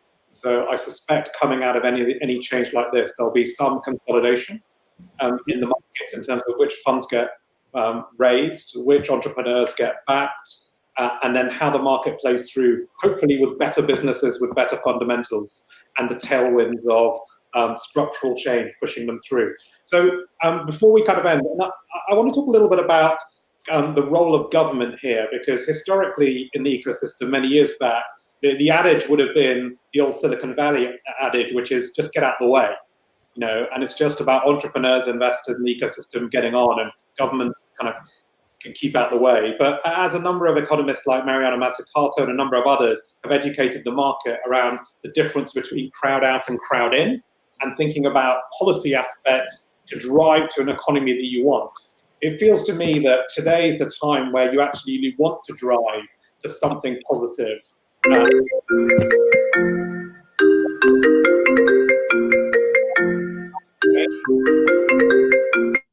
James, do you want to pick this up, given your background in policymaking? Yeah, I think I caught most of that. So there's going to be, I think there's, if you look at most Western governments and the movements towards a greater role of government in the economy, which is being forced on us through protections against COVID, and increasingly as a popular political stance, I think you're going to see more of government ownership and more government investment, right? So in the UK, we're woefully underinvested in R&D. That's already commitments have been made to more than double that, and that's holding across the Western world. And you could argue the Asian model has always been to see greater investment as well. So this isn't really something we can either, welcome or not. It's going to happen. And there's different ways that people can respond to it. Some entrepreneurs will always be, if you wake up in the morning and you say, I'm going to radically change an entire multi-trillion-dollar industry, you're naturally anti-establishment, right? You're naturally against the status quo. And so I do think there is almost culturally within entrepreneurs reaction against things like big government, because they see that as only something that can get in their way. I think that attitude as a whole has to change. I think you're seeing it in real time in the ways that different large software businesses built in the last 20 years, from Google to Twitter and Facebook and Snapchat, have dealt with the current challenges to their business models and challenges that legally are being brought against their business models as well. So you're seeing the leaders in this space start to realize they're part of society and they have to engage with the political process and engage with citizens. And I think you're now going to have to see that with businesses at the startup stage and realize, well, if government, for example, is going to go very, very long into the application of machine learning in pharmaceuticals, and they're going to set up hotbeds in the Northwest, this is just UK-based, but hotbeds in the Northwest and hotbeds in Scotland and hotbeds in Cambridge, and they're going to open up funding for people, I am going to have to engage with government, because either they're going to fund my competitor, or they're going to potentially fund me, and they're going to set an agenda which I can either discuss with them and play a part in defining, or I can be cut out. And I think that is pretty unnatural to most of the entrepreneurs I work with. And slowly, I'm starting to see entrepreneurs in different sectors start to accept they need to engage with government. And that can be through directly through discussing things through think tanks and everything else, or it can just be through appointing someone internally, either on the board or in the C-level, to really monitor what's going on. I think it's going to be an inevitable part of many, many startups' business models, and it's going to have to be a change that comes pretty quickly at this rate. Okay, and Irina, do you want to add just a final point before we close off? Yeah, what I wanted to add is I think government has an opportunity here. I've always believed that Europe has a unique chance to play in deep tech in particular, because of it's kind of less dependent on local markets. It has like the innovation here in Europe. You have like the corporates that James was mentioning earlier, but that does require like bigger investments. And if you think about the internet, it actually started by being founded by DARPA, right? By like a government body in some ways. And I would see that there's an opportunity for that sort of like European DARPA equivalent going forward, to especially for later stage businesses or for very risky early stage from a government perspective. Makes sense. So look, thank you to all my panelists. We could probably carry on talking about this for ages, but I think you've had a bit of a soundbite of, out of adversity, there's some positivity in terms of the market's in an interesting place, much more mature, will probably build better businesses, there are structural tailwinds, and maybe there is a next stage of positive discussion with governments in terms of stimulating the market as part of the necessity to change the economy coming out of this. So look, thank you very much to Reshma, James, and Irina. I'm going to hand back over to Praveen, I think.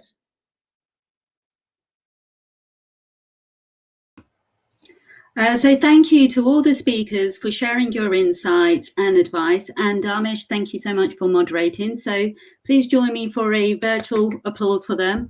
But I would also like to just take this opportunity to say a huge thank you to the team behind CogX for making everything work. There are over 600 speakers, so coordinating everyone. So a huge thank you and virtual clap to them. So for those who are eligible, who has an eligible pass, can you please go and join the speakers and pose your questions through the virtual Q&A room?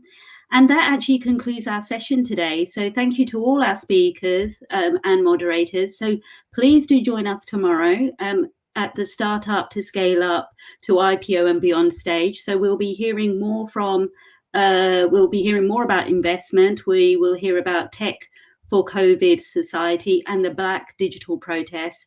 So enjoy your evening, and I'll see you tomorrow.